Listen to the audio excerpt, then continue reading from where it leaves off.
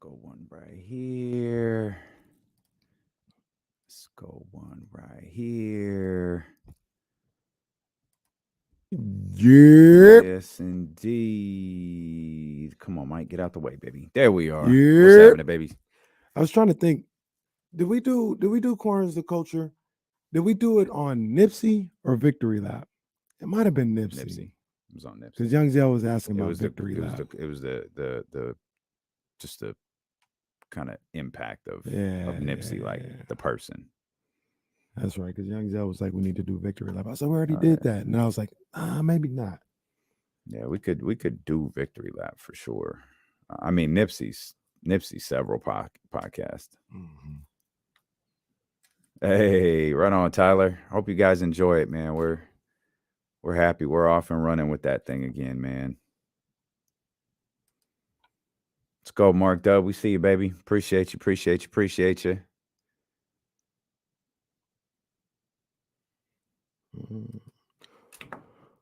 Grim Sleeper. Justine looked like she got some like that. Like that's one of them things that's like a sneaky Louis Vuitton thing. Right there. Oh, yeah. That is fire. Wow. No, that's fire. Doesn't it look? Isn't that one of them things like you see on the oh shoot! I was gonna ask her.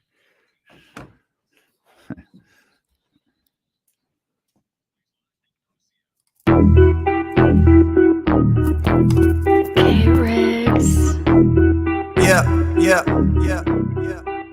We got them screaming D-Lo, KC, D-Lo, KC, D-Lo, KC, D-Lo. We got them screaming D-Lo, KC, D-Lo, KC, D-Lo, D-Lo. We your number one spot. For some sports, huh? Got the city going crazy when we work, huh? We top two, but we ain't two, we in first, huh? And when you need the real, we is who you search, huh? D-Lo, KC, D-Lo, KC, D-Lo, KC, D-Lo. We your number one spot.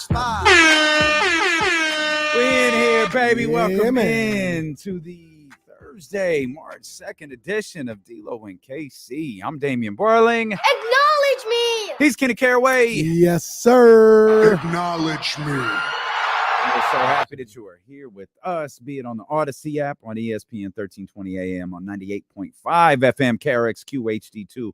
We welcome those watching on youtube.com/ESPN 1320, twitch.tv/ESPN 1320. Shout out to everybody on Facebook and Twitter as well. Wherever you are, we appreciate you so much for letting us be a part of your day today.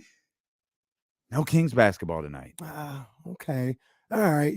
Sometimes, especially when the Kings are good, I just, I want a little bit of a baseball schedule, right? Like, let's keep playing. Let's play two. Come on, man. Let's get him in. Ernie Banks, De'Aaron Banks. Let's go. Mr. King. Wasn't that his name, Mr. Cub? That's Mr. phenomenal Cub, right? knowledge. Mr. King. Yes. Yeah, we'll call him Mr. King. Kings, but don't you worry. We're going to be talking. They will Kings play today. too soon. Well, they play two this weekend. They absolutely will. Friday and Saturday. The Clippers, their back-to-back begins tonight. They got the Golden State Warriors tonight. I'm excited to talk about that game, and I've never been more eager to talk about something that Draymond Green said. So we'll have that for you here as the day rolls along. We've got plenty of Kings discussions on the way, and I'm going to be honest with you. Batty Thursday has taken a hit. Now, we've got Sara Hodges. We've got Sara Hodges, Okay. which is that's right. like a good look. It's a good look. We got Drapes. That's a good look. Now Drapes is on the phone. Wow, okay. Well, we haven't. That takes away from the battiness of it, but he's still one of the baddies. We haven't ventured over to get Drapes on video yet. I'm sure all we got to do is shoot him a note, say, "Hey, he was my connected on the phone." But Matt George is in a meeting at 3:00, and Olivia. Well, Olivia's at spring training. Well, she is a baseball fan. Y'all thought it was a joke. Like, she is a baseball fan. This fool is at spring training. Like, why? She loves spring training. I think she goes every single year. So yeah, she's so Batty Thursday is taking a bit of a hit.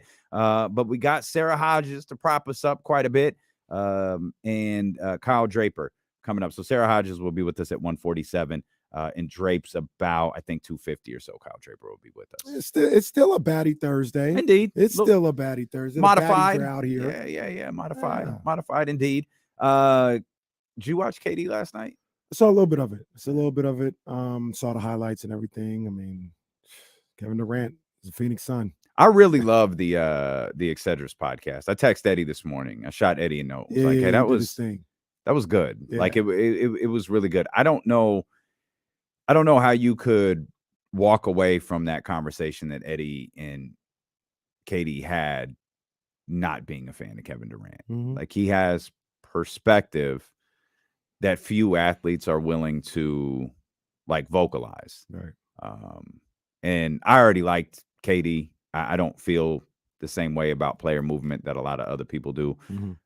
I've always liked KD, but I walked away from that going, man, this dude, he gets it. KD, he has a perspective that'll make you feel silly if you're somebody like me sometimes, right? Because, I'm passionate about the game. I love my passion. I love others' passion. Like this, that's fun. We all understand it's not life and death, but it's fun to be this passionate about it. And KD will talk about something and he'll be like, it's really not that serious. Like I tried my best, didn't work. I want to try something new. You guys talk about legacy and all that. That's what y'all talk about. I just wanted a new journey. You'll be like, damn, I feel ridiculous. Like spending 20 times talking about that's not really his ring. Well, it's funny. Like it's funny. Like he has 2 championship rings. He was unequivocally the best player on that basketball team. And it's not enough for some people. It's not enough. And people get agitated at the move to Golden State or to Brooklyn or teaming up with your friends. Michael Jordan would never team with Patrick Ewing. Well, he didn't team up with his friends. He don't like Scotty, obviously. No, he does not. The blessing he just gave. Apparently, that blood boils over for generations. But then you have Dame Lillard. If you haven't read Baxter Holmes' article on Dame that dropped early in the week, go out of your way to read it. Dame, he's like, no, I'm good here. No, I'm 10 toes down. No, I'm loyal. No, I'm good here. You guys want me to leave because you think I need a championship to validate my career. But if I left, you're going to have something to say about me leaving. Yeah. Like some of these guys, they can't win. They can't win if they stay and don't win. They can't win if they leave and win. There's no situation where a portion of, be it media or fans, look at them. And I was listening to, I'm going full Kenny here. I was listening to not Bill Simmons, but Zach. I was listening to Zach Lowe. BS report. What? I was listening to the Low Post podcast, and I think they were talking about Dame, and they were talking, the narrative of the big bad media bullying people into this ring culture thing. And I couldn't help but think, like, that's fair. It's completely fair to talk about the media and to talk about how they were saying it in a way of like, oh, it's the media. Like, no. They were saying that contributes to guys feel like, obviously guys want to win a ring, but if you're and Dame Lillard is a great example to me. And I thought about this a lot this morning after listening to this. Dame Lillard to me is really close, if not seated right beside Chris Paul.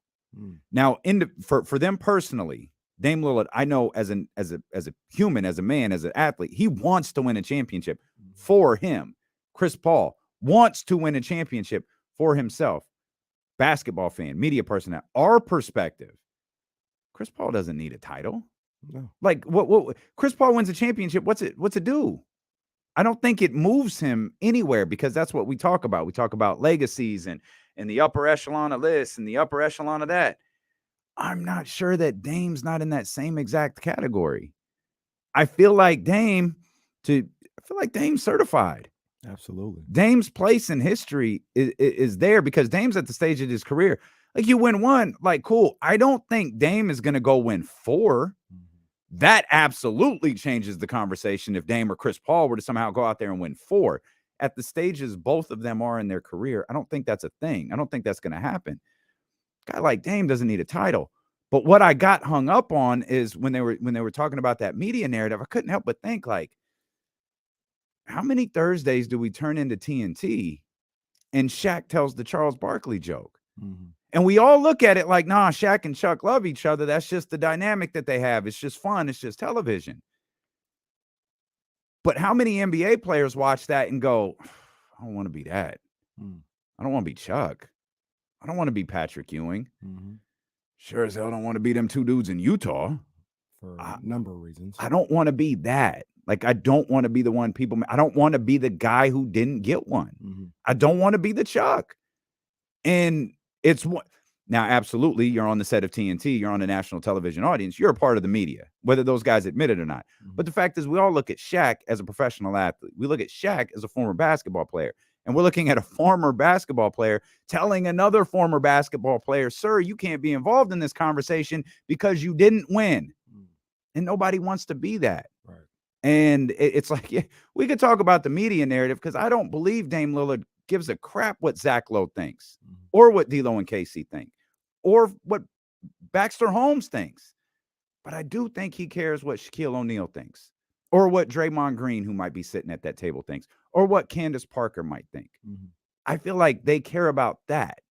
And it's on the forefront every Thursday on NBA's biggest show, Chuck being made fun of because he doesn't have a ring.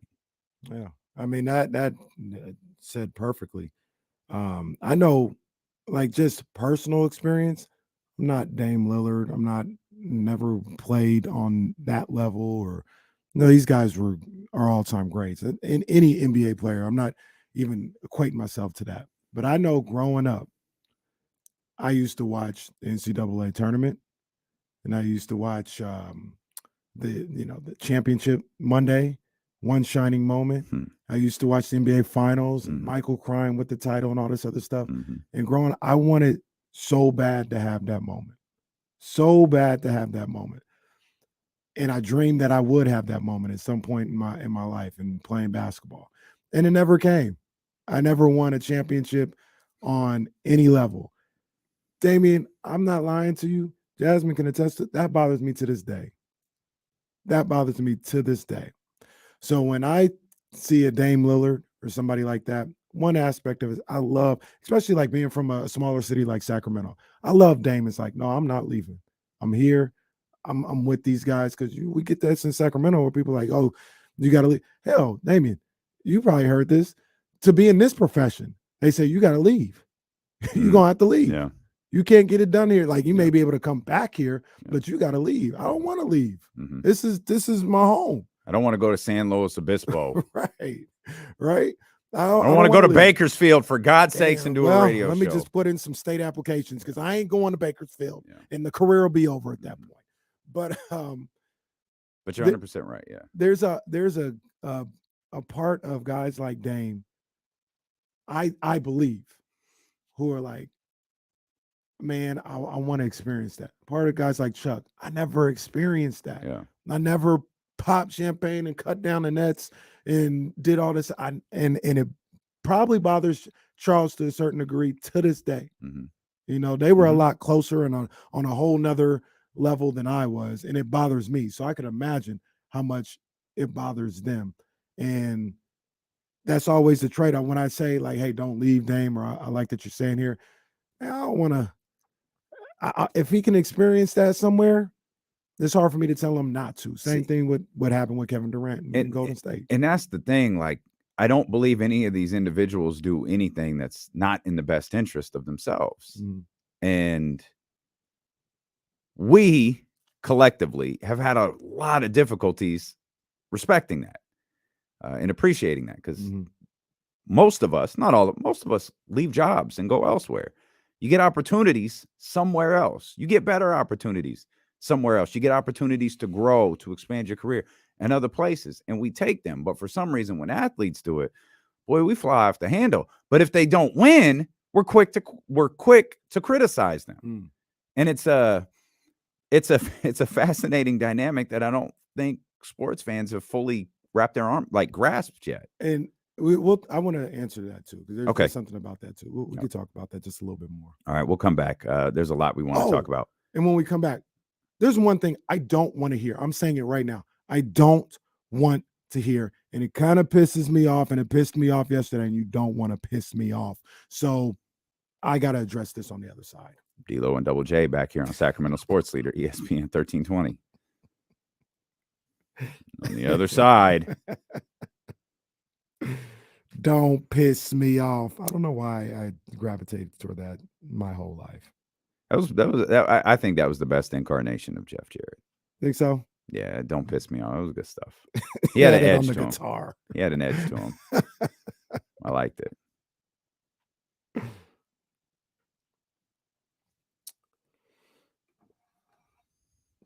These throwback Nets uniforms are really nice. The red, white, and blue joints, the Dr. J joints.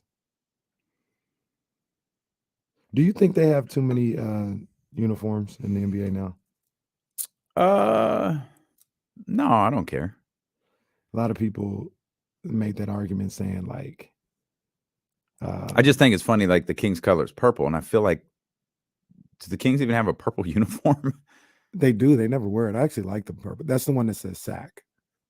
Oh, that's right. The big, yeah. They don't wear it as much. I like the purple. Yeah. But they say that to say, and the Kings are pretty consistent, right? At least this year, it matches. But I mean, there's a new city edition jersey every year. Yeah.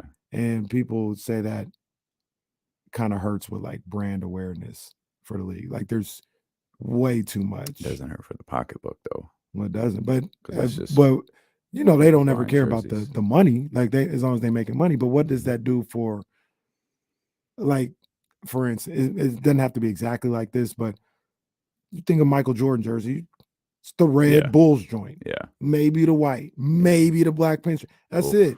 Now they got the St. Patrick's Day joint. Well, that's the dumb. city edition joint, and then some of that stuff. The statement joint, and then something like Portland. I know it somehow it ties into the colors or to the city if you understand the history of Portland.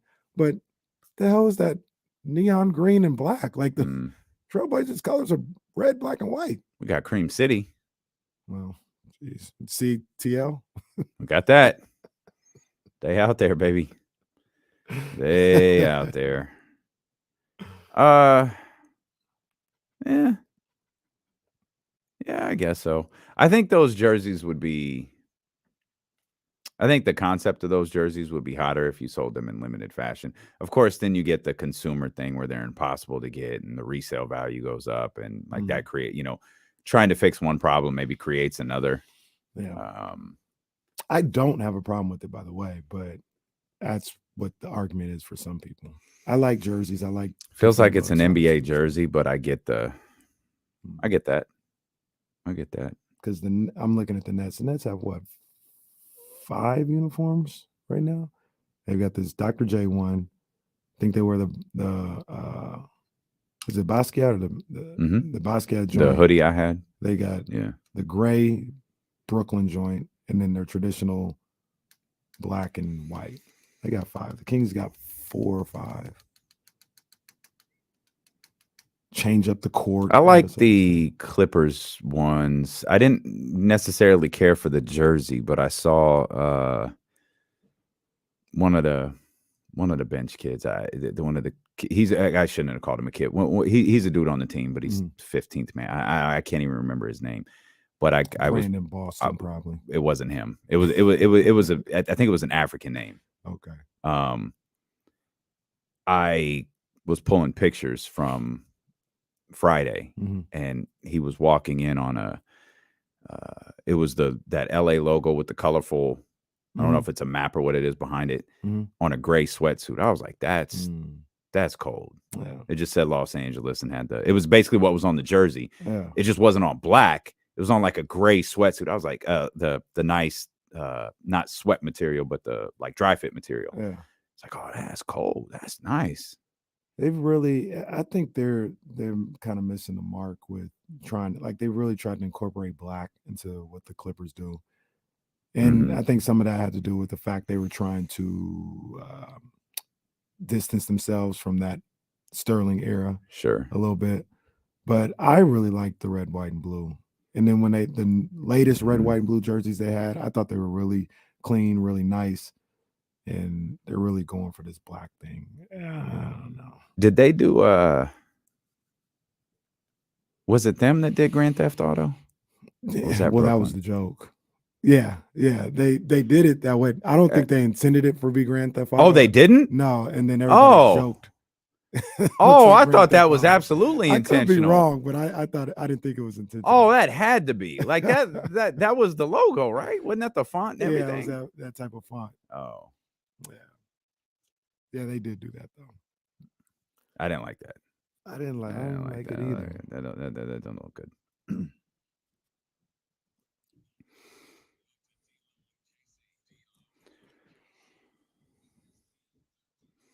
Sara Hodges, CBS 13 coming up at 147. Kyle Draper coming up 250. You had something you wanted to finish up there. Yeah, man. Well, first of all, I wanted to talk about what we were talking about with the people leaving, things of that nature. But before I do that, can I get into something? Is this the don't piss me off thing? This is the I want to hear this.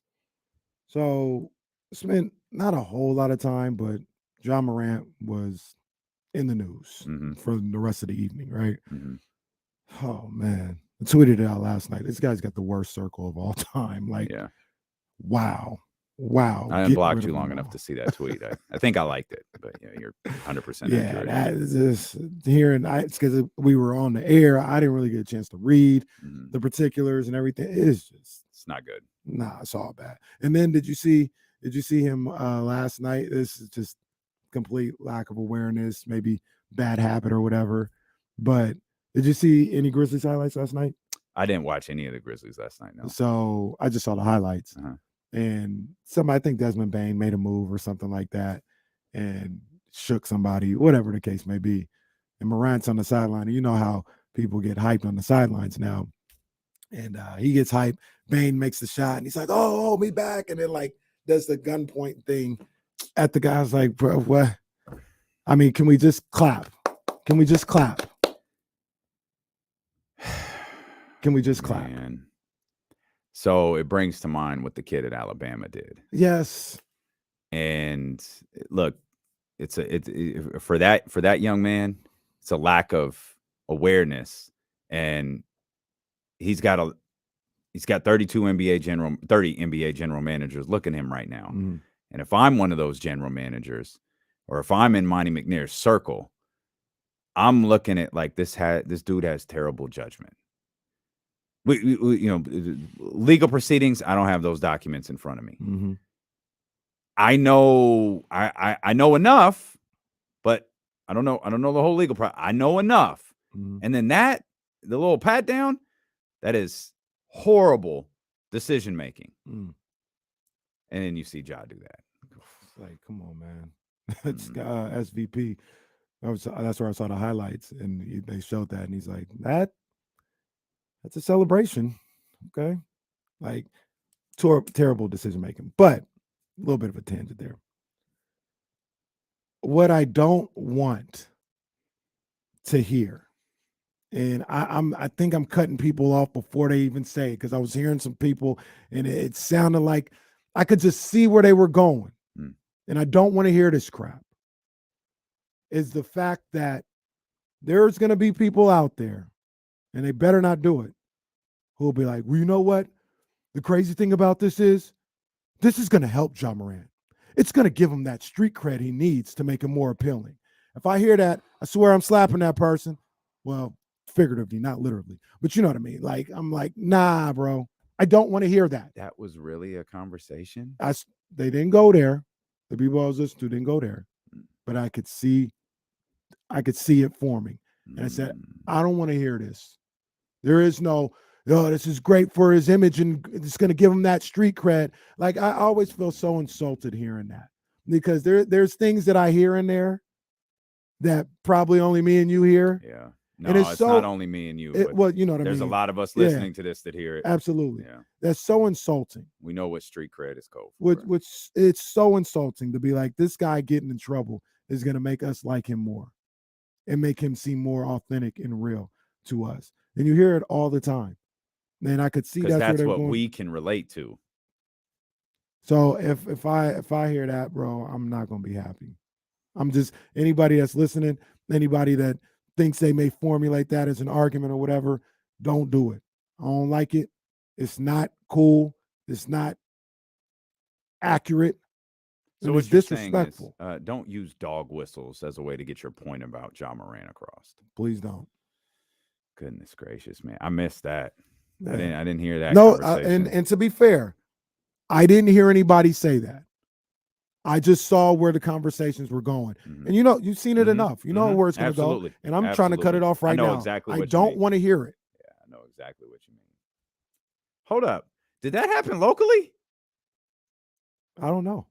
Oh. Okay. No, I don't. No, okay. It's I heard a couple different conversations all over the place about Ja Morant. Interesting. Okay. All right, well, I'm just saying I don't want to hear table that. If that ain't a reason to tune in during the commercial break, I don't know what is. We're going Jesse, get to the bottom of this. Terrence says, blink twice if it was local.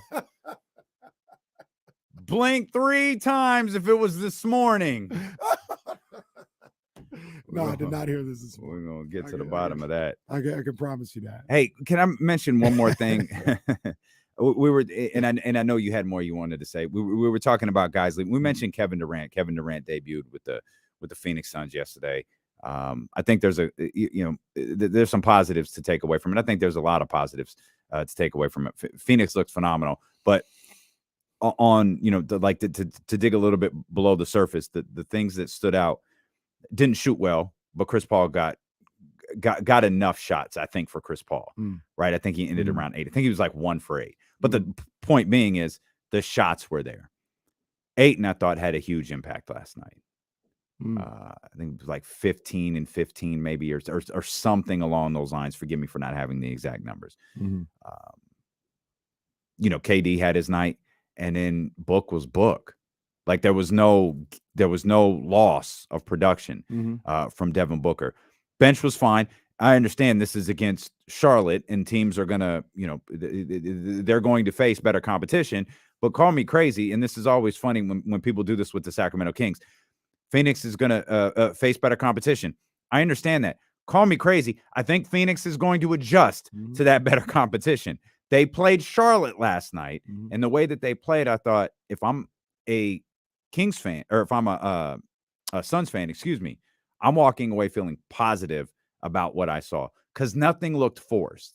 And that's perhaps one of the most unique aspects of Kevin Durant is he has the ability, and perhaps in this case more than he did in Golden State, the willingness to kind of blend in. Absolutely. Another thing that really stood out before you make that point, because this is specifically on KD.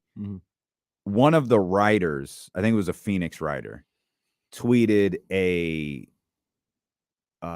picture of the Suns hotel in Charlotte 4 hours before the game. And it was, I think Michael Jackson might have been inside. Like it was a madhouse. And DeAndre Ayton said after the game, like, yeah, that's KD. I think he called it the KD effect because that's not what happens. Yeah. That is a Kevin Durant type thing. Yeah. We saw it. It's a Los Angeles Lakers type thing. Yeah. The Sawyer was crawling that Saturday night. Trista was here. Really the Sawyer, you're looking around like, woo. I almost wanted to make an announcement like, y'all know that they're leaving, right? But that, like,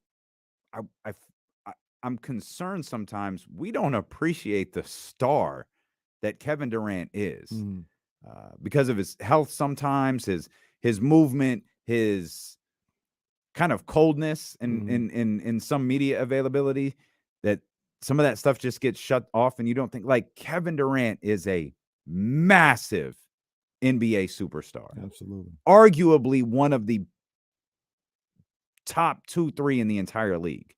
Facts. It might be LeBron, Steph, like, and I'm not talking player, I'm not talking skill set. I'm talking about when you just talk about pure, like, star, it might be LeBron, Steph, and Kevin Durant.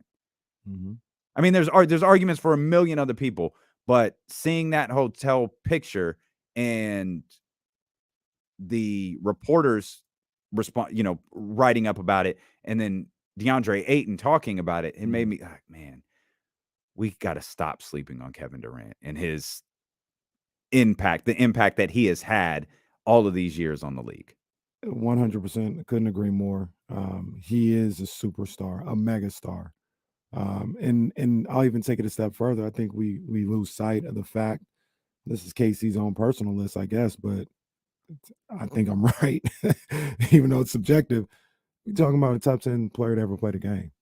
Oh, for sure. To ever play the game. He's right here in front of us right now. We're watching him. We marvel over LeBron and what he did, and rightfully so. We got another one of them ones. Yeah. Right here. Yeah. That we're watching every single night. Yeah. Megastar, like you said, megastar. I don't want to see him for 7 games as much as I enjoy him, or 6 or 5 I'm or not whatever. interested in that either. I'm not interested. Or even if we do, make I, it the conference finals or the I'm not interested in a first round playoff series against Phoenix. No, and that's the other thing I was going to talk about, because you mentioned, what they looked like last night. I think the Suns are going to be just fine. They got Kevin Durant. I know everybody would talk about, it's going to take time and, it's not going to be just seamless. You mentioned it, and you're 100% correct. I think Kevin Durant, as much as anybody, can ease into whatever that team has going on, as well as anybody that's probably ever played the game. Like, he can fit into your system seamlessly as quickly as anybody ever. That's just what he is, because I keep saying it. He's Kevin Durant. Yeah. You know who I am. You know who I am. He's Kevin Durant. To a certain degree, the system forms to him. Whatever your system is, when you got Kevin Durant there, not even being forced, not even saying, hey, I'm here and you got to conform to me. The system will gravitate to him because of who he is. He's 6'14" and can do anything. Yeah. So I'm sure there's going to be some type of filling out period and trying to get things right. But Phoenix is legit today. They are legit today. Yeah. There is no real got to get acclimated process that's going to affect who they are. They are legit today. They got Kevin Durant, bro. Yeah. Kevin Durant on the floor. It's scary. It's scary for Phoenix. And I was going real quick. I was going to say the other thing.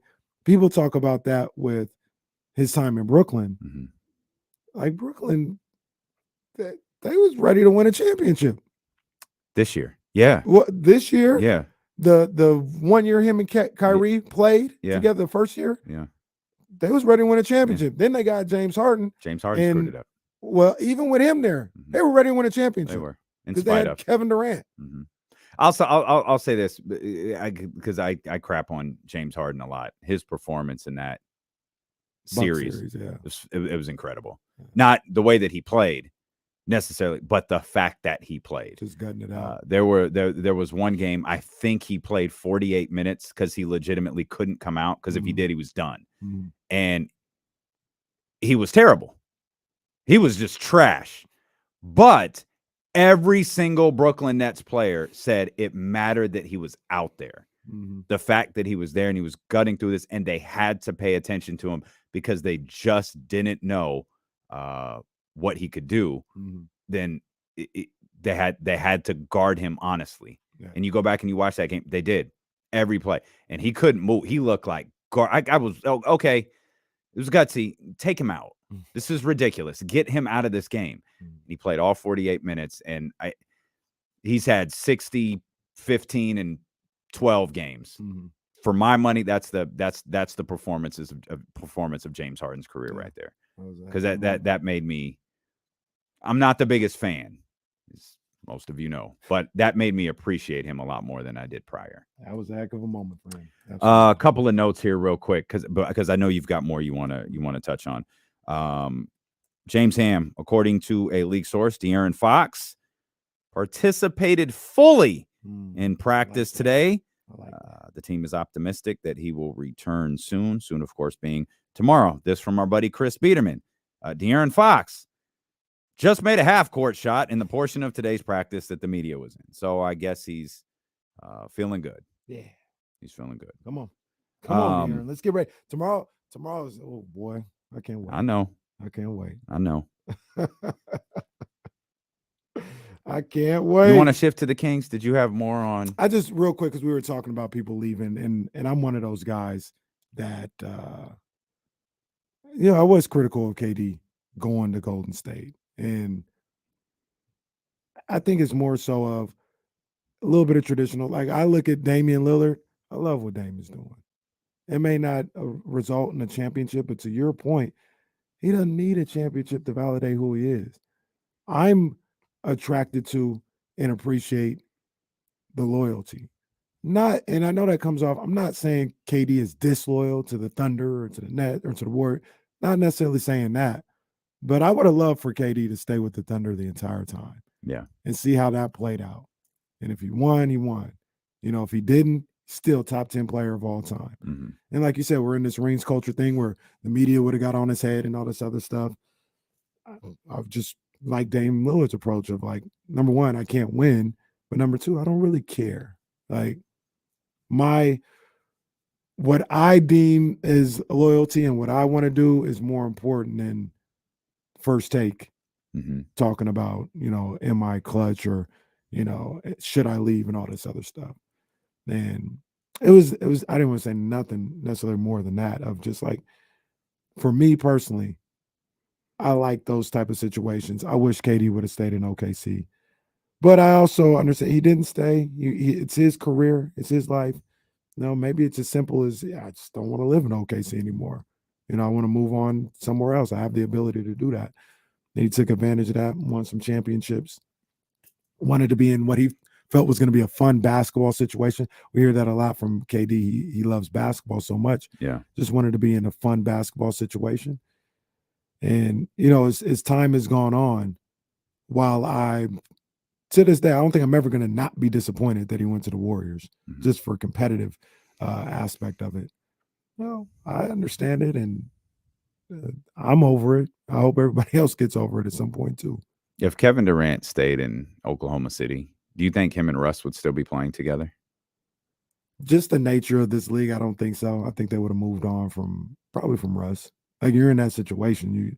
If it's not going to work and you're looking to move on, you're going to move on from Russell Westbrook over KD. No disrespect to Russ. I get why you answered that way. We don't know that it wouldn't have worked though. I mean, because if I Kevin, think it would have worked. If Kevin Durant doesn't leave, the whole approach to everything they're doing changes. They kind of they did what they could the following year, and you can call it what you want to. That was a phenomenal performance from Russell Westbrook and the Oklahoma City Thunder, because there were basketball people that said that's a lottery team, and they were a 6th seed in an 8 seed playoff. Like they were a 6th seed without Kevin Durant. But I just wonder how much that one domino changes everything else. It absolutely. I thought they were going to win a championship the next year. That's another reason why I'm frustrated with KD, because I'm like, why are you leaving, man? You're about to win a championship. I'm a big believer just in the history that we've seen of this league of you need your heartbreak to get to your ultimate place. And sometimes it never comes. Obviously with the Kings, the heartbreak never followed. It was just heartbreak on top of heartbreak the following season. But they got that out the way. They had the heart broken. They had that thing that was going to stick in their craw and kind of fuel them for the next season. I thought they were going to win a championship. They were ready to win a championship. And Golden State was kind of leaking oil just a little bit. Not saying they would have fell off the map, but it was like, oh, all right, we had the best season that we ever had. We just lost in the NBA Finals. We got to go to the mountaintop again, and we got to go through these OKC guys again. Oof, I don't know. I thought they was going to do it.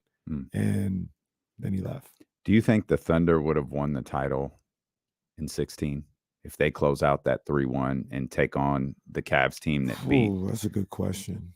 That's a good question. So in the moment, because I was hyped, I thought, I mean, they're up 3-1. Mm. I thought the Thunder were going to the final. I thought the Thunder were winning the title. Mm. And as much as I've talked about Cleveland and Ty Lue and that adjustment he made against the Golden State Warriors, in the moment, now I obviously this never happened. I have no idea. In the moment, I absolutely thought when they were up 3-1, I thought the Oklahoma City Thunder were winning the championship. I don't remember what I thought. I really don't, because I was just so focused. And I remember thinking it was funny that series. the Warriors were gone. Oh, that was hilarious. But, I was Tracy McGrady. I made it to round 2.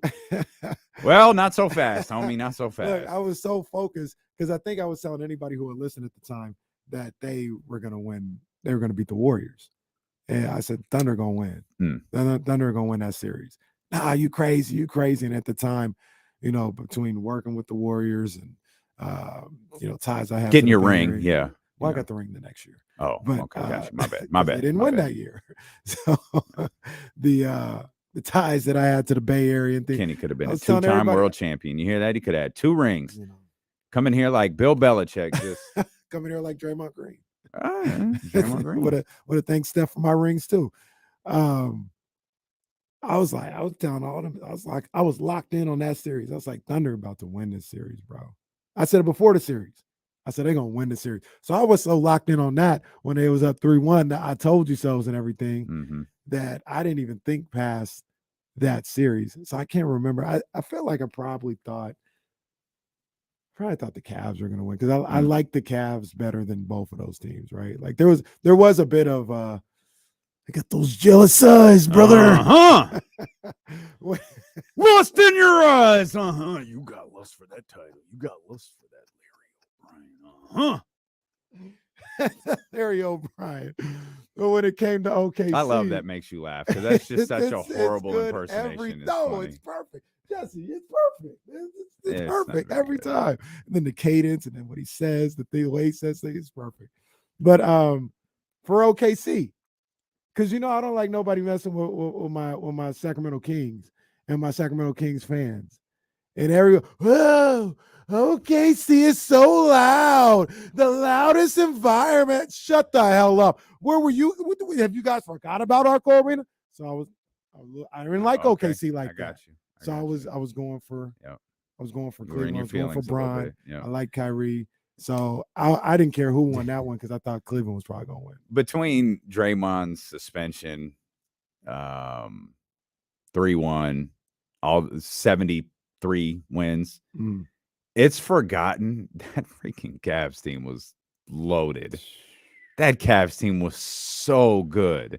I think the next year is when they were undefeated going into the finals, but I don't think they had too many losses that year either, though. I think they lost 2 to Toronto in the semis. And I don't remember they might have. That seems crazy that they lost 2 to Toronto because I'm pretty sure Dwayne Casey got fired just because he couldn't beat Cleveland.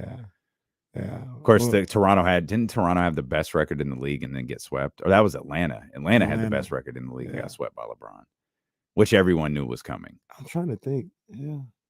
I think they did. Yeah, that's right. That'll tie nicely into a conversation we're about to have, by the way. I do want to mention this because we're going to shift our attention to the Kings, but are the Bucks just not going to lose anymore? Probably not. 16 straight. They ain't even Giannis came back last night. Didn't he play last night? He did. I saw Jason 1320s, Jason Ross, play-by-play guy for Sac State Hornets, mentioned the Bucks' 16-game winning streak would put them ahead of San Antonio and Houston in terms of wins. Yo, that's crazy, man. These dudes got 14 wins, I think. It puts them in front of San Antonio, Houston, and Detroit in front of wins, in terms of wins. Damn. Yeah. Well, we don't have to talk about that. We don't have to talk about that. We'll come back. We'll talk about the Sacramento Kings. And why aren't people taking them seriously? Mm. We all have ideas, and we'll share them with you. We want to hear from you as well. 916-909-1320. Sara Hodges joins us 1 hour from now on Sacramento Sports Leader, ESPN 1320. So to clarify, nobody I heard said that. Nobody I heard said that. Mm-hmm. Not one person. Mm-hmm. And I definitely didn't listen to the radio this morning. Yeah. Actually, Most I did people listen to the don't. radio. I listened to Memphis radio this morning. Oh, ear to the streets. Ear to the streets. But I was listening to a couple of different things, like all over the place, locally, nationally. And I heard people talking about, and I could see where it was going eventually. And I was like, I don't want to hear that shit. Don't say it.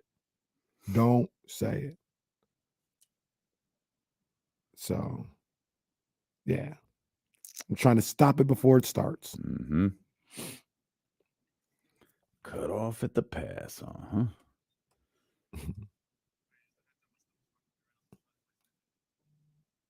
Okay. You all right? Do what you gotta do, man. Okay.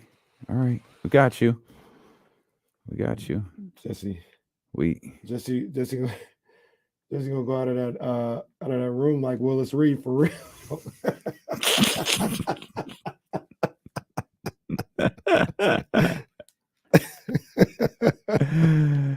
Oh man. Did you bring your crackers? Oh man. Those crackers are good, by the way. Aren't they like what are they, premium or something like that?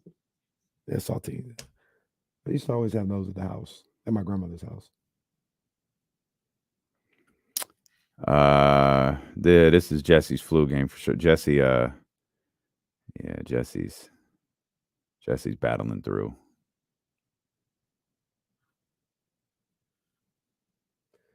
Rookies of the month were named.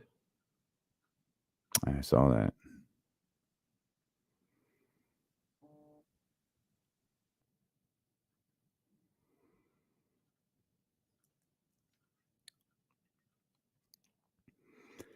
Man eating McDonald's for 100 days to lose weight says it's absolutely working. What?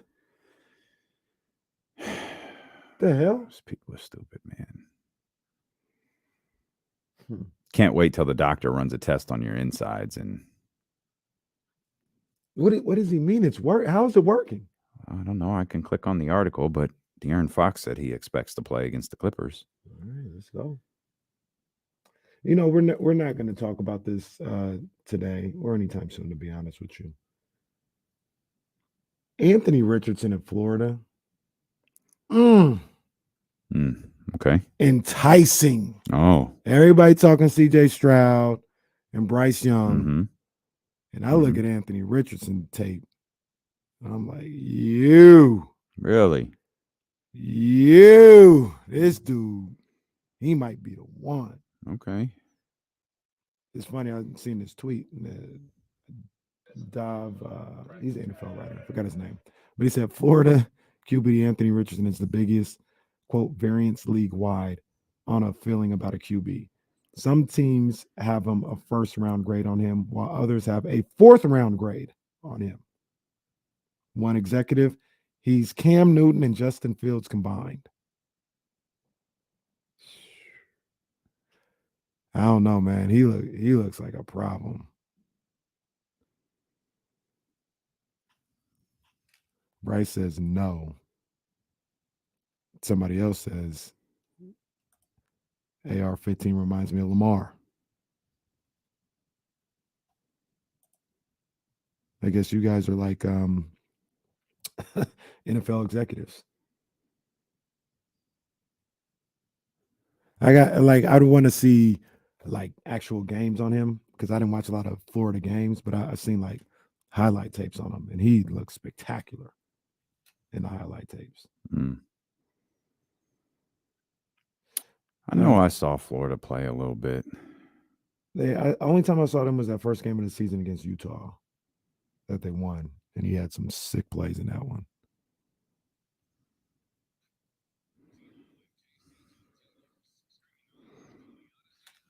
I feel like, by the way, we should address this because You made a noise when we mentioned the Detroit Pistons, and I don't want people to think we were talking about Marvin Bagley. No. That game ended in a very bizarre fashion last Poor night. Jaden. He called timeout.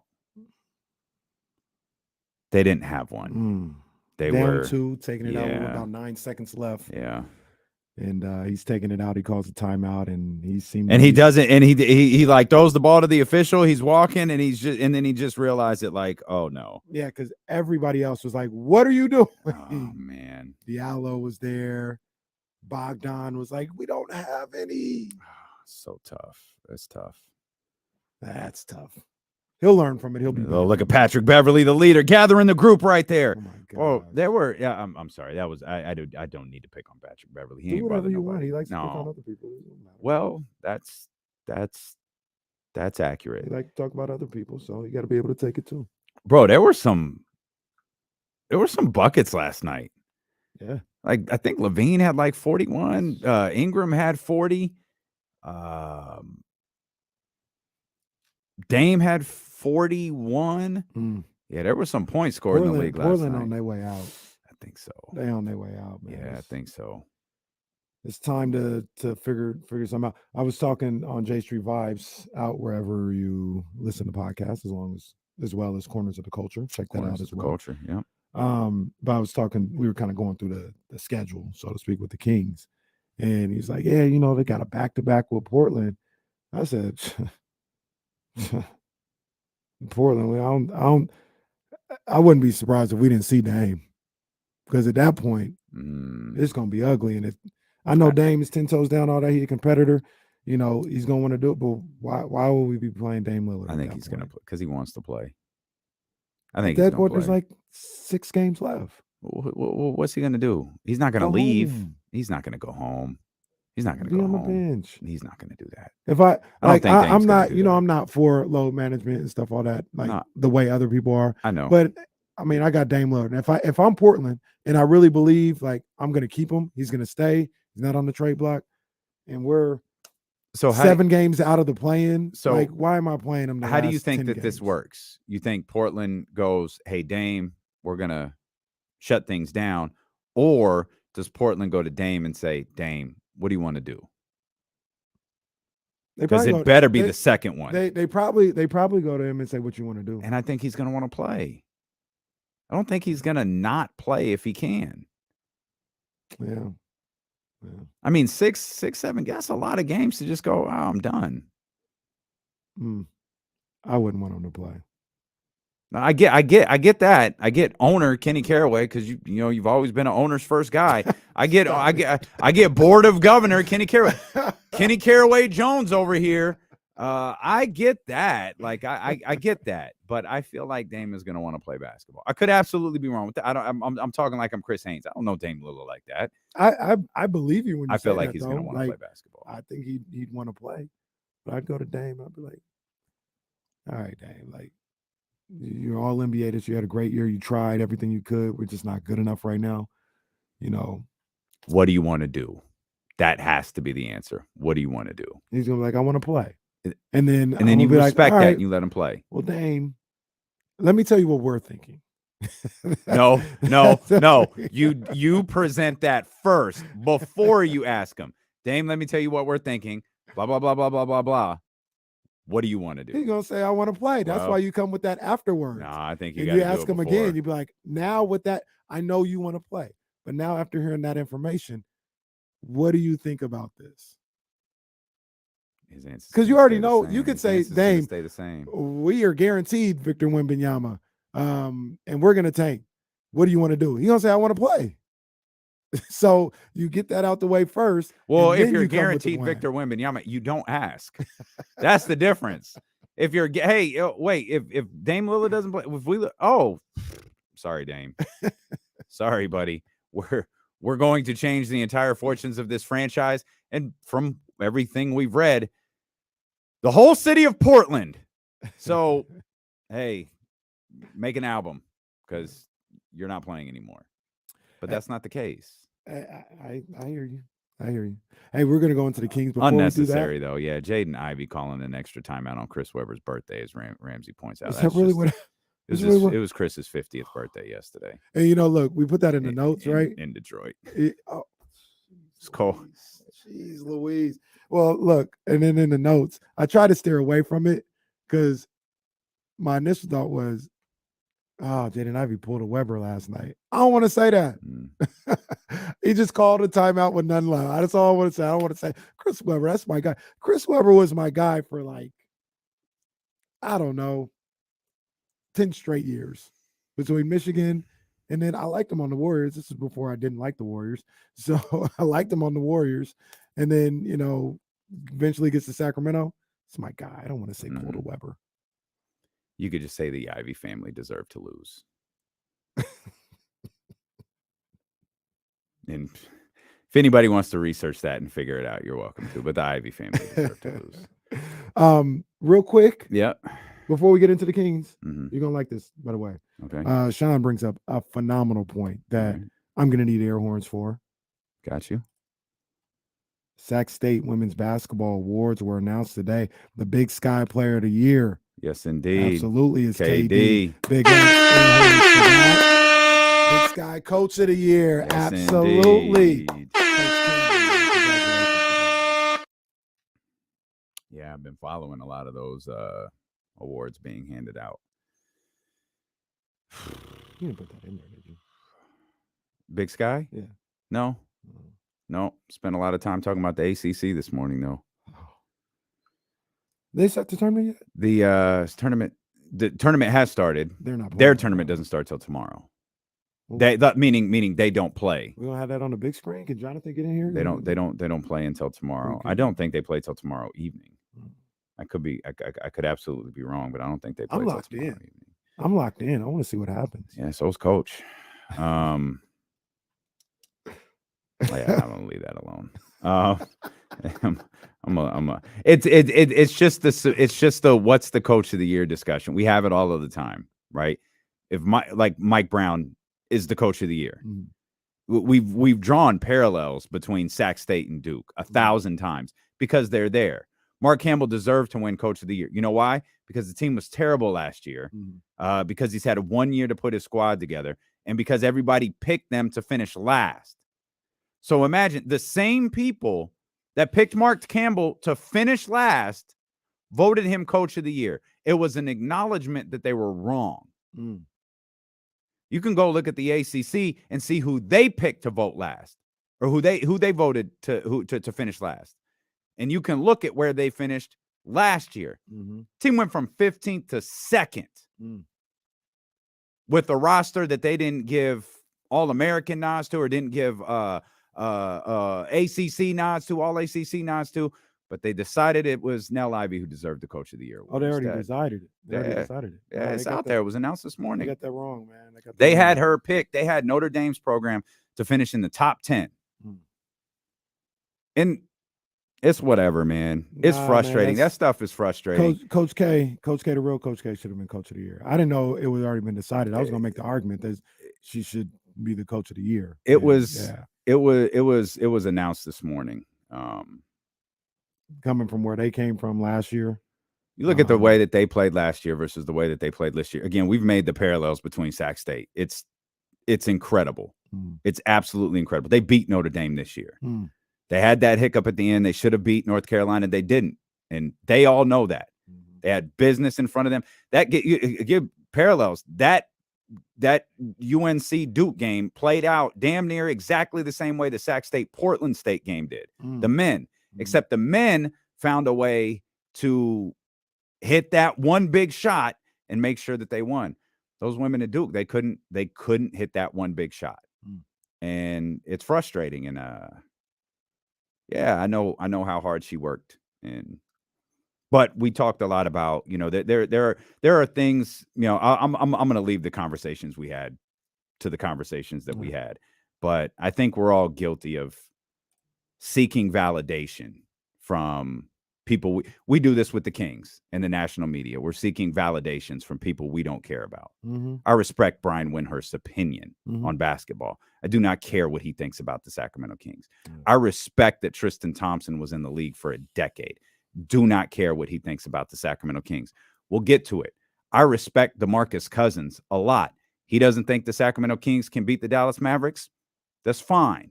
But we seek validation from people in other states we wouldn't really care about. Mm-hmm. And I think sometimes we have to remember that. Get your validation by what you do.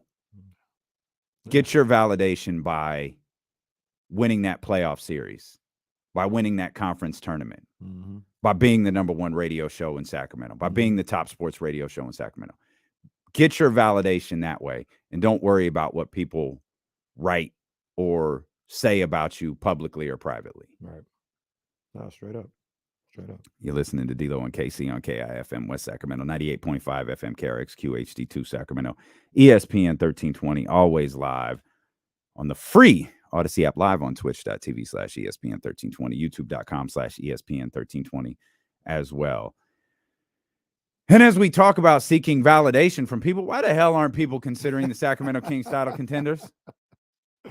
Either don't know, don't show, don't really care about what's going on in Sacramento. I guess that's what it is. I'm gonna offer a more realistic explanation. Okay. Because I was trying to remember, and I do not, and this is why this team is beautiful, is because I do not have the recall you do.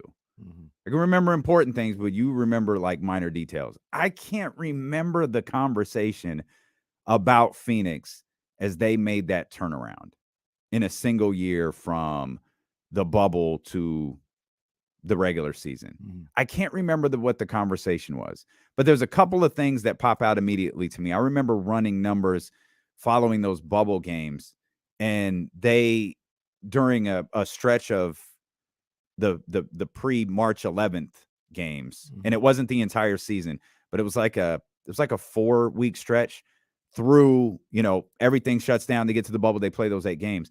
The Suns had, I think it was the best, and I don't remember if it was a efficiency rating. I don't remember exactly what it was, but it was the top defense in the league and the top offense in the league. I don't imagine that fell off too much as they were making their run. So there were two things that stood out as we kind of posed the question, like, why aren't people taking the Sacramento Kings seriously? And I think everyone gets hung up, and I get it. They get hung up on the fact that the Sacramento Kings are a bottom 5 defense in the league. And seeing a team win a championship with a defense that bad, or even representing the Western Conference in the NBA Finals, seems like a stretch. Yeah. I mean, I think it's one of those things where I don't know, because I remember they talked about this with the Nets last year. I think it was when, people were like, oh, they're dangerous and all this other stuff. And I think I heard people talking about no team with a, I don't remember exactly where the marker was, but it was just, let's just say bottom 3 defense has ever made the NBA Finals. I think maybe 1 or 2 teams ever made the conference finals. So I think that's where it comes from. When it comes to like what the recall of what people said about the Suns during their run, I don't necessarily remember. I know me personally, though, I didn't think they could get to the NBA Finals, based off of where they were the year before, where they were in the bubble. I thought it was dope, how they did in the bubble. They got Chris Paul. Would that help them a little bit? I remember people were like, yeah, they're a team that could be like a 4th, 5th seed because of Chris Paul. I don't think anybody really took them as being the 1 seed with Chris Paul there and what they eventually did. They ended up being the 2 seed, right? I think they ended up being the 2 seed that year. Or were they They weren't 1? the 1? They were no, a 60 they were the plus 2. win. I know that they were the 2 because the Lakers got in the play-in. They won that play-in game against the Warriors. This was 20, Utah was the 21, right? Yeah, Utah was the 1 seed. Yeah, tremendous memory. 50, yeah, one game, 52-20, 51-21. Yeah. Were the respective records and they were running away with that. There was Denver there at the 3rd spot. So, I'm pretty sure, there was probably some of that, of like, they're not a finals team, in this first year, but there are probably more people that believed in them as opposed to the Sacramento Kings this year. Oh, definitely. Yeah, definitely.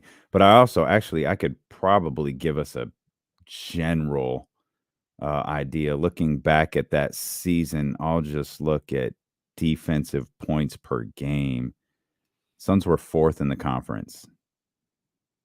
So I know that's not defensive rating. It's defensive points per game. They were 4th in the conference. They had a point differential of plus 5.8. But it just came to our mind. Jesse was really fired up. He must have been listening to Bill Simmons too. He must have been listening to something that had him fired up, because we talk about this all the time about, are you going to take this team seriously? When are you going to take this team seriously? Is it 176 points? Is that going to get you to take them seriously? No, that was just more of a, hey, that offense really is something. Right. How about that? Gave up 175 points. Gave up 175 that's the points. First thing they be saying is they gave up 175. Scored 176, but gave up 175. And I think that's why so many people are willing to look at this Kings season as a cute little regular season success rather than a team that you should take seriously. And the thing that I think about, and we talked about it on J Street Vibes, we talked about it with Jason, and everybody talks about, the 175 they gave up or whatever the case may be. And, we heard for so long, watch out after the All-Star break. Things are going to ramp up, and it's going to be more like playoff basketball and all this other stuff. And one of the teams that I think we were all in agreement with was how the Clippers defend, how they play. They were going to be able to muck it up and make it look like playoff basketball. And you entered that game on Friday, it had a playoff feel. Everybody was ready to go. Everybody was charged up. Like there was no, they were asleep. They weren't taking it serious. Clippers wanted to make a statement. It was Russ's first game. There was energy in the Staples Center. There are no caveats to that game. And forget the 176. The Kings put up 153 in regulation. 153 in regulation over a team that we all said, this is the team that can play playoff basketball with you. Didn't matter. Didn't matter. You can make the argument. It sounds crazy, but you can make the argument the Kings weren't even clicking on all cylinders. Malik and De'Aaron were going crazy, but Sabonis was in foul trouble for half of the second half. Kevin Huerter wasn't cooking. Harrison wasn't cooking. You know what I mean? Like they weren't. It wasn't the Nets game where everybody was hitting, and that's why they got their 153. They just got it because that's what they do. Fouled out in that game, didn't he? Fouled out. He was in foul trouble for much of the third and fourth quarters. So I don't know why they look at it that way. We also got into a discussion about, all right, when the playoffs come, they're going to slow that down. Who going to slow that down in the West? Because don't nobody play defense this year. And I'm talking about the first round specifically. Denver plays defense. You can make the argument Memphis plays defense. I could see Phoenix being a better defensive team. But you might not even play them in the first round. Right. We talking about Warriors, Mavericks. Maybe the Clippers can do a little bit more. But like I just said, we got to go off of what we just saw. They gave up 153 in regulation. New Orleans ain't doing it. Minnesota ain't doing it. Who's going to stop this team from getting 120 a night in the playoffs? Those teams don't exist this year in the playoffs. At least where the Kings will be playing in the first round. You don't think the Warriors could play? Phoenix, I think there was so much like eye-roll inducing talk about Phoenix's offense. And I thought that was so short-sighted. And maybe it goes back to the taking Kevin Durant for granted conversation. Because what is far more fearful to me is their defense. That's that with Kevin Durant on the floor, I'm far more afraid, because he takes up so much space and can close gaps so quickly that your shortcomings from Devin Booker don't matter as much. The slowed down version of Chris Paul doesn't matter as much. But again, that matchup might not happen. And all I'm saying, I'm not saying it's impossible, but they're gonna have to show me. This team averaging 120. Remember we did the study? I did the study a couple of weeks ago of the teams that led the league in scoring in the regular season and then in the postseason. It always goes down a little bit. they're gonna have to show me, whoever it is that's playing them, they're gonna have to show me that they can keep the Kings to 110. Because until further notice, I think they're gonna put up the same amount of points in the playoffs because their game isn't predicated on like this up and down type thing. Usually when you see teams like that, they have an unbelievably potent offense, both in the open court and in the half court. And I don't think that there are defensive teams in that area where they would be playing somebody in the first round that can stop that on a consistent basis. Don't see it. There's I don't remember the exact number. We've just lost track, but you mentioned your study about teams that lead in the offense in the regular season and how it goes down a little bit in the postseason. That's fine. It can go from 120.7 to 114. And the team is still winning an astronomical amount of games. Like 28-8. The win percentage is absurd. So cool. Yeah, you're right. They're slowed down a little bit. They're scoring 114 points per game. They're winning those games then. Yeah. Every metric we have this season, they're winning those games. Jason says, I said the Kings going, they talk about Dallas. He's like, Kings going to score. I said the Kings going to score 130. And then he said, and the Mavericks are going to score 130. I said, no, they're not. They're going to score 127 and lose because you, until further notice, you can't outscore this team. That's not what you're trying to do when you play them. You need a Toronto that they have like long arm. Yeah, you got to bully them. You got to slow that game down that way. And that's not what the Mavericks do. That's not what the Warriors do this year. That's not what New Orleans does. That's not what Minnesota can do. The Clippers, in theory, it feels like they can do that. But like I said, we just saw them give up 153. Yeah, the Clippers can't play Sacramento's way. They have to play their way. And their way is effective. And that's what they have to do. Updated numbers from Will Z here. 114 plus points. Jesus. 33-7. That's an 825 win percentage. They're averaging 120.7 points per game. So if they go down a full 6 points in the postseason, as the metrics say that they will, 33-7 with an 825 win percentage. I have my notes right here too. Usually when you see them go down, I'm trying to see if I have the postseason. I don't have the postseason. Oh, yeah, I do. It goes down, I don't know. What's this? This looks like about 6 points or so on average. How about that? 6 points. Takes you to 114 exactly. Hey. It's go okay. win. It's go okay. win. Yeah, it's okay. They ain't got to see what we see. Don't seek validation from people you don't care about. Go. It's okay. Go win. Yeah, it's okay. They can see it however they want. And we talked about this as well. Jason agreed. It's like you're really going off of history, not what you're looking at when you talk about the Kings or you discount them. Oh, sure. Right? Like just, they haven't been here. We haven't seen them do it in the postseason. And teams in theory, in history, the game slows down and they're not going to be able to score. I'm just telling you what I'm seeing. I'm seeing a team that can score any way you want it. People have tried to take away the 3-point shot. They still find a way to score. They score, period. Hold on. I'm having a moment. Hold on. Just give me how much time? I just need 1 second. Okay. 1:06. Talk amongst yourselves. Yeah. So, I'm gonna be talking about Errol Spence. Stop it. Okay. Here's so we're only doing this with defense, or we're only doing it with the Sacramento Kings because there's another team that wasn't, and certainly they haven't had pretty close to it with a one season exception, but the Knicks weren't good last year, and the Knicks last year averaged 106 points per game. That's how many points they scored per game. 106. This year, they're averaging 115. Is anybody going?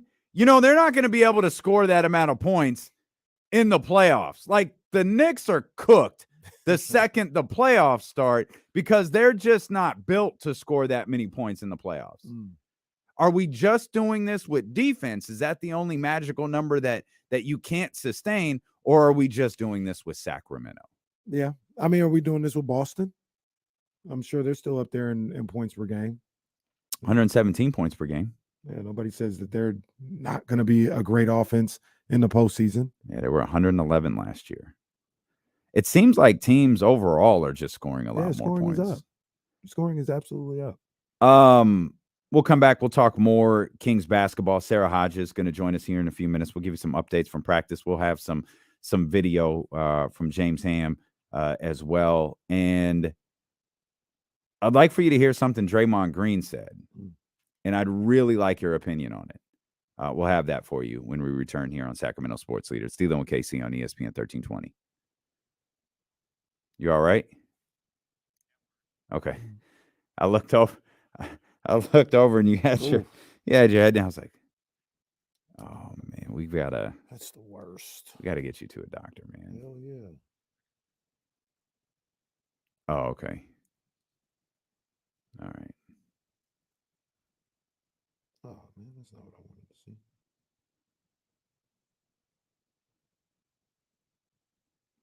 This is interesting. Is this how the shoes are gonna? This is interesting. Wow, we'll see how this plays out. I saw they're coming out with Jordan 4 Bread reimagined. Okay. I don't really dig these reimagined things that they're look doing. Completely beat up. Well, didn't they do that with a pair of ones? They were like I can't remember what they were called. The last ones that came out, they had like a worn look. Yeah. Yeah, they were like faded. Yeah.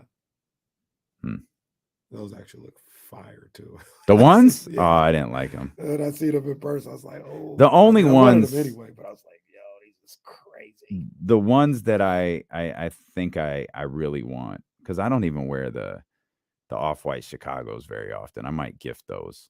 I want the Spider-Mans. Like, those are ones that I think I'd like to have in my repertoire. Love those. The only thing that I don't like about those is they've got the icy bottoms. That's what I like. But the icy bottoms don't always last. Like, I got these icy bottom. I think if Mario's in here, Mario tries to bring those back to life every now and then.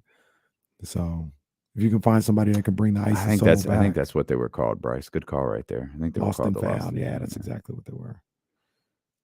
Yeah, okay. I guess I'm alone. Yeah, those went hard. These fours though, they really are beat the hell up. Jordan, I could pull it up. Bread reimagined. I'm like, damn, y'all gonna hit me for $220 for these? These things are beat up. Oh man.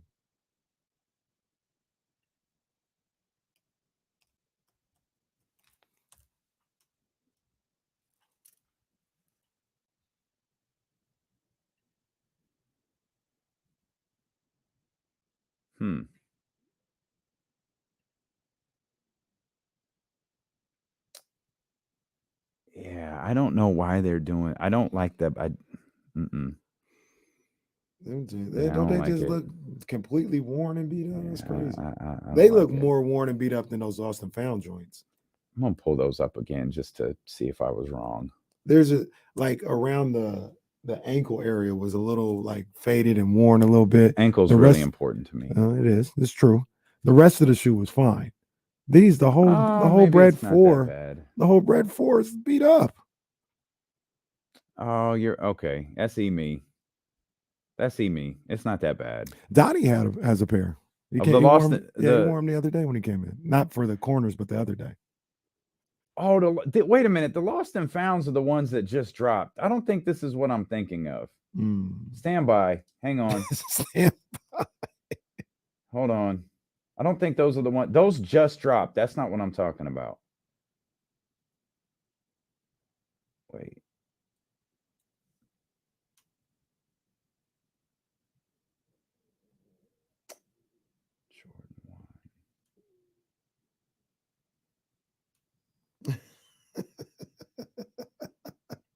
That's funny that what Marshall tagged us in.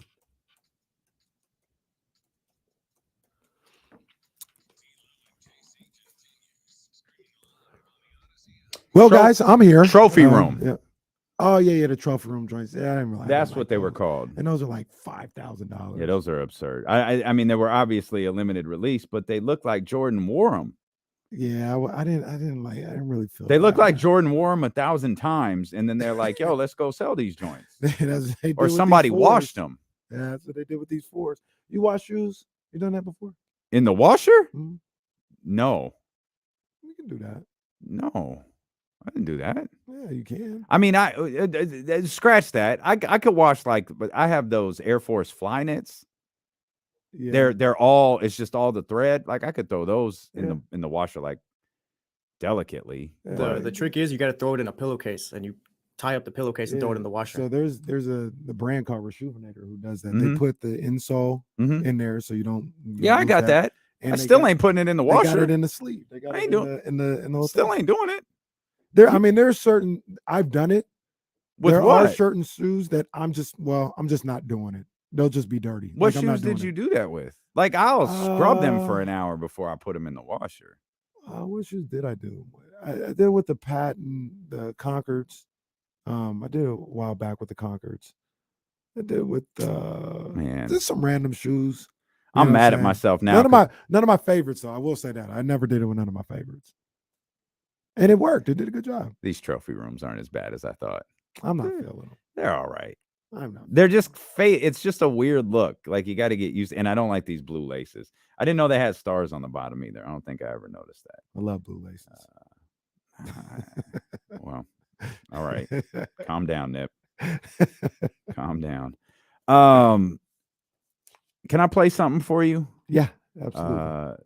Sara Hodges is going to join us here in a little bit. We'll have some sound too from James Ham. You'll hear from De'Aaron Fox from practice today coming up in just a couple of minutes. But I'd like you to hear, and I can't believe this is a sentence I'm uttering, I'd like you to hear what Draymond Green said. Draymond is at the podium on March 1st in a Black History Month shirt. But listen to what Draymond Green said here. It's very intentional. And I really just threw this shirt on because I didn't have another shirt to throw on. But Black History Month, at some point, can we get rid of it? Like, at some point? Why we got to keep getting the shortest month to celebrate our history? You got governors want to take our history out of schools. And I'm not going to be the fool to go say, yeah, we get celebrated for 28 days. So at some point, I'd like to get rid of it.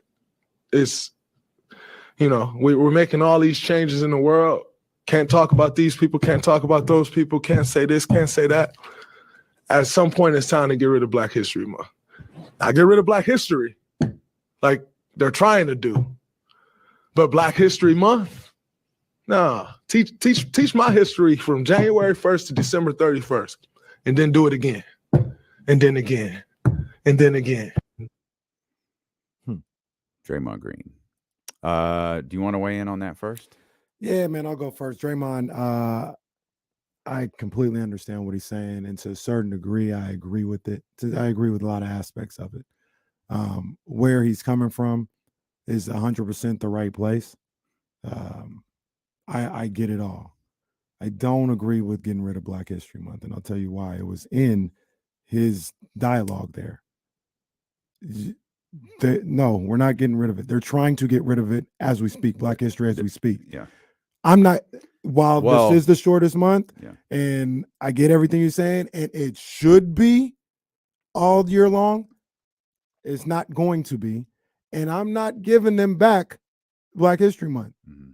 Because you're going to put it in the powers to be hands to say, hey, get rid of Black History Month. Do it all year long. You think they're going to do that? Absolutely not. Well, no, not the direction that we're going right now. But I think there's other things at play. I could have done without the shortest month line because that's always just been kind of a punchline. Because I think his overarching point, like I couldn't agree with. And to be fair to Draymond, too, he wore that not on the 1st. Oh, he didn't wear that? That wasn't from last night? No, that was from the night before, 28th. Okay. I thought he wore it last night. No, it was after they played Portland. Okay. Yeah. Sorry, I lost my. My fault. I could have done without the shortest month of the year thing, but I think the other points that he was making were accurate, and I understand your point as well. I think it was probably. I could probably trace this back to Ken Rudolph, to be honest with you. It was probably about 6 years ago that I started looking at Black History Month a little differently, and we started talking about it. And it was probably our first. I think we started the lowdown in April. We did start the lowdown in April. April Fools, everybody. And so it was a while before, February rolled around. And it was talking to Ken, and he was like, "Yeah, I don't want to do anything different." Now, what do you mean? I don't want to put I don't want to have any like special, let's reference Black History Month, because it minimizes the other 11 months, and it minimizes Black history. And so I started to look at Black History Month a little bit differently starting then. And I realized like I couldn't agree with him more, just like I couldn't agree with Draymond Green more, in the sense that we didn't do anything for Black History Month, like outwardly, like we've referenced some things. And part of me this year was like, I told you privately, I don't think we said this on the air. I said, I'm gonna wear a black designer every day all month. I'm gonna have to double up, and D-Lo and KC is gonna have to count. I'm gonna wear a black designer every month, or every day this month. What am I doing that in February for? You do that in March, in April, and May. I need to make it a point to support black designers all year.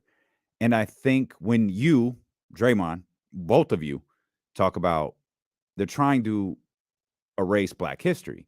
They're trying to erase the parts of Black history that make them uncomfortable.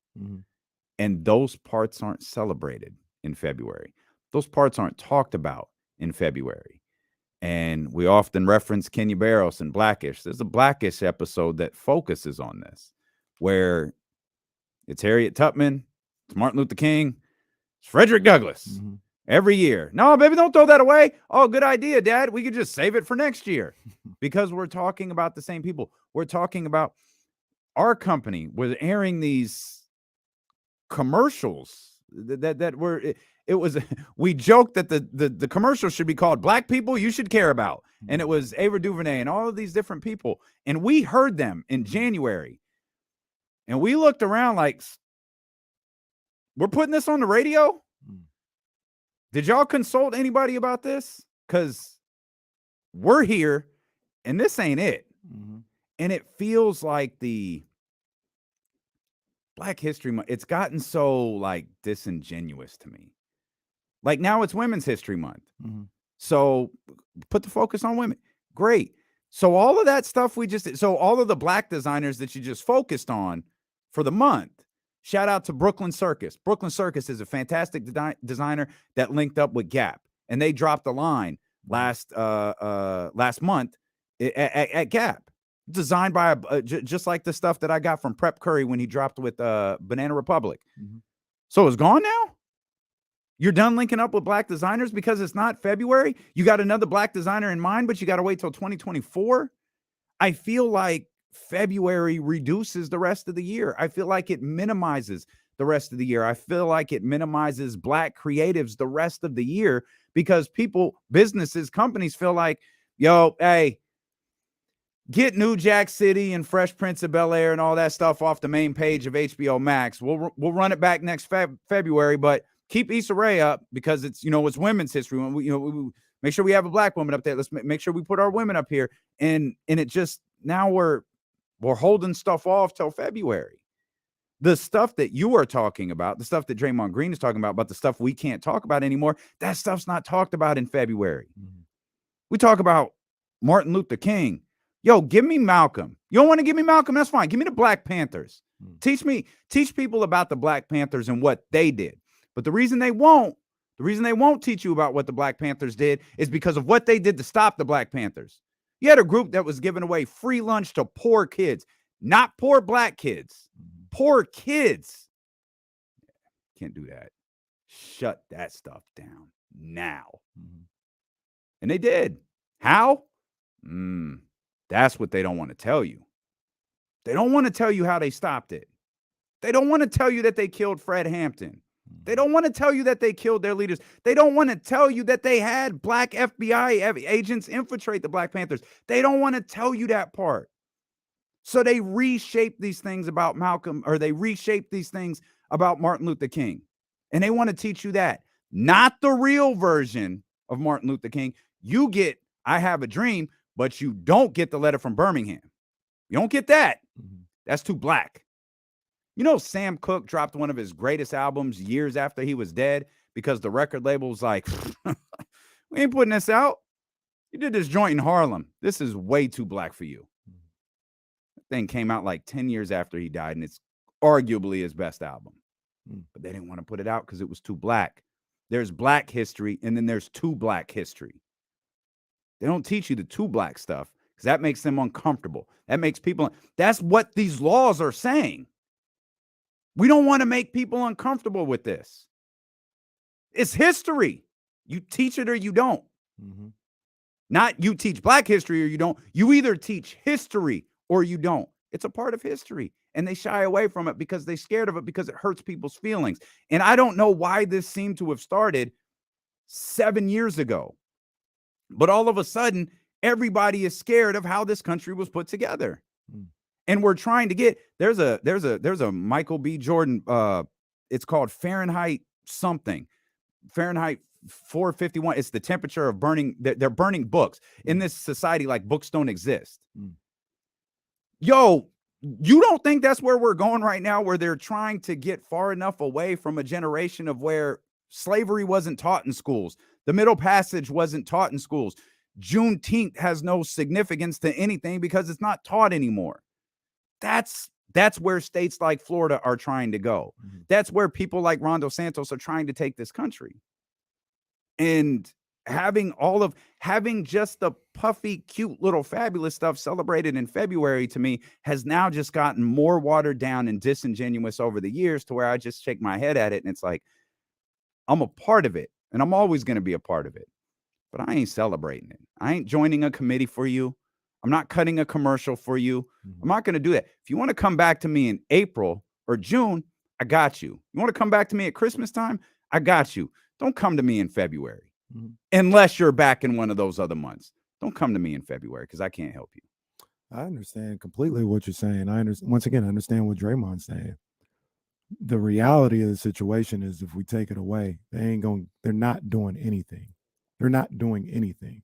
So there's something like Gap and Forever 21 did something last year when I got all that Lamert Park stuff and everything.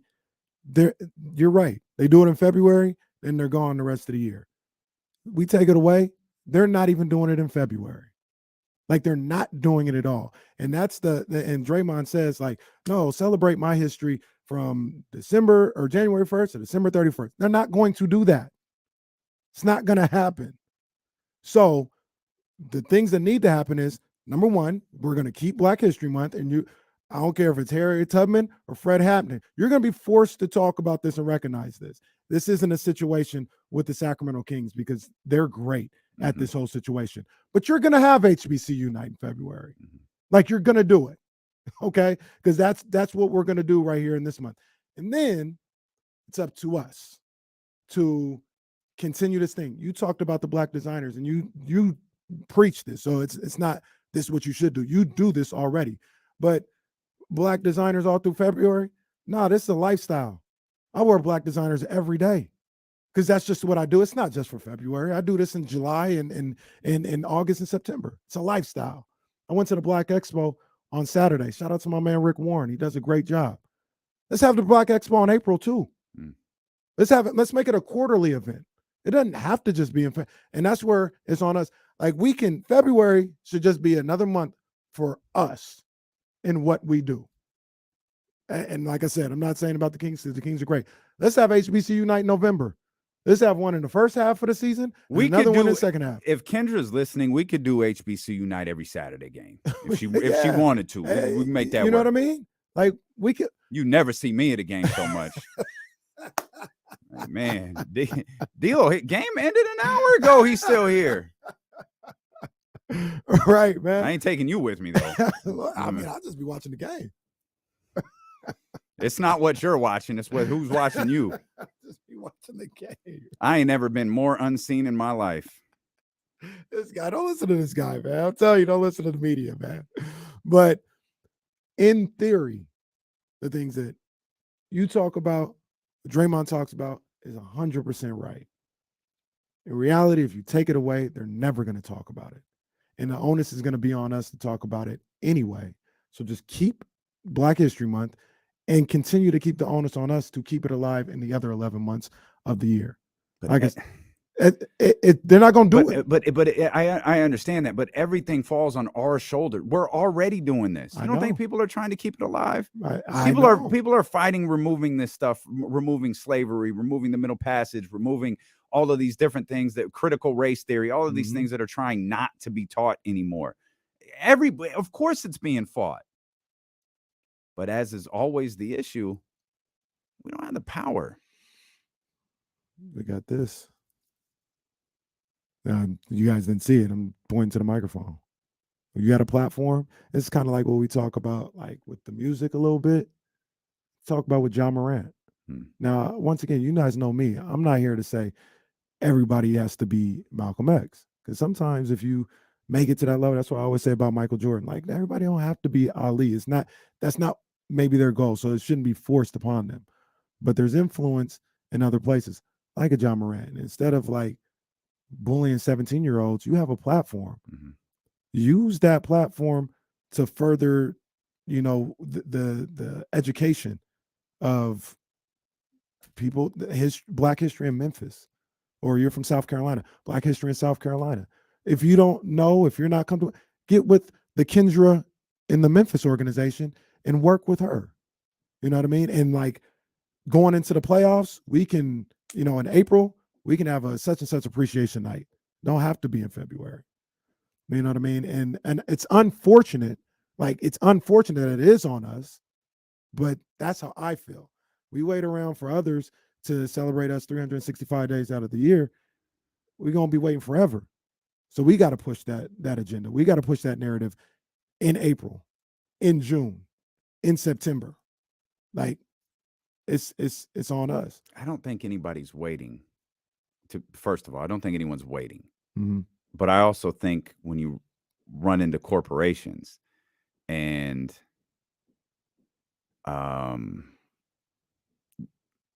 you try to advance Black creatives or things like that, you wind up with, didn't we just do that? Didn't we? Here, no fourth wall. We'll go. I don't even think I told you this. We joked the day that we were both approached by our dear friend Kimberly, who runs the entire office about joining the equivalent of the Black Student Union here at the Odyssey. But here's the thing: there gonna be any BSU conferences? Because I'm going. It was so things. Wow, boy. So Odyssey's great, right? Like other companies, they have a DEI team, and I've been chastised about this by Kendra before, who runs the DEI stuff for the Kings. It's like, I don't want to do it. And I did it before. I was on the first group, the first committee they had. I was on it. And I got a call after one of the meetings. And it was really, and I think they've gotten their, everything in order. It was really directionless when it started. And I got a call after one of the meetings. It was a well-intended call, but it was one of those things where it's like, we're trying to look at everything besides just the stuff that you want pushed forward. And I knew how to read that. Like, I knew what that meant. I was like, okay, I got you. I understood. I finished out my term with them. And when it was time to do it again, I was like, I'm good.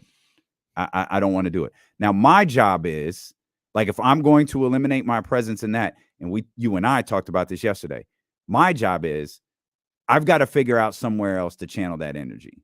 Because if we've got the power of a microphone to explain inequalities to people or to help people, and that's what you and I are trying to do, if we could use our microphone to help others, then that's what we're going to do. I'm with you in the sense of, you can't eliminate one and not have nothing. We've all got to put in that work. But Draymond's overarching point was, at some point he feels like it's got to go. My overarching point is, I just feel like it minimizes the rest of the year. Your point is, it's better to have this than nothing. Yeah, that fair? and to a certain degree, and maybe this is pie in the sky, but don't let it minimize the rest of the year. Don't let it. And Like, You're if right, all right, he's right. February is He's right. February. We Yeah. do 365. So like I said, it's like I But said, we shout out to- do. That's the thing. We do. You and I do. Mhm. D'Lo and Casey do. How do we get HBO to do that, or NBC to do that, or Banana Republic, or The Gap, or Macy's? How do we get them to do that? They might not do it. They might not do it. But we can have a night with D'Lo and KC in April that's brought to you by Roberts Family Development Center, and this is what they do, in the community and things and we get that out there.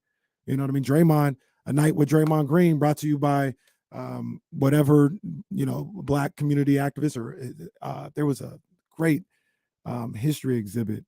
I think that was in San Francisco. I think it's gone now. My mom was she did go, and I didn't get a chance to go myself. But at night with Draymond Green, hey, bring that exhibit back here in May. Draymond's going to be here, question and answer. Michael Eric Dyson's going to be here. Like, it's not easy, and it's frustrating when you feel the burden of having to do all without any help from others. But hey, man, if that's what has to be done, you get a team. It's tough if Kenny's like, I'm gonna do this on my own. But if I get Kenny, Damian, and Kimberly say, hey, let's do this together, that eases the burden just a little bit.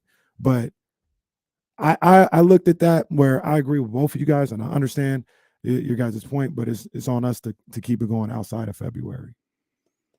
And continue to do it. Not saying we don't do it, but keep it going. Keep it going. Like, what other way? I talked about like the Black Expo. Black Expo is every February. Let's have one every quarter. You know what I mean? Like, it doesn't have to be just in February. Part of it is my own insecurity too. Like, I know I'm not doing enough. I don't think we as a show are doing enough either. We're working to address that, by the way. But Mike Brown was named Coach of the Month. There we go. So that's smoothest transition I can make. Actually, I'm not going to transition. We'll just step out. Mike Brown was named Western Conference Coach of the Month. De'Aaron Fox didn't win. I think a lot of us thought De'Aaron Fox might land that Player of the Month award. He didn't. Did it go to Dame? It went to Nikola Jokic. It went to Nikola Jokic, and Jalen Brunson got it in the Eastern Conference. De'Aaron did get nominated. He did not win. I thought it was going to go to Dame. And I looked at it. Dame's had Dame's numbers are phenomenal. And granted, I haven't seen Jokic's numbers in February, so they may be. I mean, I'm sure he's averaging a triple double. It's probably like 24, 12, and 11 or something. Black like that. History Month, Nikola Jokic. Jeez. I'm sure that's what it is. But going into it, I always thought like, man, the only one that could beat De'Aaron is Dame, and it wasn't Dame. Okay. Yeah. Both of them were phenomenal. Coach Bud went 10-0 in February to win the Eastern Conference. Coach Bud, Coach of the Month. Hey, remember when y'all wanted Coach Bud fired? I said, I wanted him. Yeah. I said it could be on the horizon. Y'all said Coach Bud was going to be fired. Oh, he's going to be fired. Hey, look who's here. Hey, look who's here. Sara Hodges. That's crazy. We'll step out. We'll come back. We'll talk sports with Sara Hodges of CBS 13 when we return here on Sacramento Sports Leader, ESPN 1320. That was good stuff. What's up, buddy? Extra money. What's up, y'all? What's going on with you, homegirl? Just went to the gym, went and got a tan, came back, showered, and now I'm on here with y'all. What were we working on in the gym today? She had us doing all kinds of dumb stuff because we were with the UFC fighters today. So he tries to go extra hard on us. And like, we did these things, I don't even know, explosive jumps with weights, but then you have to like jump and then hold the weights here. And I was like, oh yeah, you're going to feel that. I know, I'm going to feel it. I'm going to Hawaii next week for my 1-year anniversary. So I'm trying to get in shape, get tan, look good. So nice. He does too much. What have you guys been up to? I've been missing y'all. I didn't see you guys at the last Kings game. I felt like nobody was there. We had a meeting that day. Oh, did that you? was the Blazers game. Yeah, we had a meeting that day. But yeah, I ain't been there since. What game was that? That we was at? Who did they play? Oh, they played Dallas. That was last time. Oh, yeah, Dallas on Dallas, Friday. before the February didn't have a lot of home games though. I think there were three home games in February. yeah, but just one since the All-Star break, and then Yeah. crazy. What? Oh, no. I'll ask you. I'll ask you when we're on the show. Okay. On the show. I'll leave that right there because I saw something. I was like, boy, I know Sarah ain't gonna like this. Uh-oh. Was it Josh McDaniel talking again? Was that okay? Don't respond. Yeah, don't respond. Don't respond. Don't respond. Yeah, don't respond. We'll save that. We'll save that. Hey, I saw. Go ahead. I was watching your girl this morning. It took me a minute to realize it was her. Taylor Yeah. on ACC Network. Yeah. Yeah. I was like, God, why does that girl look so familiar? And then click. Oh, that's Sarah's literally my best friend. Yeah, they were making the Coach of the Year announcement this morning. So I was Oh gosh, I have to tell you something off the air, like one-on-one when I get a chance about just some stuff that happened. Didn't go well. Yeah, I saw the Twitter response Did to you? it. Yeah. So you saw He wasn't wrong. and that's but what I said. And Twitter Taylor response was to it. like, I think Taylor felt like she was put in a bad position because she, he's like an ACC legend, right? He's been doing this so when he can talk about things and it's not like the end of the world, but she's still learning. So she's like, I kind of felt like I was in a bad position because I'm like, he's not wrong. But then like, I feel like, do I even have the juice to like even agree with him or say anything? Or do I keep it even Stevens? Like she was like, it was just kind of uncomfortable for me. But yeah, Twitter went crazy about it. But I told her, I was like, that's what they have him on there for. Like, if he can't do that, then don't even have a show. Like, I hate when like networks do that. When they make you be like homers or control what you say, it's like, no, that's not why you hire people. Yeah, they made the announcement and he went in. For those that didn't see it, they said, Nell Ivey is Coach of the Year, and Mark Parker, I think is his name, was confused. He was like, okay. Yeah. But no, Sarah Lawson should have won it. Yeah. And he laid out why she should have won it. And Notre Dame, they were furious. They were pissed.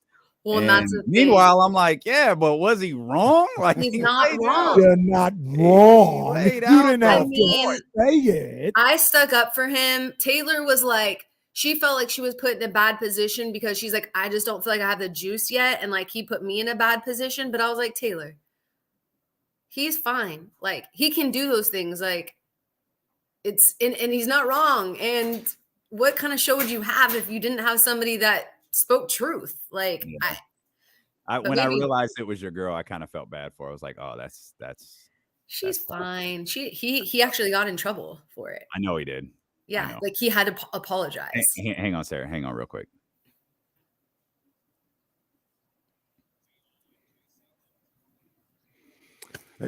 Real quick, I want to give a shout out to my main man, Rick Warren. He was listening to us, man. And he texted me, man. So shout out to Rick. Rick a legend out here, man. Hey, Rick a legend. That's my guy. If you still listen, what do you need from D'Lo and Casey? Absolutely. Say less, Rick. As a matter of fact, I'll extend that to everybody. Mm-hmm. What do y'all need from D'Lo and Casey? Mm-hmm. Y'all know what our goals are and our missions are. You tell us what you need from us, and we'll do everything we can to make it happen. Yeah. Kendra, if you're listening, you send me some organizations. You let D'Lo and Casey know who we could work with. We love working with Sara Hodges, CBS 13. She in here.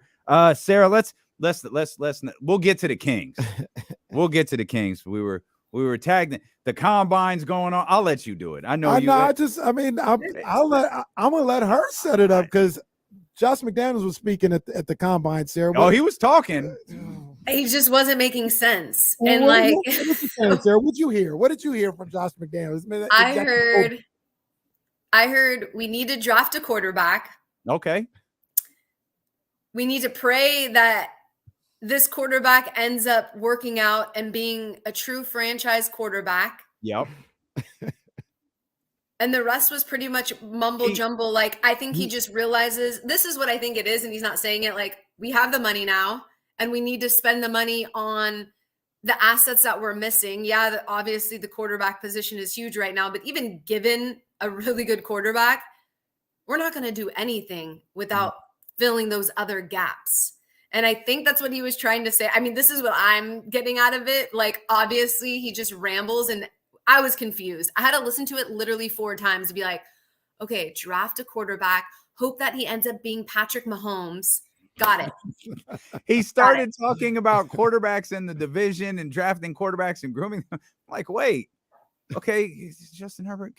He does know Russell Wilson was traded for, right? Like, I just listened to the.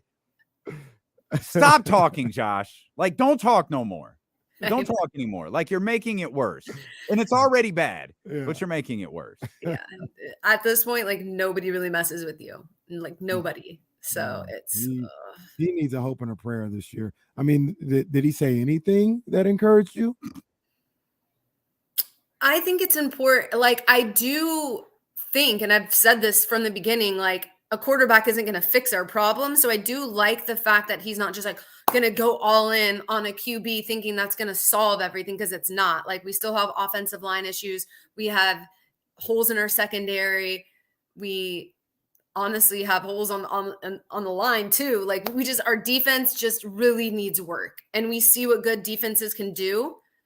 I'm not saying that, we can get very far with a so-so quarterback either. Like, the thing is I think, like, Kyle Shanahan sort of made people think that, like, the impossible is possible, and it's only possible because of how good he is at coaching up his young QBs. And that's just not realistic for, the other teams in the league. But, like, we have to fix our defense. We have to fix our offensive line. And that's the thing. Kyle Shanahan also has Nick Bosa and Fred Warner and Eric Armstead and Debo and George Kittle. And now I'm not minimizing. The list goes on. I mean, the list goes on. It's not even a thing. Like, that's exactly what it is. It's like, you can have a so-so quarterback when everybody else is just wilding out 100% of the time. And, you have a good offensive mind, right? Like, you can get away with that, but, don't get it twisted. It's definitely because of all the other pieces. And regardless, we need those other pieces. So I find encouragement in the fact that, like, I'm praying that we fix a lot of those holes in the defense and then that offensive line, because Derek Carr he was done dirty, and it's because of those holes that they never fixed. Yeah, I hear you. I was trying to give you some type of. No, there was nothing there. Yeah. No, there was nothing there, because that actually made me dig up. That made me go to the NFL website. They have the full interviews with the coaches post, the full media session. I was like, okay, there's got to be some context here that Jake didn't. That Jake, like, he's trying to do a ha-ha. And then I put, nope, there's no context. It's just Josh McDaniels saying words. That's back-to-back terrible rambling for Josh McDaniels. Not good. Not good, man. Not good at all. You know who is good, though, Sarah? It's the Sacramento Kings. Yeah, man. Sacramento Kings. Gosh. Now, come on. Like what? Talk about this team, which is the worst. That's not a question. Hey, talk about this. Yeah. Yeah. Like, you watch this team from a non-fan perspective. You watch the team as a responsible reporter. What do you see when you watch Sacramento play? Dare not a complete team, which is not something that I've seen in years past from this team. 6 years. I'm going on my 6th year being here, and I see a complete team. First of all, let's just take De'Aaron Fox out of the equation, because he's absolutely turned into the all-star that we've all been waiting for him to be. And take that out. The fact that, and I know a lot of people are like, oh, well, it's the Thunder. They should. And I believe that too. I believe that without De'Aaron Fox, they should be able to beat the Thunder. But believing that and doing that are two separate things. And the fact that they were able to do that really impressed me, because just for morale too, right? Like, to be able to get wins like that without De'Aaron Fox, that's only going to help Davion Mitchell's confidence moving forward. The way that he played, and, it's been up and down. I know a lot of people hate on Davion's offense, defensively. Obviously, we all know he's got what it takes, but, you want to see a little bit more offensively from him. But those are the types of games that are going to build his confidence moving forward. And the fact that they were able to come together as a unit, it wasn't one player, it wasn't two players. I love that. I love that on any team.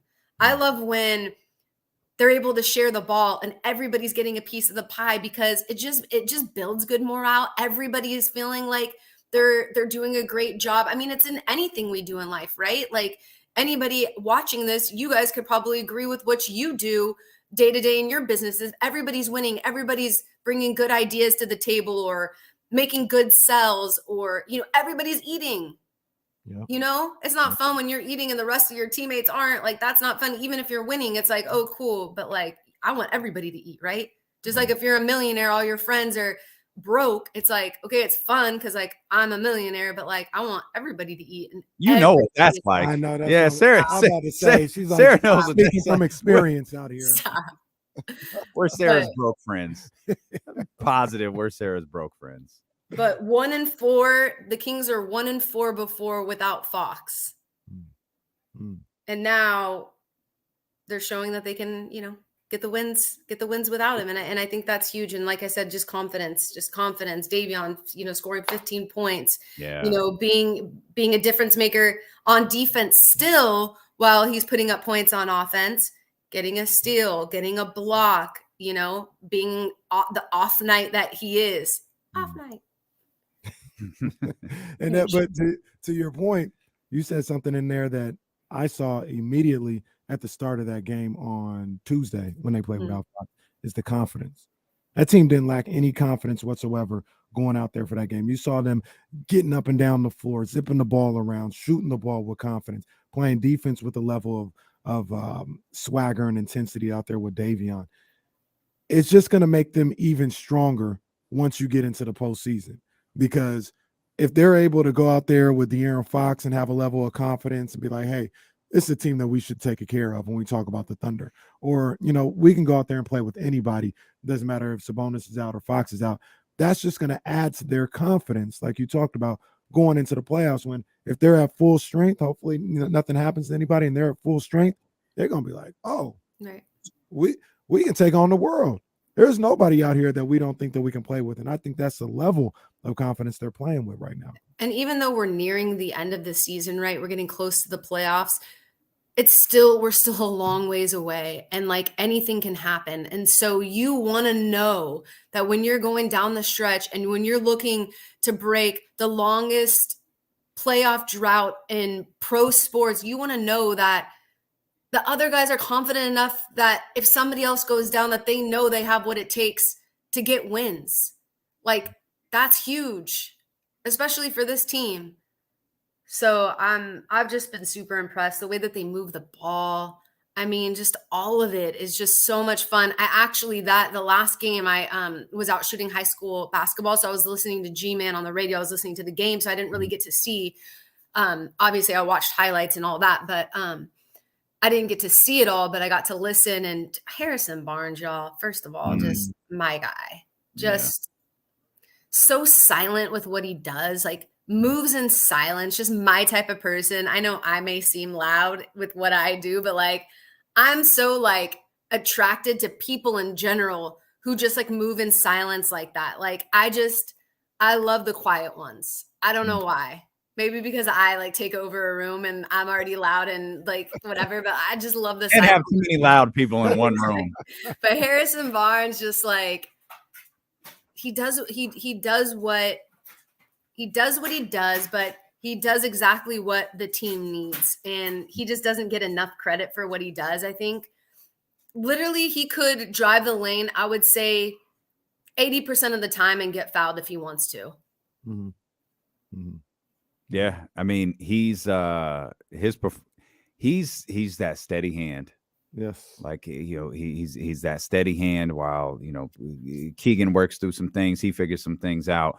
They're learning to play without De'Aaron. They're learning to win without De'Aaron.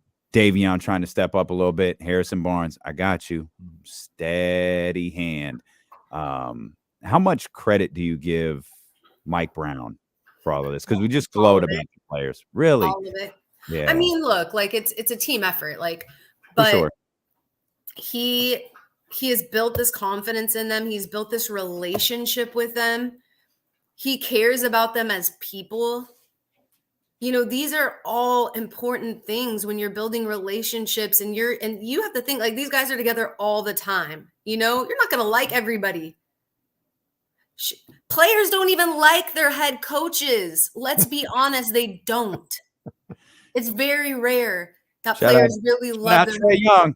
Trae, if anyone in Atlanta's listening, what's up, Hawks? They just don't, but this team does. And coaches, he used to grade. I asked him, I did a one-on-one with him, and like in the past, I don't know if you guys know this, and maybe you do, but like when he was with the Warriors, for instance, he would grade each player after the game, A, B, C, D, F, like you would in school. He doesn't have that luxury of being able to do that now, but that's the type of investment that he has in these guys. Like he does it on a smaller level now, like the assistants do it and he has a hand in it, but like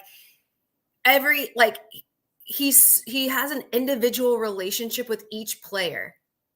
And I'm not saying that, coaches in the past didn't. You just didn't get that vibe from them. Like, I don't know. I like Coach a lot. I think he has a lot to do with it. He believes in them. And when someone believes in you, especially your boss, you feel that and you believe in yourself, right? Like if your boss comes to y'all and is like, man, you guys are killing on the radio. Like, I love what you guys are doing. Like, okay, what else can we do? Let's brainstorm. We can make this even better together, and loves on you. How are your kids?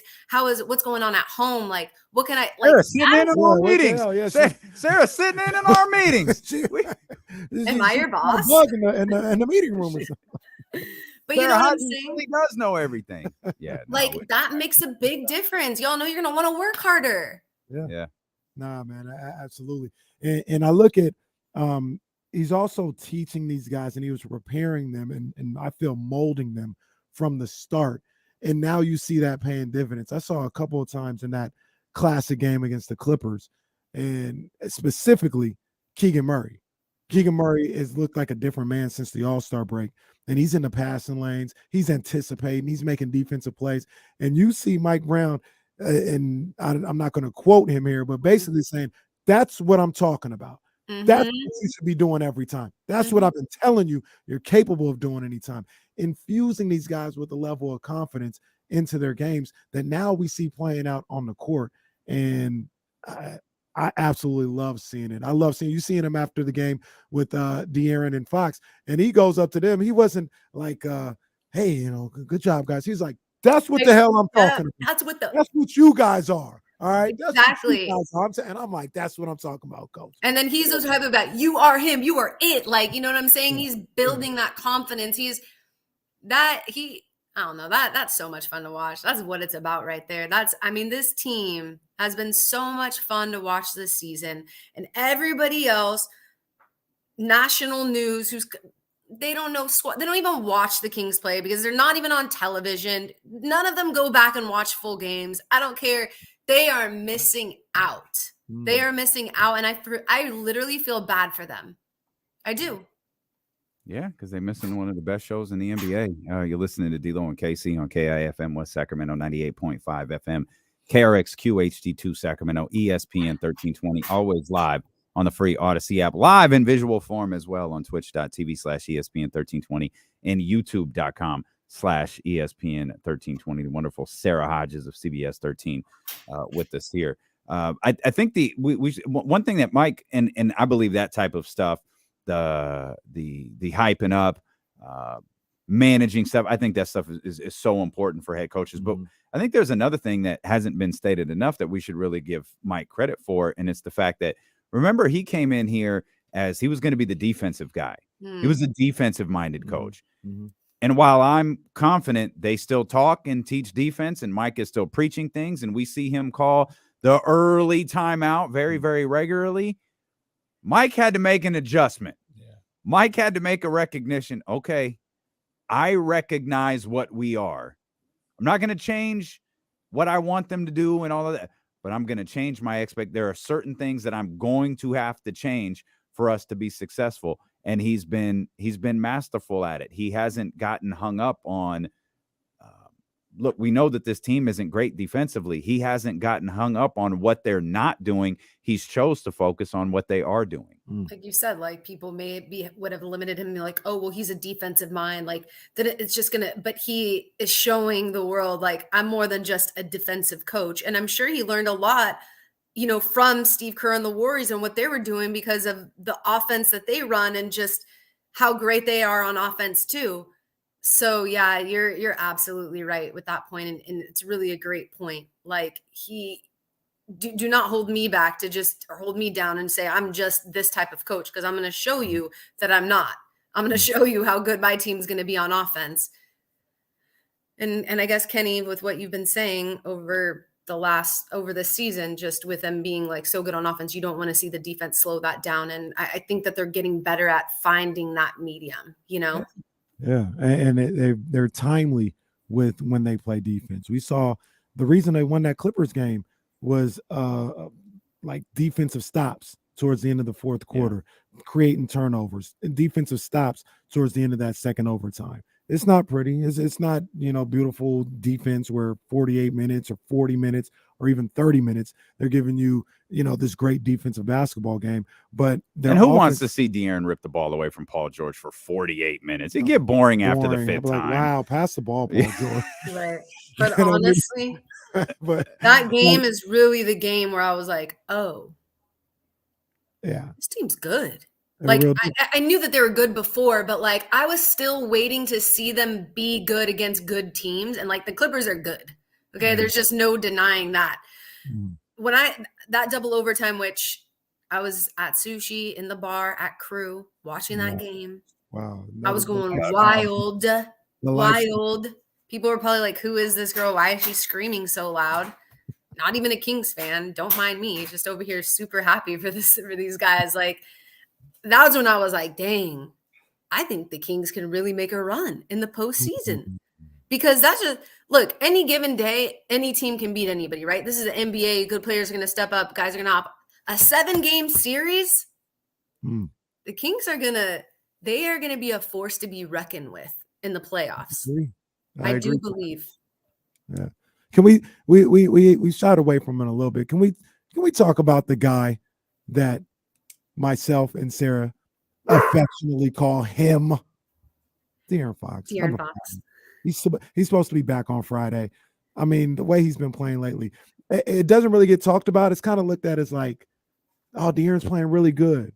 But I don't know. Should we start like looking at him the same way we look at Steph Curry, Dame Lillard, Kyrie Irving, Luka Doncic as being that dominant of a player? The man just spent February averaging like 32 points a game. There's a less than a handful of guys who are doing that. And I don't know if he necessarily, it's almost like the Kings, like, oh man, it's really cute. Fox is showing he's an all-star level player. No, he's one of the best players in basketball right now. Period. I agree with that. More than all-star. He's one of the best basketball players in the world right now. I agree with what you're saying. I think comparing him to some of the guys that you're comparing him to we need a little bit of time. We need a few seasons before, we can do that. I'm saying like right now, like where he's at right now. Yeah, I agree with you. But these guys have been doing it for years, playing high level basketball for years. You want to see it out of De'Aaron Fox a little bit more before you can but I don't think you're wrong by thinking. I think like right now, like if we're taking like longevity out of it and just day to day this season, for sure. Yeah. In the moment. Okay. We're going to see you tomorrow. What is tomorrow? Friday. It's Friday. It's the Clippers and the Kings tomorrow. I know. I'm actually off tomorrow. But I might go to the game. I got to pack for Hawaii. Because I have no days off after that until I leave. Y'all didn't see this. So if you're on the radio or the Odyssey app, you didn't see this. I want to be clear with what just happened. Sarah said she's got to pack for her Hawaii and rolled her eyes in the process as if she's being dragged to the island somehow. Oh, I'm an island girl. Gotta go to Hawaii. Gotta pack my bathing suit for that. You know what it You is? gotta It's make y'all? it Sarah. It's gonna be a movie at Golden One Center. If I didn't tomorrow. work 50 hours a week, then maybe I would be more excited. But there's so much I have to do up until I leave. Like I get no days off up until I leave because, anyways, long story. Nobody wants to be bothered with my first world problems over here. Okay, but What are you talking yeah. about? We spend 4 hours complaining about things. That's literally what this is, like our own personal like therapy forum. And the chatty house are the counselors, which That's is right. That's dangerous. it's dangerous. Chatty house. Let me tell you, I have to buy all these different outfits. I gotta matchy. I gotta be cutie. I gotta take pictures. I gotta do all this stuff, and Stressful. it's fun. It's a lot. What it is that I have to work every single day. Well, not really. I have 2 days off, obviously, but I have to fly home this week because my best friend's baby shower. So I'm literally flying home one day. I fly back Sunday just in time for the show because I didn't want to leave Jake by himself because we don't have an extra body to help him like producer wise that day. So anyways, it's going to be hectic. So I'm like, do I use Friday to just like decompress and get all my stuff together? Or do I just go to the Kings game and like YOLO? You can decompress on the plane. You need to be able to go to work. That's true. That's true. Wait. Are you going to Hawaii for a day? No, I'm going to LA. I'm literally going to Orange County so my days off are Friday, Saturday this week. I'm going to be off Friday. I need to pack Friday, get all my stuff together. I also am in charge of the games and prizes for my best friend's baby shower on Sunday morning. So I have to do all that Friday, hop on a plane Saturday, get my hair done in LA, go down, go to her baby shower Sunday, fly back Sunday for the show. And then I have no days off until I leave for Hawaii. I'm only going to Hawaii for 5 days. And then the madness begins, you guys. We didn't even talk about college basketball. There's so much to talk about. Only going for 5. We don't live the same life. I just wanted everybody. We don't. Sarah asks this all the time. Sarah asks us, how come we don't ever hang out? Like we work, we talk, we text. She's on another level. We're not the same. You're just in a different. On another level. You guys, this is Sacramento. We can meet anywhere. Like, what do you mean? It's not like I'm like, oh, You're not in Sacramento. That's the thing. Time. Kenny and I are spending our let's go to Sky River, grab a steak tonight. You're like, let's go to LA and grab a steak. I know. Well, shoot, maybe Friday night when I'm done with everything, we can go kick it after the game. I haven't been to hookah in forever. I want to go to hookah if you guys are down. Like I bet if you stay out, Dame will stay out. I don't know. Can someone explain to me real quick before we let Sarah go? What is hookah? I'm not sure. It's basically just flavored tobacco. I don't smoke cigarettes or anything, but like every once in a while, I like to get a good buzz going, alcohol. And then I go and get a little buzz going with the hooks and just blow smoke, listen to good music. I would love for there to be like a really good hookah bar out here that served like bomb food, had a DJ, like it would do well. I wish I really was a millionaire like you guys say I am, because that's what I would do. I'll open up a hookah spot. You're wrong. You're not a millionaire. You're a multimillionaire. No, I'm like, I don't even know what I am, but I ain't a millionaire. See that door behind you? That's not like an average door. The with the stained glass. Yeah, come on, man. This whole setup. Come on, man. What are we talking about? Sarah's kitchen is like I haven't heard a word Sarah said. I'm just looking at like the splash in the background. Like, first of all, half the stuff I got for my dang get married, and then you'll have people give you gifts. That's really what it is. Wow. Like half of these are just like the gifts from my wedding. But I did do all of this, but I painted these. I put those knobs on myself. Okay. I took out, house. Like I'll pick out the knobs. You come over. I'm gonna call Sarah over to install. Yeah, no, for real.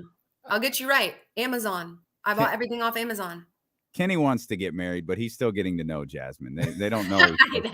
They don't know each other well enough yet. So when they're filling out process. Let me know when you guys are making your list, and I'll help you out. All right. Love you, buddy. Have a great. I love you guys so much. I'll see y'all Friday for sure. Okay, bet. You heard it. Thanks, Sarah. Bye. That's Sara Hodges, CBS 13. One of the hardest working women in the game. She be everywhere. We ain't never there. She's talking about the Kings making a run, though. That's what I'm talking about, though. That's why we're on the same page. That's what I'm talking about.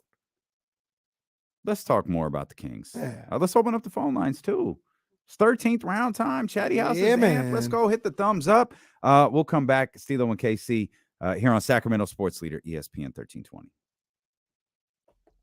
Oh, man, I'll get up for a second. Let's see. Let's go here. Download Corners of the Culture. Do that. People really liked this last episode. It was good. That's why they was liked really good. Yeah.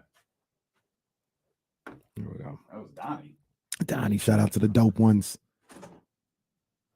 13th round with your main man, Kenny Caraway. Shout out to my people over at Meister Watches. Big ups to my people. Shout out Ryan. Shout out Jovan. Shout out to the dope ones doing what they do, as always, showing love and support. Shout out to Jordan Brand, showing love and support. And you guys already know. Big ups to Cola Sea Moss. Always showing love. I got lime today. Can't wait. This is some bomb stuff, man. I love me some Cola Sea Moss, man. Go get you some wherever you pick up your drinks. Got to talk about what's going on this weekend in the world of boxing. On the low, boxing is about to pick up. It's about to pick up a little bit, man. And it kind of starts this weekend. Nice little fight on Showtime down in Ontario. Brandon Figueroa going up against Mark Magsayo. I don't know. I always mess up the name. I mess up names in general. I try not to disrespect, but I do know Brandon Figueroa is going to be going for that vacant WBC interim featherweight title in this fight. Last time I saw Figueroa, I know he had a fight since then, but last time I saw Figueroa was that Stephen Fulton fight. Very close fight. He lost a close unanimous decision to Stephen Fulton. I thought that was the right call. I didn't like the way Figueroa handled it afterwards. He was really distraught. He didn't feel like he lost. He wasn't really giving respect to Stephen Fulton. And I understand that. You're in the middle of the combat and it doesn't go your way. You know, you're going to feel like, especially if you felt like you won, you're going to feel like you were robbed to a certain degree. Honestly, I hope we see that fight again at rematch at some point in time again. But, you know, he's moved up. He's moving on. And he's still one of the top young fighters in the game today, a guy to keep your eye on. I like his style of fight. I like the way he fights. So he's fighting this Saturday. Check him out on Showtime. Another interesting thing that's going on this weekend on that same Showtime card is the return of Jared Hurd as he's fighting in a 10-round bout in the middleweight division. Jared Hurd was one of the exciting fighters in the game today. His fight against Arisane Lara years ago, I thought that was going to catapult him to being one of the young stars in boxing. It didn't happen for him. He lost his belt in a tough, I think he lost in a decision, but he got beat down pretty good by Rosario. And we haven't seen him since. And now it looks like he's trying to make a comeback. I want to see what he's got. He seemed like a guy that could be highly entertaining. And I want to see what he has left in the tank, if anything. So check out Showtime's card this weekend. And yeah, enjoy it. That's the 13th round. Hey, I've been meaning to you. My uncle, he sang for a fighter on a Showtime card last weekend. Really? He won a welterweight title. You said he sang for him? Yeah, he sang for him coming out. He's a Puerto Rican fighter. I don't remember his name. Really? They had a card obviously last week, and I didn't see it. And I meant to go back and watch the card because they were asking me about it in the chatty house. So yeah, I'll go check them out. I'll definitely go check them out.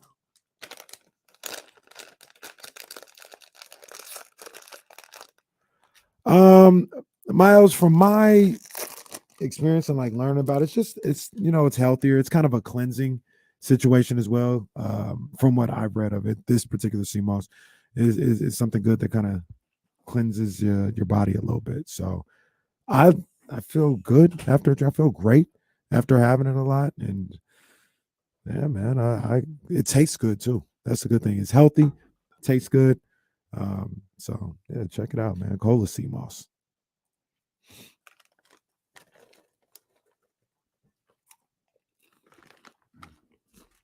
Where you get her stuff at? Where you get her stuff at? They have it at different locations throughout. It's really like South Sacramento, but she comes and brings me some. So went to high school with her, man. Good people.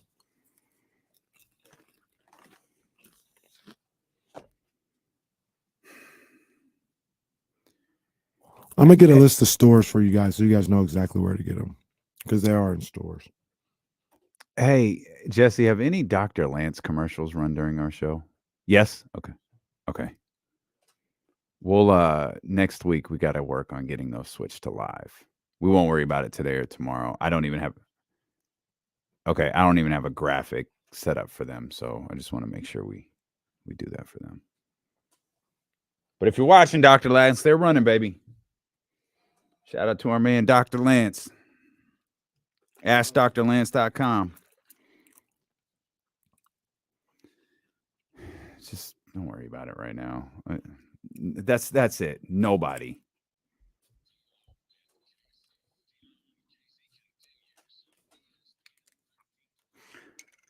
We got to do everything around here.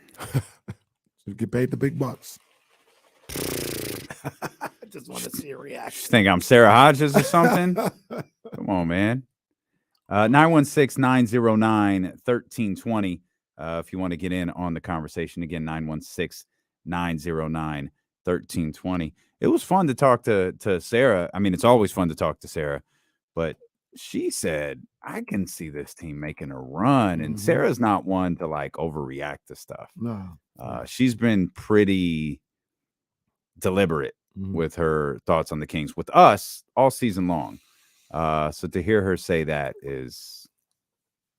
that's got weight. For me, that's got weight. I agree. And I think a lot of people, when you hear something like that, you know, because they hear what they want to hear, it's like, oh, she's saying, or if I say it, they're going to make a run. No, they could lose in the first round. Like, nobody's saying that it's a guarantee. But I do believe, I'm with Sara, I do believe they have the group, they have the talent, they have the cohesiveness, they have the explosiveness to make a run, win a series or two in these Western Conference playoffs, especially when you talk about what the Western Conference is right now. Everybody's got a little something that they're trying to work through and they're trying to figure out. I don't look at anybody as being dominant. Denver's probably going to end up being the one seed. They could beat Denver in a series if they play Denver. Yeah. Would they be favored? No, absolutely not. They'd have the MVP, the number one team in the West. Mike Malone, Jamal Murray, they have got a really good team. But the Kings can play with Denver and anybody else in this Western Conference. Yeah, I couldn't agree more. 916-909-1320. Let's grab Latrell. Latrell, we appreciate the call, man. Latrell, what's up? What's up, fellas? Hey, first of all, man, I want to give y'all flowers, man. I appreciate what y'all doing. Love y'all. But I ain't trying to hold you. The Kings, though, just like you guys were just talking, they a problem, man. I think I could see them getting out the first round and giving somebody a run for their money. I know I'm a homer, but at the same time, that team, man, they put up points, and like you said, that timely defense. I could see them giving people fits, man. I just don't know how far they can go. They remind me of a young Golden State Warriors when they were figuring it out. But hey, I appreciate y'all taking my call, man. No, we appreciate you, man. Thanks for this. By the way, if you want to call and talk about how great we are, you can talk as long as you want to. All time. Yeah, like it's only when Mitch starts like going off in like 20 directions that we just go, okay, Mitch, goodbye. But if you want to tell us how great we are, man, please talk as long as you want. What did Mitch say the other day? I don't know, man. He had a cold. He wasn't feeling well. Yep, he wasn't feeling well. But he came through and he said something that just left us baffled. Jesse, you weren't here for the Mitch call. Charlie got in our ear and said, hey, Mitch is on the phone. I said, all right, I got you. I said, Charlie, keep your eyes on me for the entire phone call, and just you'll be able to read my body language as to what to do next. I should have left like Charlie some instructions how to deal with a Mitch call. Don't worry about setting the board. Don't worry about running the show, Charlie. Here's how you deal with Mitch. This is what you do. 916. My boy Mitch. That's our guy. Always, man. 916-909-1320. If you want to get in on the phone lines. But there's nothing wrong with having confidence in this team, by the way. No one's going to know what this team can do in the playoffs until we get to the playoffs. No, who knows? Right. I like the way they match up with Denver. I don't love the way they match up with Memphis. Phoenix seems like it just has a lot of players. There's just a lot of guys there, I feel like, who cause problems for the Kings. And then I don't want to overreact to what we saw with the Clippers, but I mean, they took 21 from Kawhi in the third quarter and won. 26 made threes that night. They missed I think they missed 97 free throws on a night Paul George scored 40. Early in the season before we knew of the beam. Like I think the matchup is good. Like I feel like that team is really deep, but I feel like it's a solid matchup. Teams I'm struggling with. We've talked about this before, and I think we should say this before I mention the teams that I struggle with. I think the Lakers are playing well. So, okay, Lake Show. That's what it sounds like to me. I ain't gonna go, I ain't gonna celebrate it like you did, but I'll celebrate it. I thought I think they're at a 4-1 stretch, maybe 5-1 since the trade deadline. Yeah. Yeah, that sounds about right. But I feel like this is a more well-rounded team than they've had since.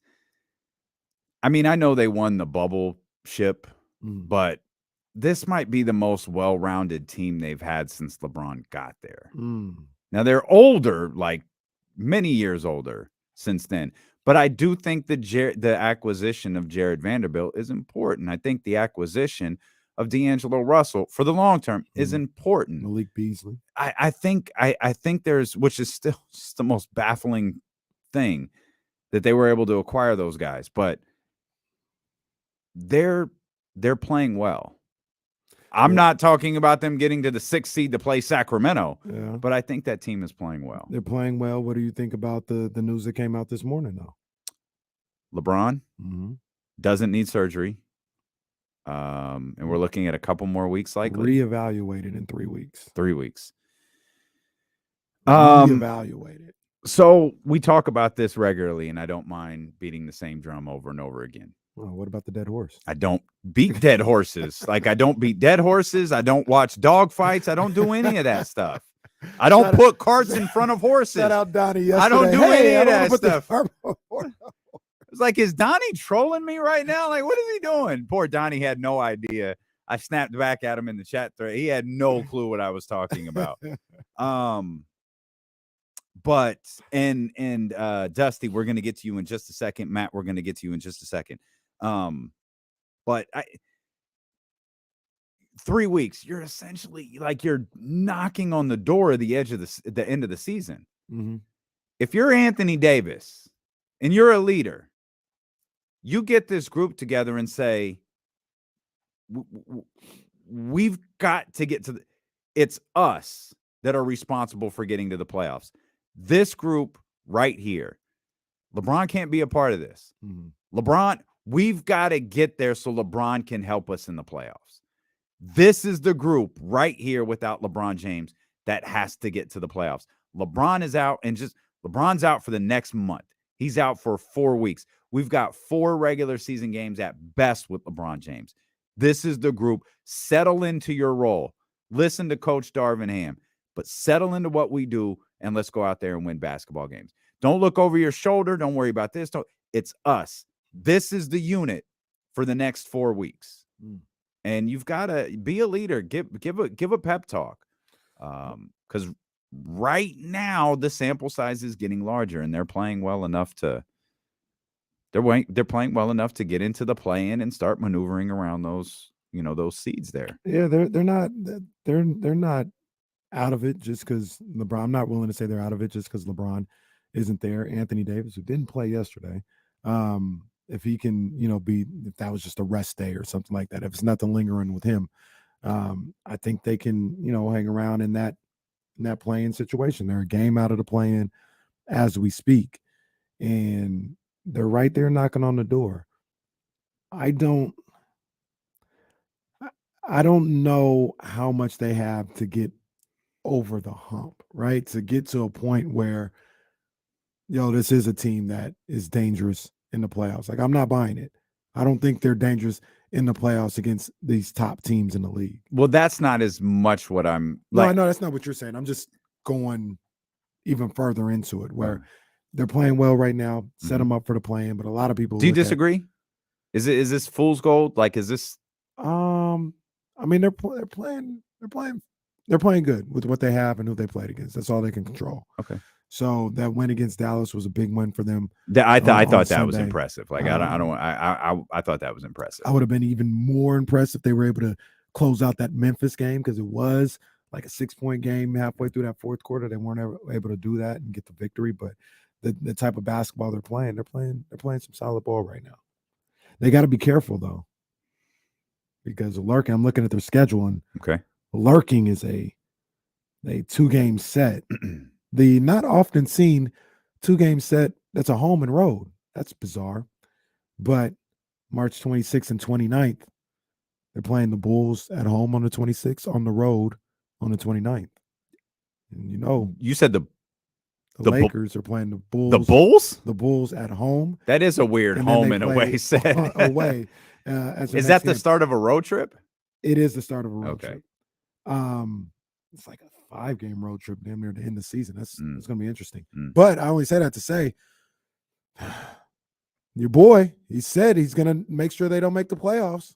Oh, for goodness sakes. That's what he said. He did say that. And by my boy, he's referring to his boy, Patrick Beverly. Not my boy. Let's get the American Dream Dusty here on the line. Dusty, what's happening, man? Yo, what's going on, my man? It's a first-time caller. Much love, Dusty. Took you so long, man. What's up, man? We'd like to hear from you, big dog.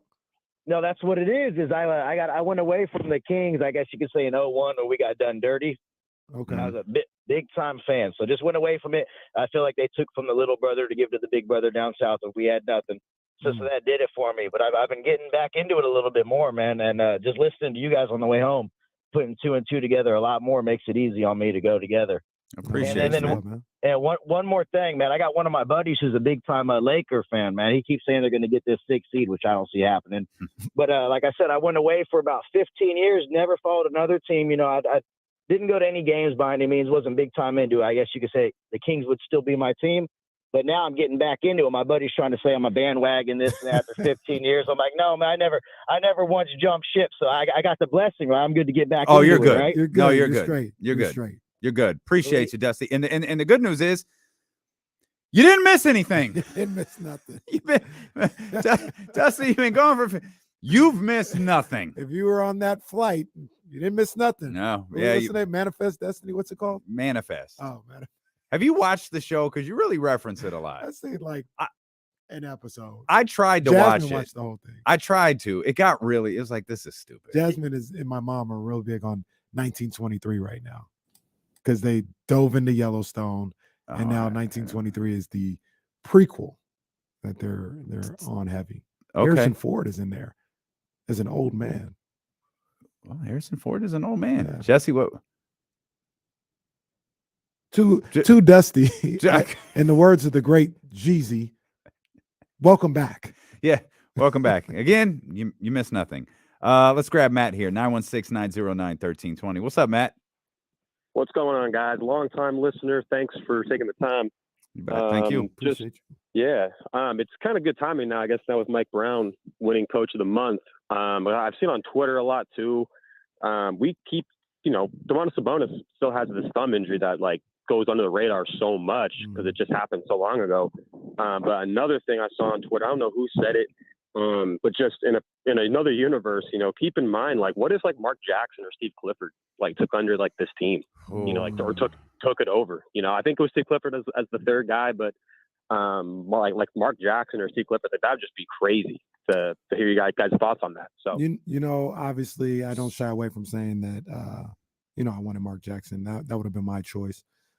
It's hard to say what it would look like. We don't know. I'll tell you, Steve Clifford, this team would be the freaking San Antonio Spurs. That's the one where it's that wouldn't have worked. If Steve Clifford was here, I don't know that man, and I apologize for going to De'Aaron Fox would have requested a trade.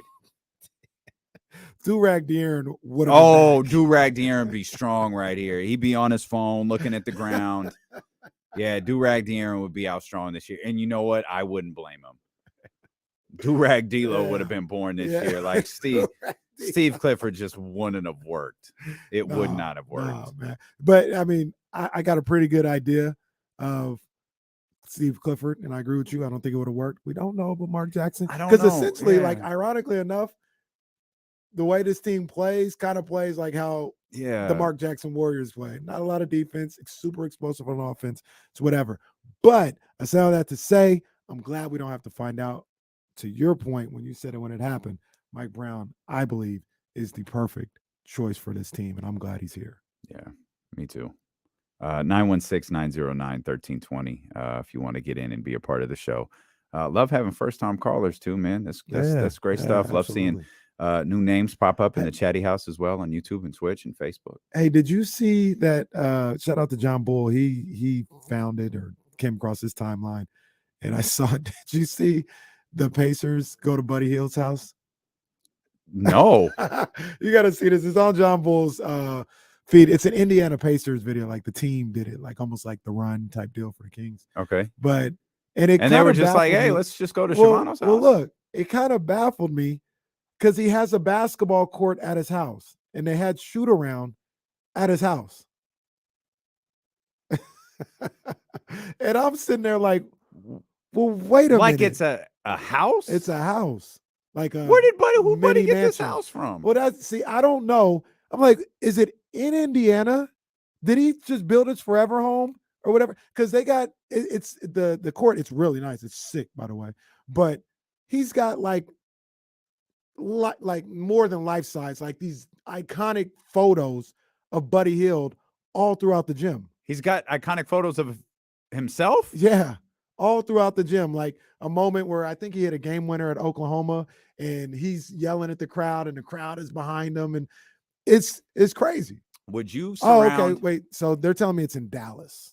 It's in Dallas. So when they were in Dallas, I guess they stopped by Buddy's house. So he built his forever home in Dallas. Yeah. Okay. That makes more sense. I thought they were in Indiana. I was like, bro, you just got there 10 minutes ago. Like Buddy's a wild dude.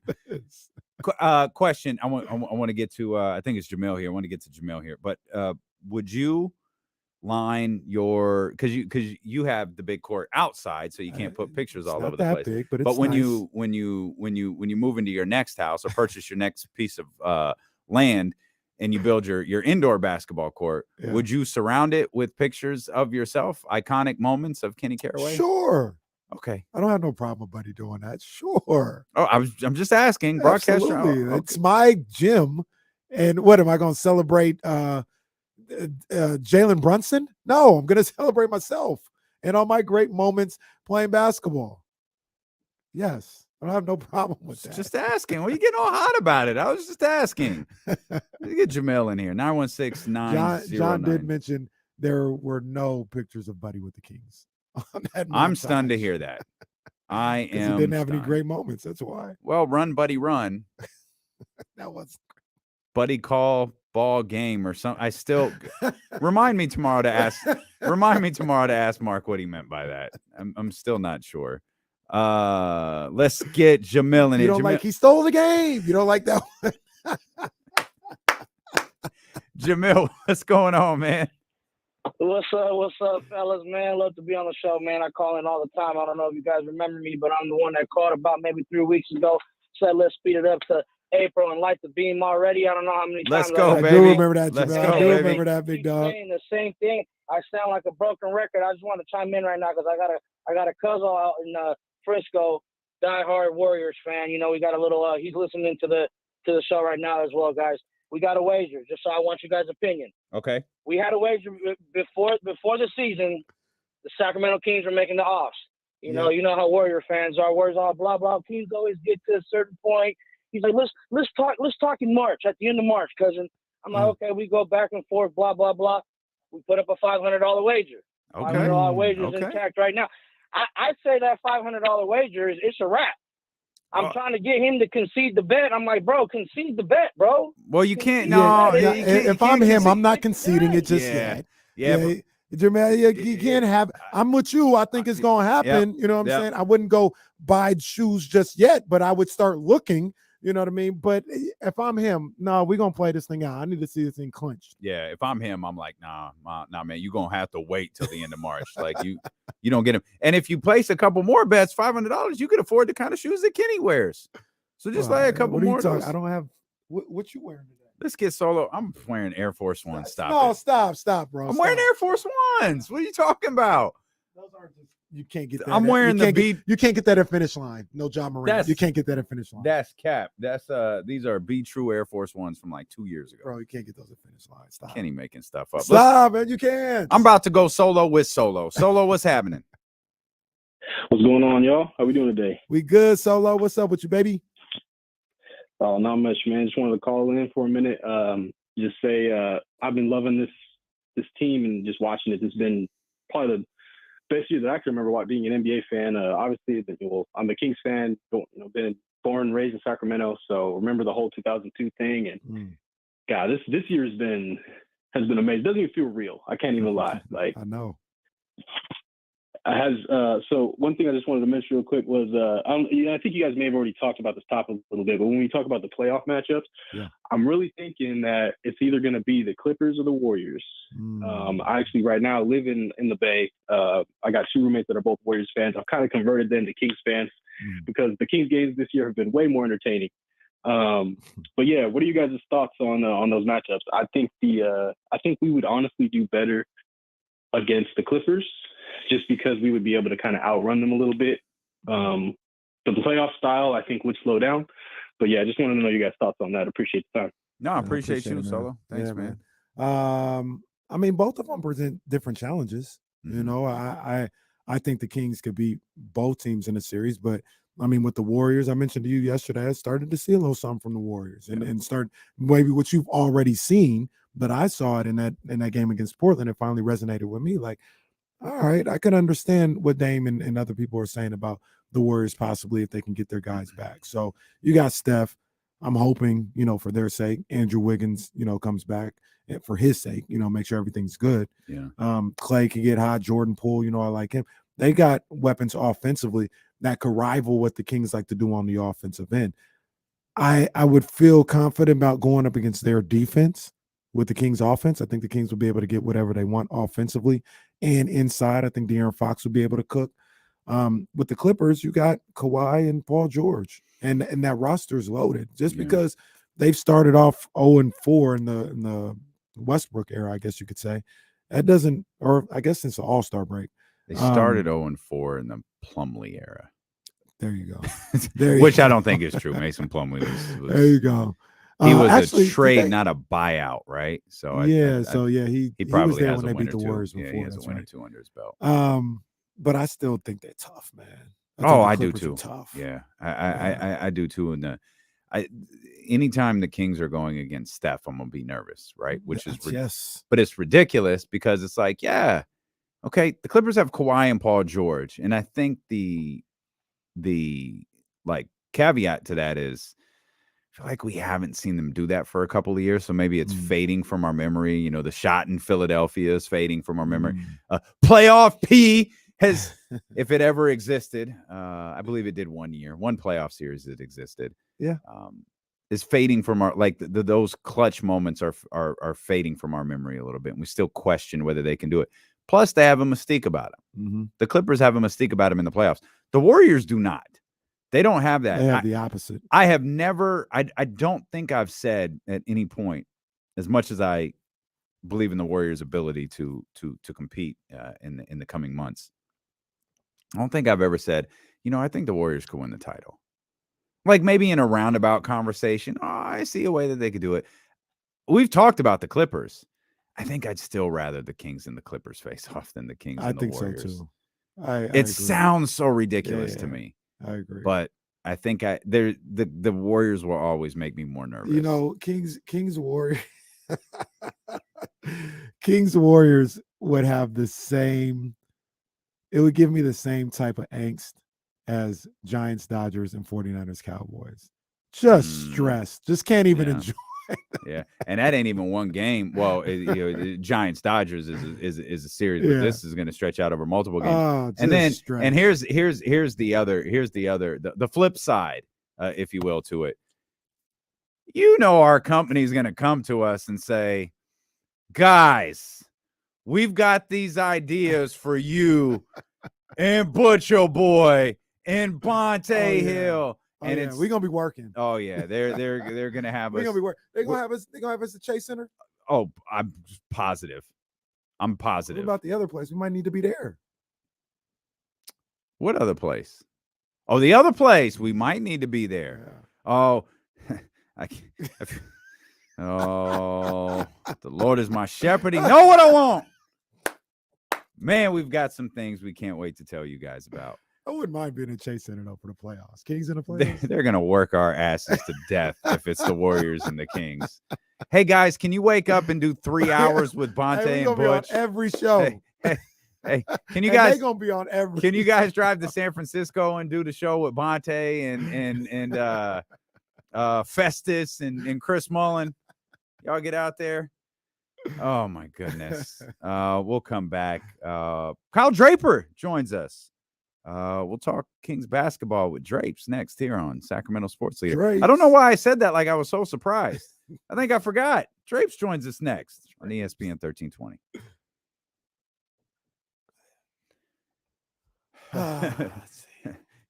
You guys got the 49er? No.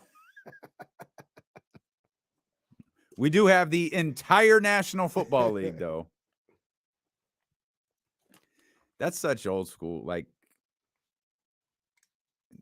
PDX, if you're listening, Rich, if you're listening, nobody cares, man. No one cares. No one cares who has the 49ers, or no one cares who has the NFL. No one cares. Only people who care, and that's just internal stuff, is what do advertisers want? Advertisers want the NFL? Great. We got a massive slate of NFL games coming for you this season. But we don't air Kings games, but we the best Kings station in the city. Yeah, Brian, they have. They're 0 for 4. And the funny thing about that is Russell Westbrook is shooting 50% from the field, 40+% from three, and he hasn't missed a free throw. So some of the lazy writers for the Clippers are going to have to come up with a different narrative because they recognize it ain't on him. Remind me. Y'all got to remind me. We've got some sound from De'Aaron coming up. So we'll run that here in a little bit. I need to get rid of this backdrop. We need to create new backdrops. Check out Corners of the Culture, wherever you get podcasts from. That's available right now. Subscribe, rate, review, do all of that stuff. Those ratings go a really, really long way. That show has really popped off since we've been away. So we're excited to see how it grows now that we're back dropping episodes every week. Last night we laid out the next 4 weeks of Corners of the Culture. I'll give you guys a little preview. Kenny didn't even weigh in on this. He didn't approve it, but here's what I think the next 4 weeks look like. We're going to dig into Outkast and the evolution of that group. And we'll do the Illmatic Effect. We'll talk about Nas and that album and how that's influenced hip hop. Then the history of Bay Area hip hop after that. And then this will be fun. We're going to do an episode on Lauryn Hill. I think that'll be a lot of fun. So that's all coming up. That's the next 4 episodes of Corners of the Culture. Appreciate that, man. Thanks for the rating. Those go a long way. Did you read that text about the next 4 episodes of Corners of the Culture? Yes. You good with that? Yes. Okay. Yes. Shout out to I want to say this because we talked about it. I shout out, and I'll put this out on Twitter and stuff. My man Rick Warren, still talking to me. He gave me a long list, and this is great information to know. See, I didn't even know it. There are a bunch of black expos up and down the state for the rest of the year. Okay. And he gave me the dates, the locations. This is stuff I'm talking about. Like, let's do it. Okay. Let's do it. So I'll put them out on Twitter and Instagram. But shout out to Rick, man. Rick actually always listens. He tells my mom, he's like, yeah, I listen to those guys all the time. So there's no coincidence that he was listening. That's embarrassing. Yeah. I did see this knockout. Oh, yeah. This was the main event, wasn't it? Okay. Oh, well, I need to be the next fight. I need to be part of the ring walk. That's all I want to do. I want to be part of somebody's ring walk. You know. We'll talk about that. We'll talk about this, Joey. I'm gonna start that. We'll table it. I appreciate you, Nate. I think you're gonna like it, man. It came out really, really well, and I think we make an announcement at the end of that show. I'm pretty sure. I don't remember if we said it on the show or off, but was it? Okay, Donnie's joining that show weekly. That's our new co-host over there. He's joining us weekly. It's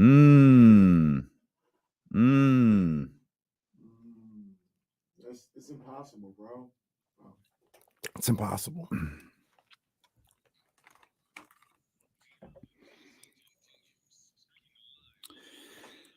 Kyle Draper going to join us here in just a minute. Our man Joey Green, youtube.com/ESPN1320 asks, who you got tonight?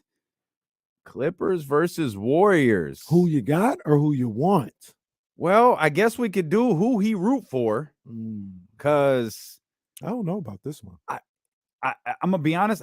My gut's telling me we root for Golden State. Yeah, our Dubs. I don't want the Clippers coming in even more frustrated. Though there could be some benefit. Oh, this is a tough one. See, here's the deal. Let's put it. We can put it to a vote. I don't know who we root for tonight. Here's the deal.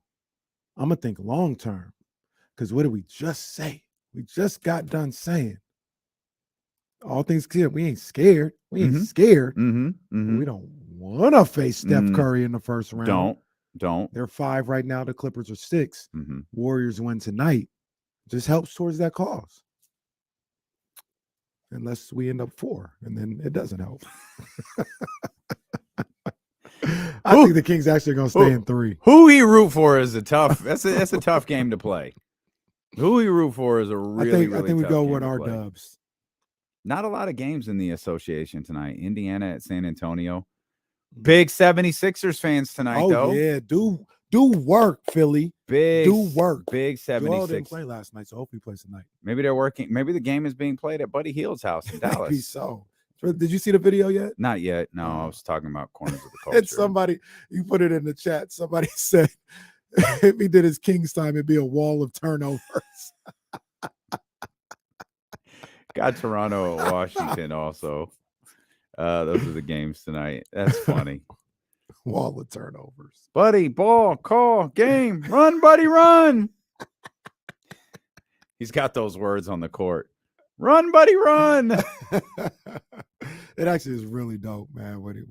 His little gym, indoor, everything. It's very cool. Yeah, I'm gonna peep this video, man. But first, we're gonna peep our man Kyle Draper, who's joining us here. Of course, Kyle Draper, NBC Sports California, halftime, post, play-by-play.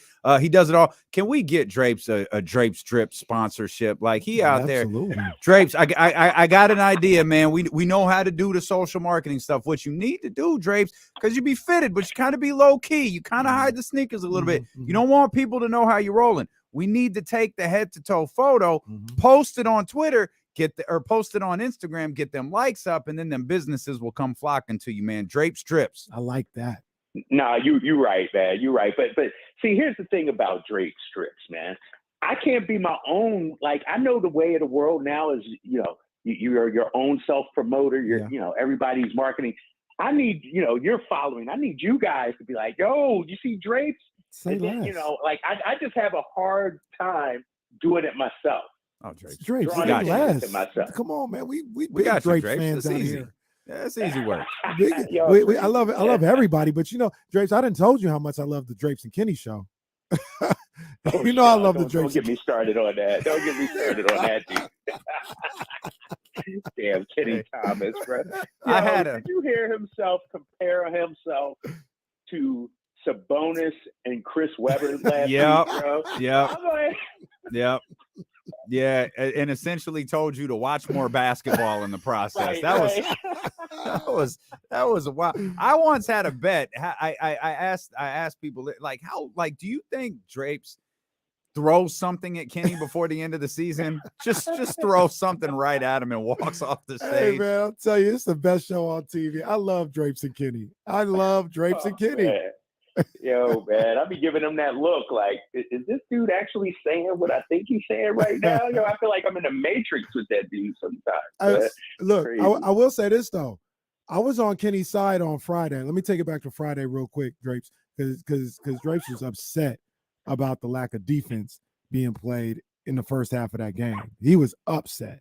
And I was on Kenny's side. Drapes, I thought, and it went for the whole game. I know it was 176 and 175. I just thought both teams were balling. Like, I thought there was effort being given on the defensive end on both sides. I thought the execution and the shot making by both teams on Friday was just next level. And I was on Kenny's side on that one. I didn't think it was necessary. But bro, you're looking at the totality of the game. I think as the game went on, the execution and shot making got better and better. And so we're thinking, the second half and those overtimes, man, that was an awesome game, great. But I thought the first half, there wasn't much resistance on either end. Fair enough. And so and I thought as the game went on, you saw them picking up, and then Kawhi got, hot and things like that, and guys started making shots. But you know what? Anytime you have a team score, I forget what the Clippers scored that game, 80, I think it was, in that first half or something close to that. The first thing you got to say is defense. I don't care if they're hitting shots or whatever. Like, you can't win a game most nights playing that, letting the team do that to you. And, the Kings got away with it that night because they were executing also. Like, it was an offensive masterpiece. It was 80-76 at the end of the first half, which was probably the final score of Game 6 of the Jazz and Bulls in the 96 NBA Finals. Kings scored 100 points in the second half in overtime. That is crazy. Wild. Goodness. Great. Drapes, you ever seen anything like that?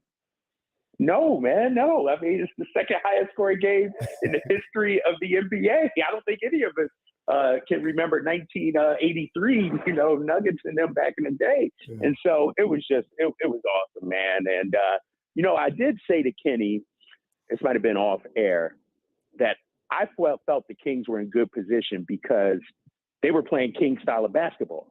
And I know you guys have said this, from time to time, you can't outscore this Sacramento team. If you're going to beat them, it has to be 105, 100. You want to get into a shootout with this squad, that's exactly what we want. Yeah. We want to get up and down. We want to fire it up. And the Clippers found out the hard way. You can't beat us, trying to outscore us like that. Yeah, no, absolutely, man. And they played 2 games since then, and they got a game on Friday, but Friday was just so amazing. And I was all over. Drapes, I've seen the post-game show 5 times now because I went back and watched that game so many times. But I remember you guys talking to Malik Monk, and Malik, he said something that I kind of been begging for the last 2 years. And Malik said it, and we saw a little bit of it from De'Aaron afterwards in the official press conference as well. But you guys asked him about people kind of dismissing the Kings, and Malik was like, "Yeah, I don't like that, dog. Like, I don't like that. I take that personally. We don't like that." And I just love that. I've been asking for somebody for like 2 years since we started this show for one of these Kings players to like kind of be pissed off about the disrespect that they get from the media and around the league. And to hear Malik Monk say that in that moment, I loved it. I absolutely loved him saying that.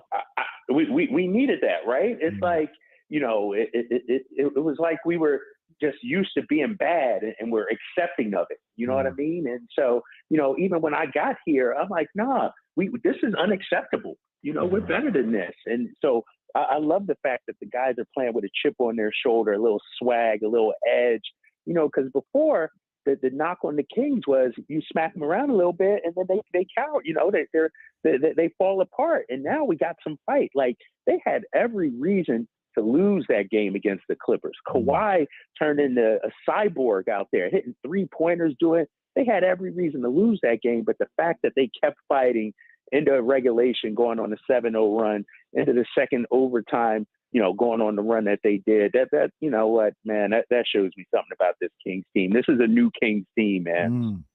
And with that said, Drapes, why do you think this team isn't getting more respect nationally, sitting at the third spot the way that they are? Well, Sarah mentioned it. People aren't watching. Let's keep it real. These national people aren't watching. Everybody want to be funny nowadays. Everybody got jokes. So they still think the Kings are the laughing stock of the league. But I will say this. Let me say this. I'm going to go on record and say this. And this might rub some people the wrong way. We need to stop complaining about not being on national TV. Forget them. Leave them.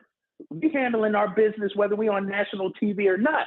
I don't need the respect of some of these national guys. My play is getting me the respect. When we get to the second round and further in the playoffs, that's the respect. If I'm the Kings, man, and I'm the players in that organization, I'm not begging for no national TV game. Sure, would you like it? Yes, but it'll come.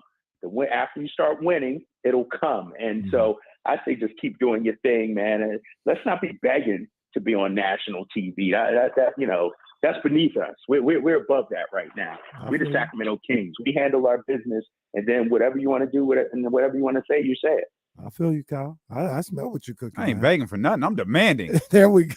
Pay attention to this goddamn basketball team. Man, dog, Straight up. When we're in the Western Conference Finals, they'd be forced to come to Sacramento. That's right. You know? That's right. And we'll decide who we let I'm in. about to say, some of them can't come. We're going to tell them right now. I told you I'm handling like Trick. You better check in and see if you got your credentials to come through here. We got freeway drapes here. We talk about Trick. We got freeway drapes here. If freeway drape says no, your ass can't get in. You could watch from you could watch from Sauce. Outside, right? When we had a big jumbotron outside. That's right. Outside, exactly. That's right. Drake, we talked a lot about Friday, but you can make the argument that just as impressive as Friday was the way they went into OKC and handled business and got those two games. Damian brought it up immediately on Monday. He said, in the locker room video, De'Aaron Fox was like, man, this was great. All right, let's go to Oklahoma City and handle business and get those two. And they played that way. They played like job wasn't done, and even with De'Aaron not being in one of the games, they felt like they had a mission. Coach Brown talked about being greedy. And I thought the way they responded to Friday was just as impressive as anything we saw on Friday night. And they led right from the jump, right? They got up in that game, that first OKC game. And sure, the Thunder made a couple of runs and everything like that. But pretty much the Kings came out, handled business, led that entire game. And then you come back the second time against the Thunder. And I thought the second time the Thunder played a great game. No De'Aaron Fox, but Davion steps up. And so, no, you're right, man. You have an emotional win Friday. You're feeling good. Everybody's talking about your squad. It would have been easy to let down a little bit, but they came out on Sunday. And that's a tough place to play, man. OKC, they play hard. I know they don't have the talent, that the Kings have, but they play hard, good system, tough home crowd. And the Kings just handled their business. And that shows me the growth of this team, man, because it's whether it's on the home, road, it doesn't matter the opponent. You play your style of basketball and you go out there and get the win. And that's why you're hanging on to this third seed right now. Big weekend ahead, Drapes. Looking forward to seeing you tomorrow evening, man. We appreciate you as always. All right, fellas. Y'all be good. Talk to y'all soon. Take care, Drapes. That's man Kyle Draper right there, NBC Sports California, listening to D-Lo and KC on KIFM, West Sacramento 98.5 FM, KRXQ HD2 Sacramento, ESPN 1320. Always live on the free Odyssey app. We're live on youtube.com/ESPN 1320 as well, twitch.tv/ESPN 1320. I love the chatty house. We're finding places for people like the barista to watch. They can watch from Polanco. They can watch from down by the river. Yeah, they can watch there. Kels 916 says they can watch from the McDonald's on Richard. I was going to say. Now, we don't want anybody to get hurt here. Well, to be clear, we're sending the barista's ass back to Natomas. He could watch from Natomas somewhere. He can't watch from downtown Sacramento. He can watch from Natomas. Did that Fridays ever get built? He can watch from there. They got a Chili's right there off the freeway. Yeah. He could watch from there with the rest of the people staying at the Residence Inn. Matter of fact, he could watch it at Nations. They don't have no TVs in there. He could watch it on his phone. He can't get somebody else's TV to watch it. Bro, you can watch it. Jack's Urban Eats. So, yeah, man, go watch the game in center court. You're going to be looking for center court forever. The hell is center court now? It is. Oh, what is it? I drive by it every day. Is it? Wait a minute. Is it? It's not Bevmo, is it? It's center court Bevmo. I think it is a restaurant, Mm. but I can't remember which one it is. I know the chat. Buffalo. It might be a Buffalo Wild Wings. It might be a Buffalo Wild Wings. That's phenomenal knowledge. He can't watch there. No. He can't watch there. Yep, it's Buffalo Wild Wings. All right. He can't watch there. That's too good. No. He I'm can gonna tell him, hey, yeah, go to center court. Yeah, go hang out. But, hey, go to Arco 2. Hey, go watch the El Rey, man. This is gonna be popping. I'm looking for El Rey for the place.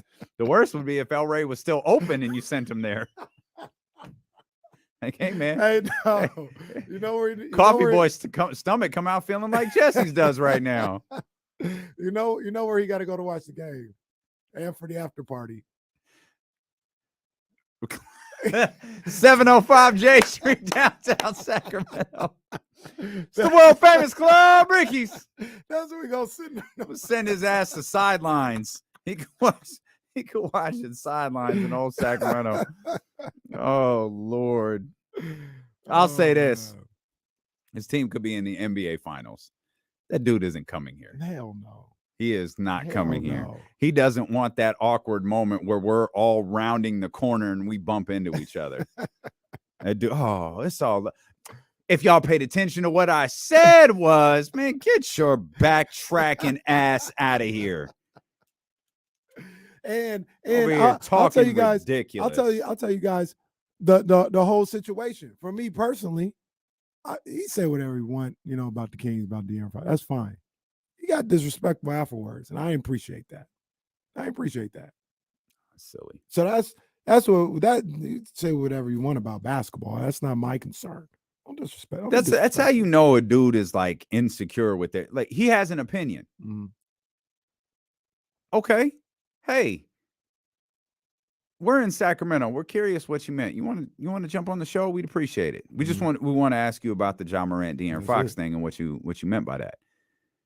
And I just don't think he responded. And then the Twitter stuff started, and then he started getting dumb. And it's like, all right, you still haven't answered the question. What are you talking about? Right. To this day, he hasn't answered the question.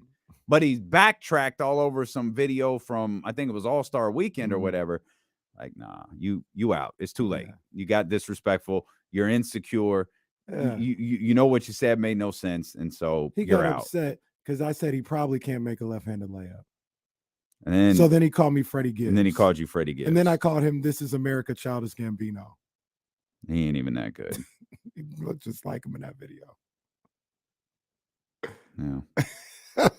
I thought the Freddie Gibbs thing actually was funny. I didn't have a problem with that. I thought we was just like snapping back and forth. That's why I called him that. But he got upset. Well, dude is insecure. He's been running his media career off a front office executive. Meanwhile, people are like, wait, what? I've told y'all before, I didn't find that information out on my own. That's what his coworkers at ESPN said. The dude is not a front office executive. He got Steve Kerr's freaking coffee, and anyone else in the office who wanted it, he went and got it. Hey, that's a fine profession. An executive assistant, do your thing. An executive assistant is not the same as a front office executive. You want to know the example of somebody who has a basketball opinion and we don't have to agree with it and it's still all love? Yep. DeMarcus Cousins. Yeah. Speak on it. DeMarcus Cousins was on, I guess Paul Pierce and Rachel Nichols have a show on Showtime. And he was on there and he waxed. It's a hell of a combination, by the way. It is. I remember people were talking about, did you see the show with Boogie and Rachel Nichols and Paul Pierce? Why would I have seen this? Like, what part of the universe does this exist in? Well, now I know it's Showtime.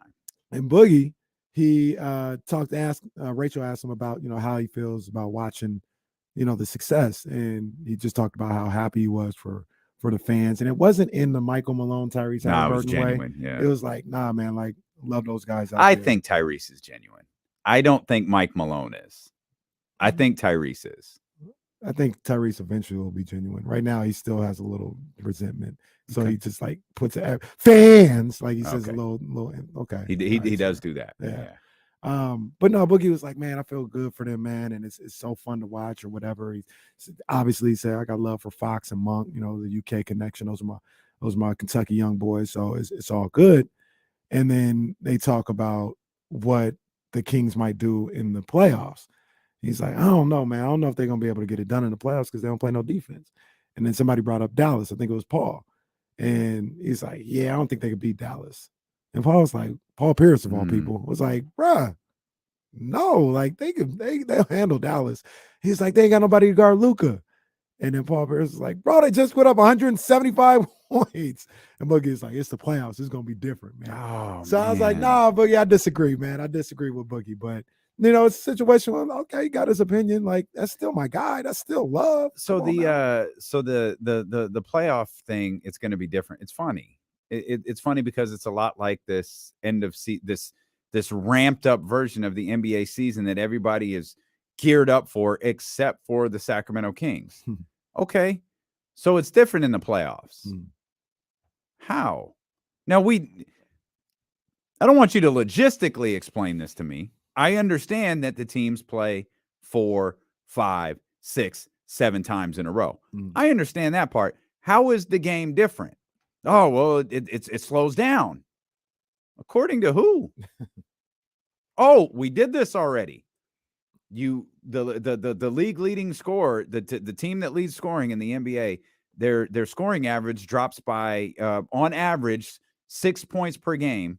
Headed into when you get to the postseason. Cool. We've done the math for you.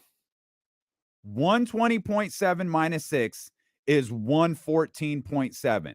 The Sacramento Kings have an 825 win percentage when they score 114 plus. How slow does the game get? I'm calling BS on some. You know what? I got to do some research. And here's another thing about that.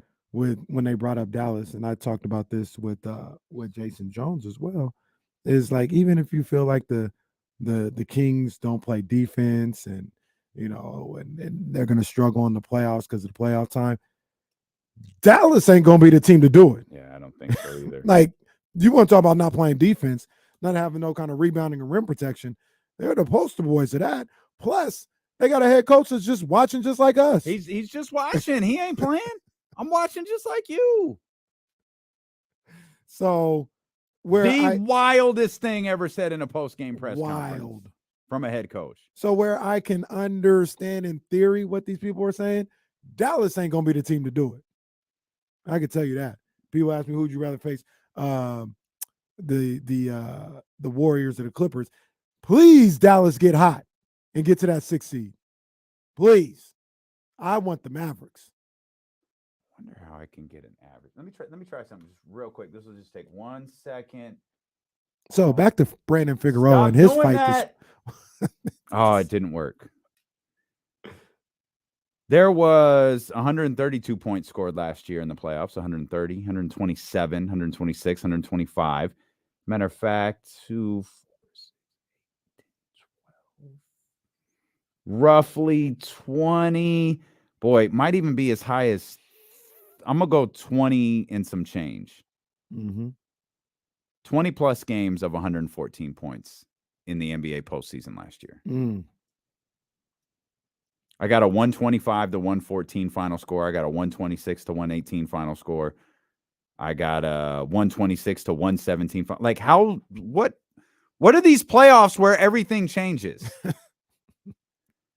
Now, you can scroll down and you see the occasional 102 to 77, you said 99 to 77. You said 20 times that happened? Yeah, and that's conservative. I think it happened a lot more. I'm There's just not only- gonna there's only like 40 games in the I'm just not playoffs. gonna sit here on the show and go 1, 2, 3. This is all like one of the there's one game. There's at least 5 of the games where 114 points were scored where they lost. And people are just recycling narrative. There's no evidence that anything is going to change. Yeah. There's no evidence. And this is just last year. And that's last year, not considering the way scoring has happened this year. People scoring Scoring all is over the ridiculous. place this year. Nobody playing no defense. There were 2 40-point scores in that Pelicans-Blazers game last night. And that game didn't even go to double overtime. It did not.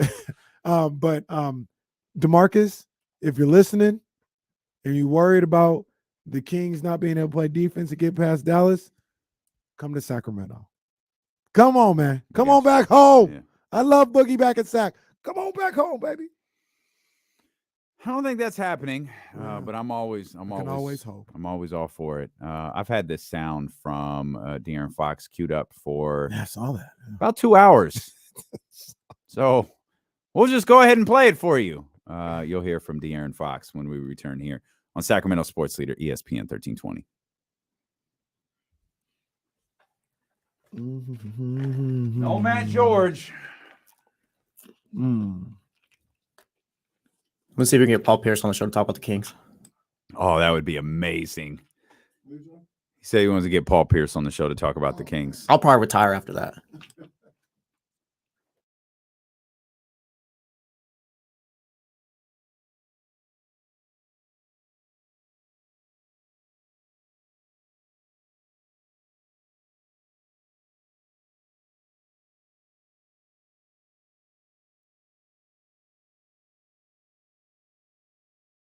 So I tried to get some out of the vending machine, and I guess my money wasn't good enough.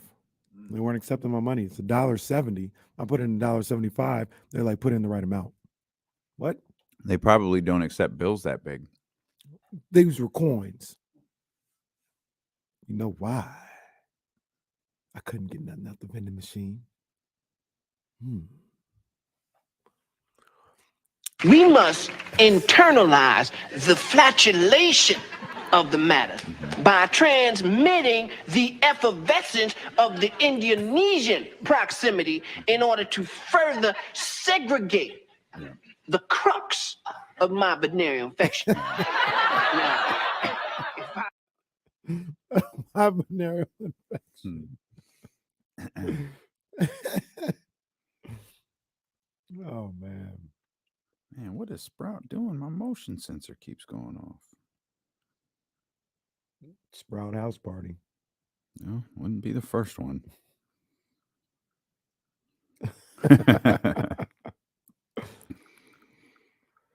This is the first time this year Mike Brown has won Coach of the Year, or Coach of the Month, huh? That sounds right. Yeah. You guys think he'll get it, or you think they're going to give it to Missoula? I think they'll give it to Mike Brown. Yeah, they should.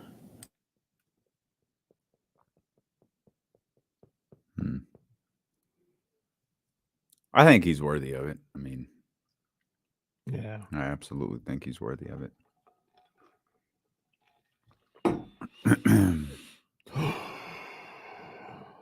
But what is Coach of the Year?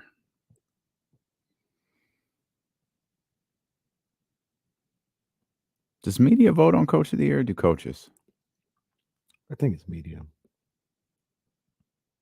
It's my guess. Yeah.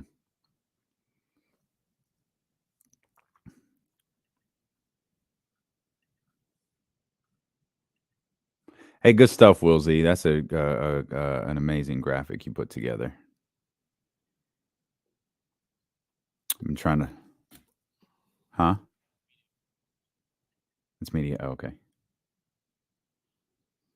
I've been trying to. Hey, what are you? You're on like Twitter.com on your computer. Yeah. That's dumb. I read a TweetDeck, which was I really enjoyed that. Yeah, it's not the most effective way to do this. How is it 2022 and we can't have a better situation? I also have 10 tabs opened every show also. And that little mini graphic Donnie made is dope. That is pretty dope. It's just a simple picture, man, but it's got some vibes to it. It's got some vibes to it.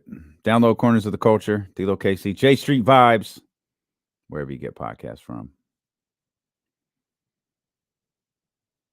This is the first time in a long time no one's joining us in the 3 o'clock hour of the show. I agree. Maybe we could help him facilitate that. We've got some things in the works for Donnie, man. But an art show would be tremendous. There's an art show taking place right behind me. Behind you. I thought there's something going on here. Let's see. Oh, she's not there. Let's see if she can hear me now. Who said, was it Catalina? No, Kim said. Kim's there. Isn't that Kim right there? Oh, yeah. She just wasn't hot. She didn't have the desk up. She could hear me.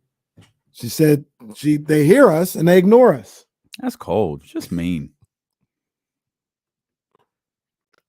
How many other people do that? They hear us, but they ignore us. You hear me, but you're not hearing me. Yeah, there's definitely. You listening, but you ain't hearing. KC, what do I like at Freeport Bakery? It's been a long time since I've been there. I don't know. I don't know.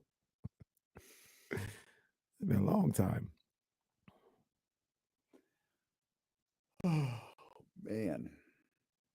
I do know I like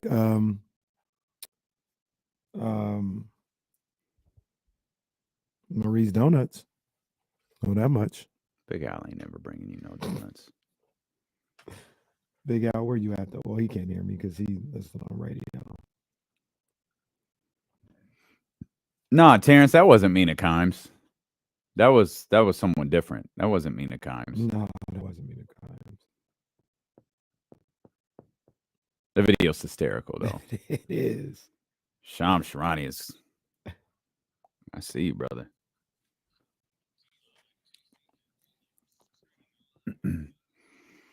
Very lonely. 3:00 hour. Normally, Matt George is with us. By ourselves.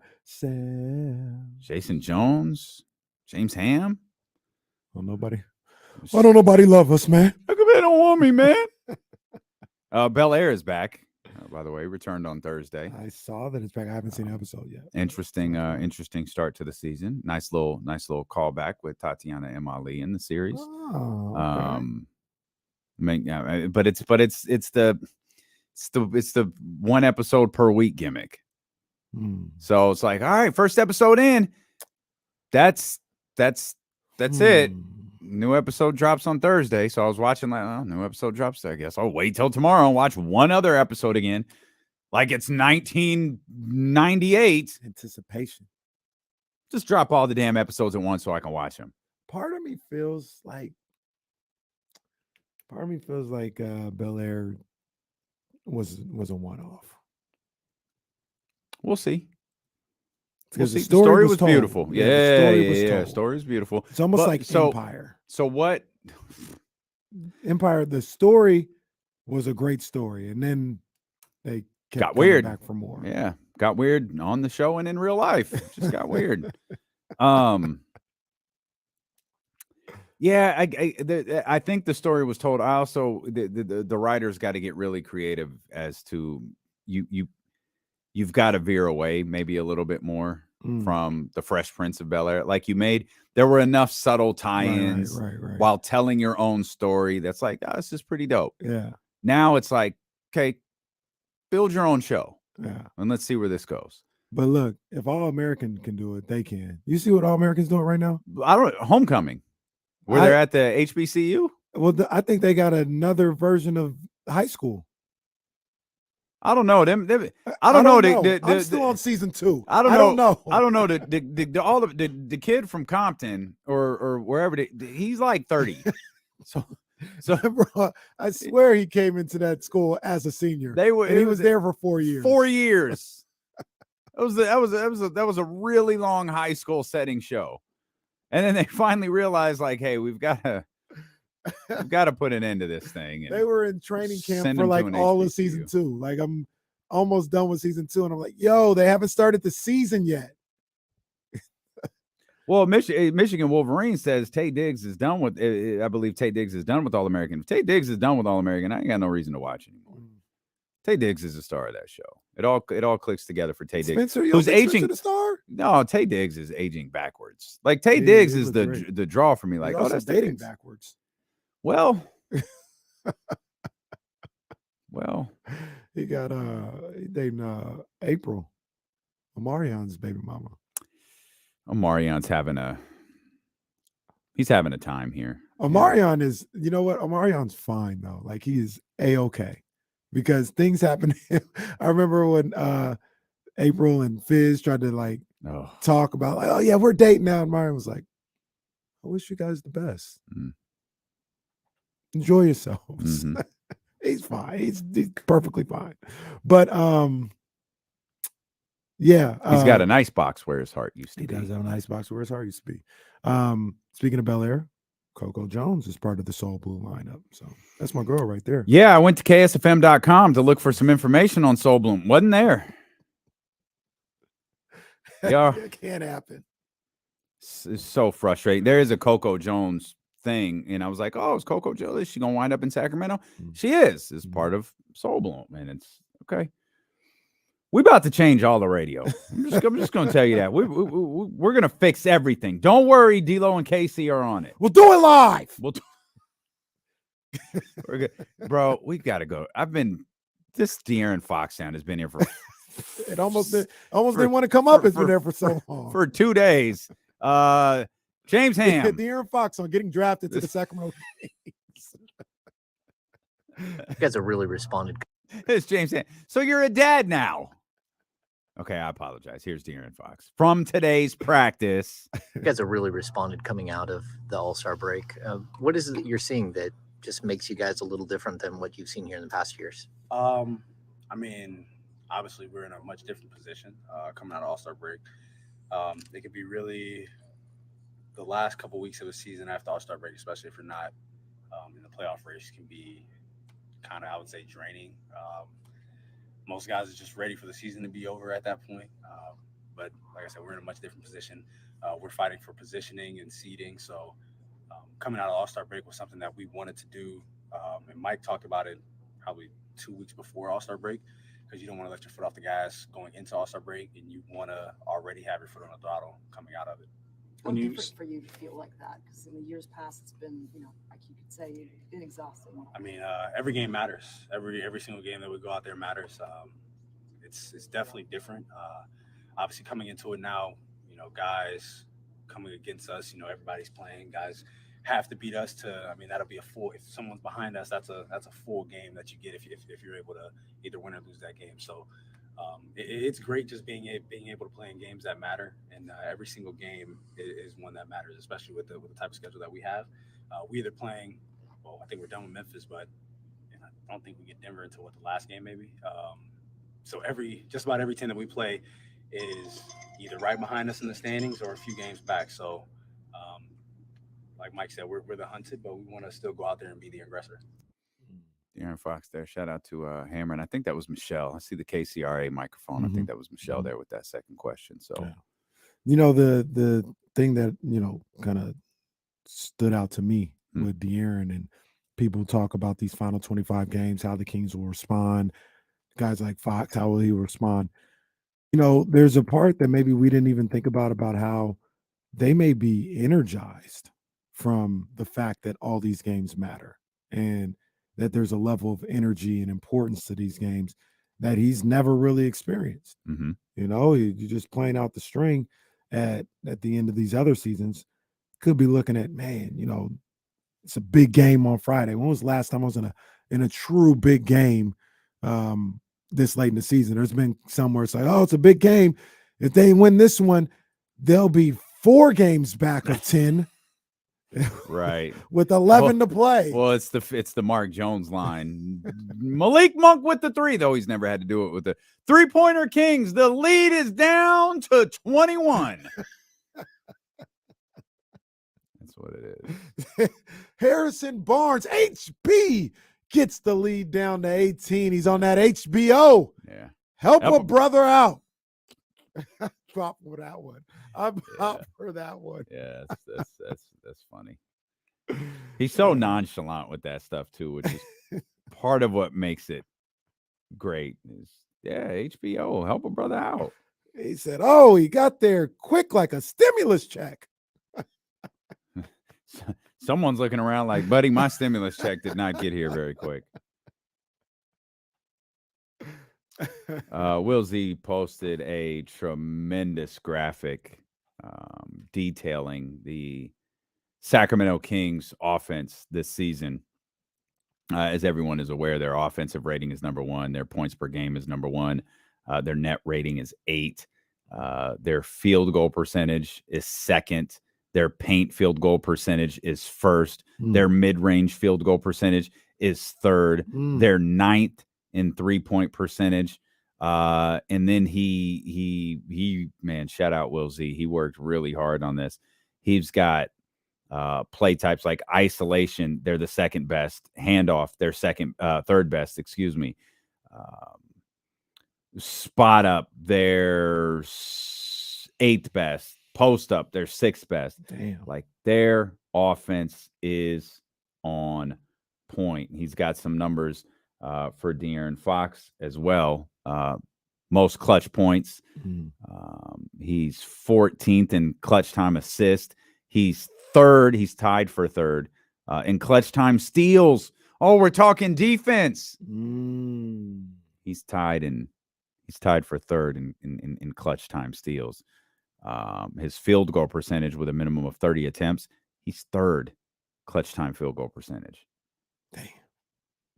I mean, come on, man. This dude in this offense, it's prolific. It is prolific right now. Great job with this, Will Z, by the way. Yeah, Tremendous really stuff. Good job. It's not getting the respect it deserves, in my opinion, man. Like you say, you listed all that stuff right there as a team, individuals, from all over the place on the court. And I'm not saying it's impossible by any means. I'm just saying, what are you trying to stop if you're going up against Sacramento Kings? Like, what are you going to try to stop? We've had the stat that I've always had about them making 12 plus threes. Yeah. They've won plenty of games lately when they've made like 9, 10 threes.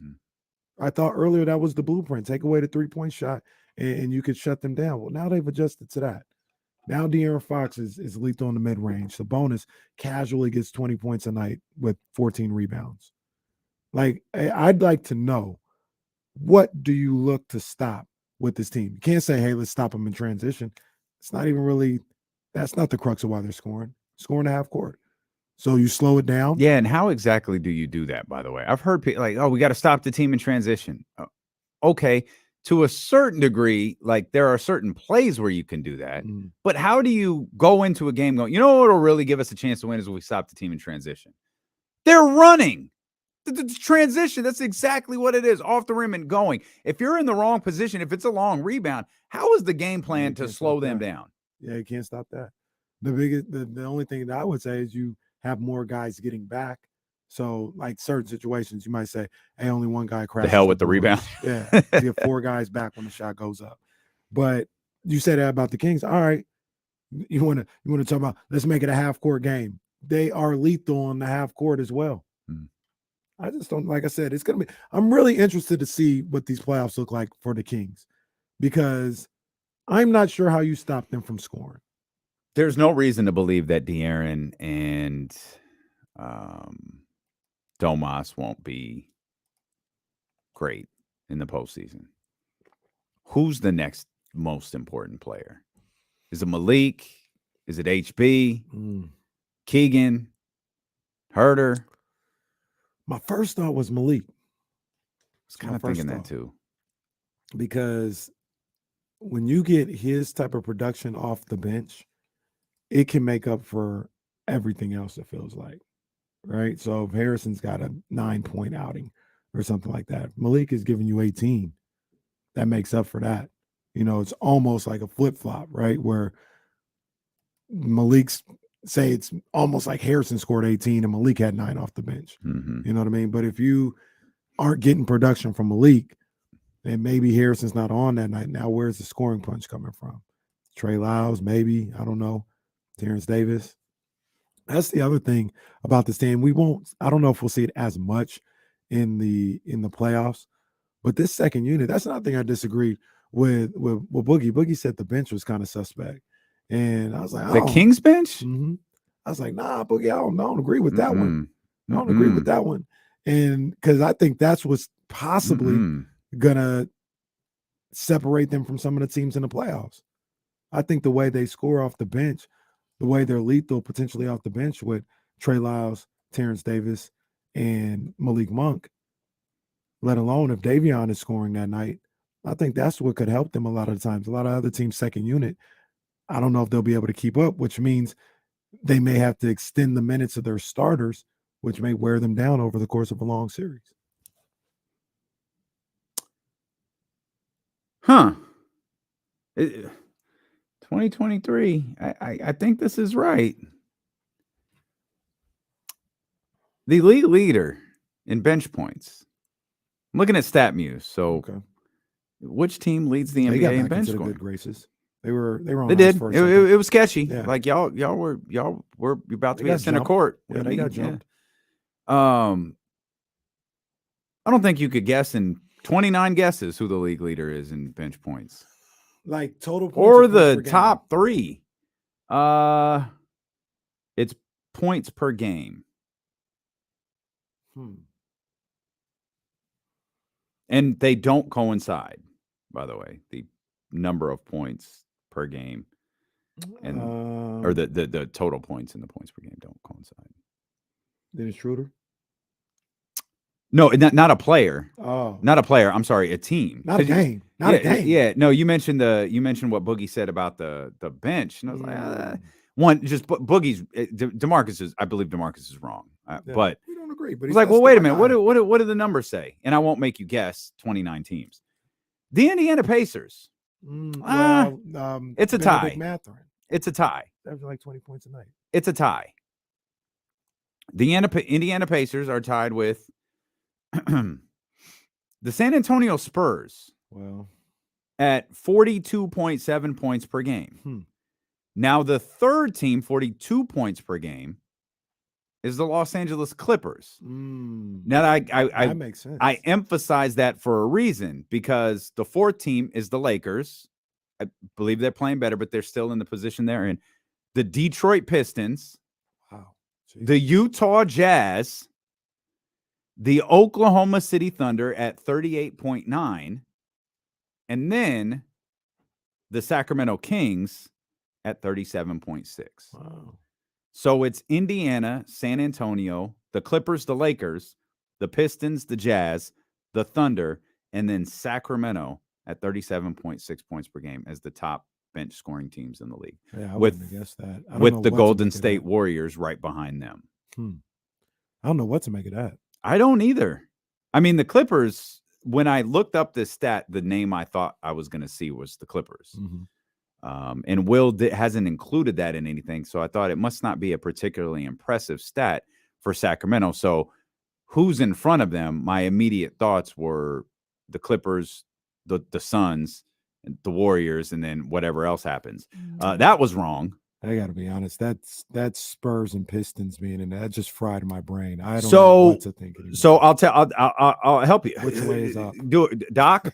Doc, what would you like me to do, Doc? Well, I mean, in this situation, I really wish you'd tell the whole story. So the Spurs tied for first. The Pacers have 94.8 bench minutes per game. The Spurs, 99.2. That's the highest. The Clippers are a good basketball team. I'm going to quantify the Lakers as a good basketball team right now. Okay. Well, they don't fit here. The Detroit Pistons. So another just terrible team, right? 95.1. Boy, this changes the whole story a little bit. So the teams in front of Sacramento, 1, 2, 3, 4, 5, 6. How riveting is counting on the radio? Phenomenal. 94, 99, 94, 93, 95, 91, 97 minutes per game for the bench. Sacramento, 83.2. Golden State, 87.3. They're the team right behind Sacramento. 83.2 minutes per game for that bench. How many? This is actually very intriguing. How many bench minutes do the Bucks have a night? 92.9. And they're lower on this list. Portland is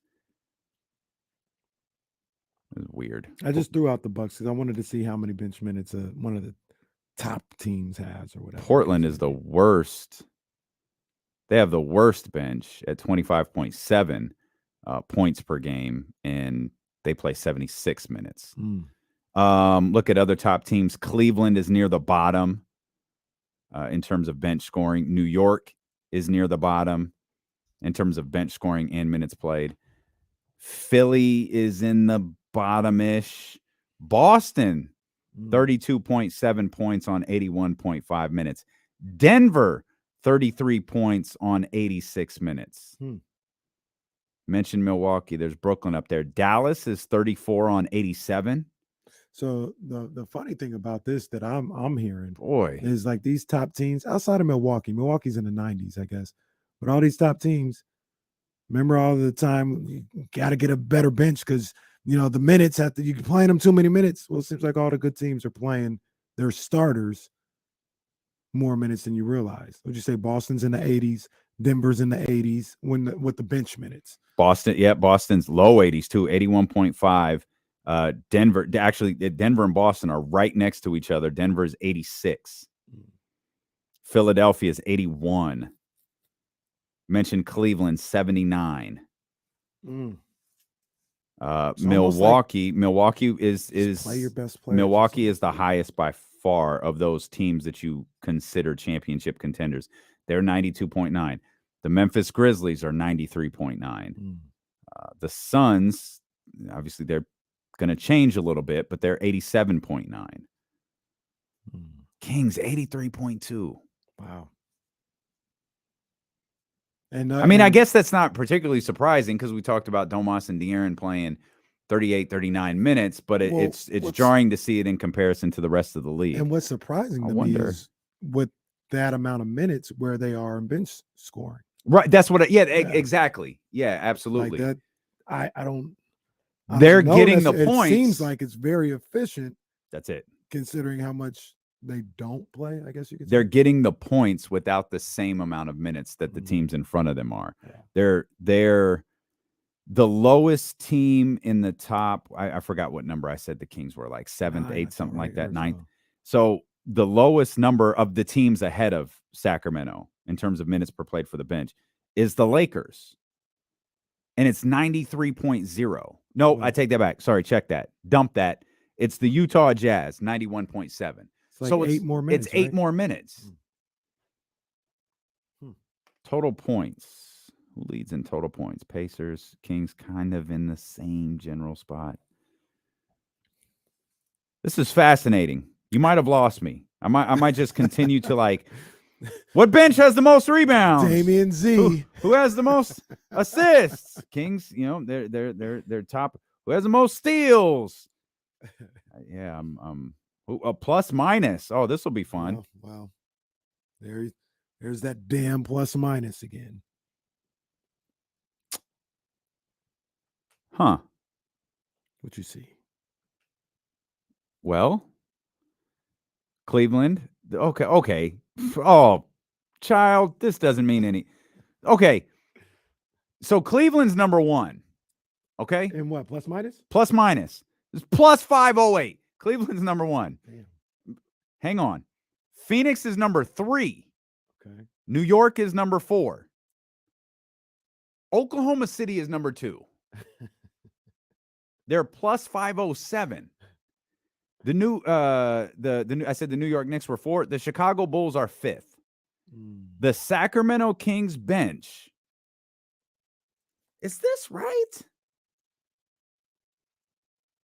Is -7 on the season. Huh. That's a stupid stat anyways. Yeah. Anyone who uses it.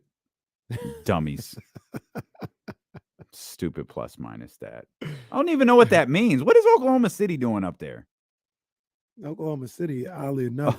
Oklahoma City is in this bench category pretty strong, though. They're in a lot of like weird statistical categories. They're number 3 in the league in scoring. Speaking of the Bucks and their bench minutes, they're the front runners to sign Goran Dragic. Sorry, Kings fans. Goran Dragic is in fact not coming to Sacramento. Good for the Bucks. Jordan Meek says D'Lo sounds like me reading bills. Yeah, I'm just fascinated by that. Like, wait a minute, what are all these numbers? What does this mean? This is fascinating. That was a rabbit hole I did not intend to go down live on the radio. Point being, yeah, the Kings bench is good. They are good, despite the -7. And I do because I forgot who it was. They're good and they're efficient. Yes. Aldrin in the chat was saying, the bench, the Kings aren't that deep or whatever the case may be. I mean, that's all relative. I think the Kings can play 9 players in the playoffs. Yeah. Possibly 10, depending on what you want to do with Metu and stuff like that. But real players get 9 minutes. Like, you got your 5 starters.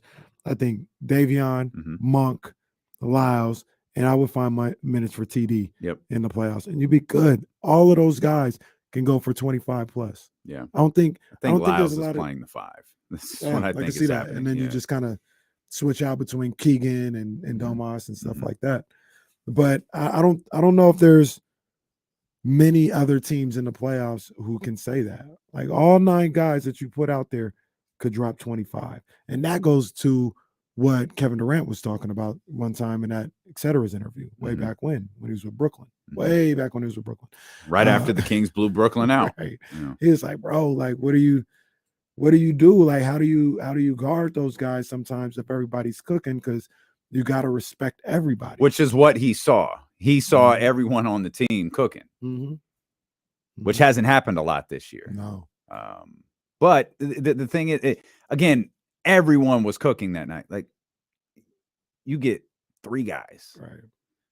You get 3 guys. Maybe one's not cooking. They're just marinating a little bit. They got a little something going right there. You get 3 guys cooking and you get 130 instead of 150. You get 3 guys cooking. It's lights out. It's lights out. So I'm really anxious. Like, I'm just really anxious to see what happens in these playoffs, man. Like, if the Kings can keep this up. I believe they can, because I just look at it. I don't look at like history. I don't look at, trends and stuff like that. I look at this team this year and the way they score and what they do. It's not gimmicky. It's not a gimmick. It is just unbelievably efficient and everything fits. Like, if you try to take something away, they have the counter for it. Say you want to take away the threes. All right, De'Aaron Fox is a whiz in the mid-range. Like, what you gonna do? You could say, hey, we're just gonna give up 2s and not 3s. But at some point, when he's getting to the bucket all night long, he's hitting the 15-footer all night long, you got to come off that at some point. And now Herder's hitting, or Keegan Murray. You got your big guy out there. You got your 4. The 4 isn't used to just hugging the other 4-man out there at the 3-point line. That's why Keegan gets all those open looks all the time.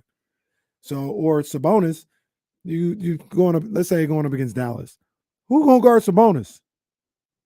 Yeah, those are the type of questions, like when you talk about playoff matchups where it's like, I'd really like to avoid a team like Phoenix, because we talked about the defensive, everyone wants to clamor over the offense with Kevin Durant. I'm more worried about what they do defensively with Kevin Durant.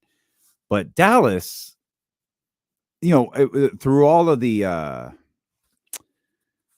fear that Steph Curry can put into a fan base on the offensive end, I do look at the Warriors sometimes defensively like, okay, they're not what they were. Draymond can still, I absolutely believe, especially in big time situations, Draymond can still be that guy defensively. The Clippers like their whole thing is slow the game down. Drapes brought up you brought up Drapes' frustration with the first half, and with the first half of the 176-175 game. And that's such a prime example to me of, because you brought this up immediately on Monday. That's not the Clippers game. The Clippers want to beat you 101-106. They don't care if they beat you by 2, 3, 10, but they're not, that's not their vibe. They're not trying to get into the 113s and the 114s and the 130s and all of that stuff. Right. They're certainly not trying to do that.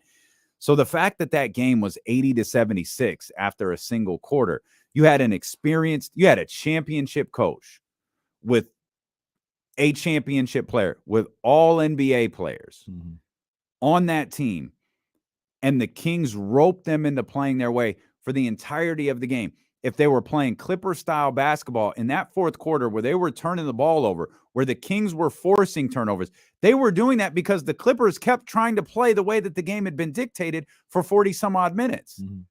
It's like the Kings were almost of the mindset, and I'm confident Mike didn't plan it this way. Keep everything pressing because that's our best chance at getting them to make a mistake. They're outside of their comfort zone right now. And they played for 40-some-odd minutes the way the Sacramento Kings wanted them to. Mm-hmm. And because of that, in the final 3 minutes, they made mistakes. And they had got so roped in after a 80-76 first half. There was no quarter where there weren't a bunch of points scored. They had got so roped into playing that way, they couldn't go back to playing the way that they wanted to. Mm-hmm. They couldn't slow the tempo down enough. And it's whether it's muscle memory, whether it's just adrenaline, whether it's just the rhythm of the game, whether it's feeling like you haven't put them away yet. Something kept them playing that way, and that works to the Sacramento Kings' advantage.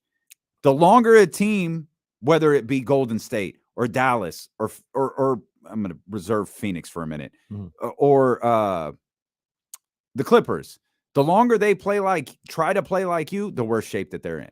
And you know what it is, in my opinion? I think it's the pressure they put on you offensively.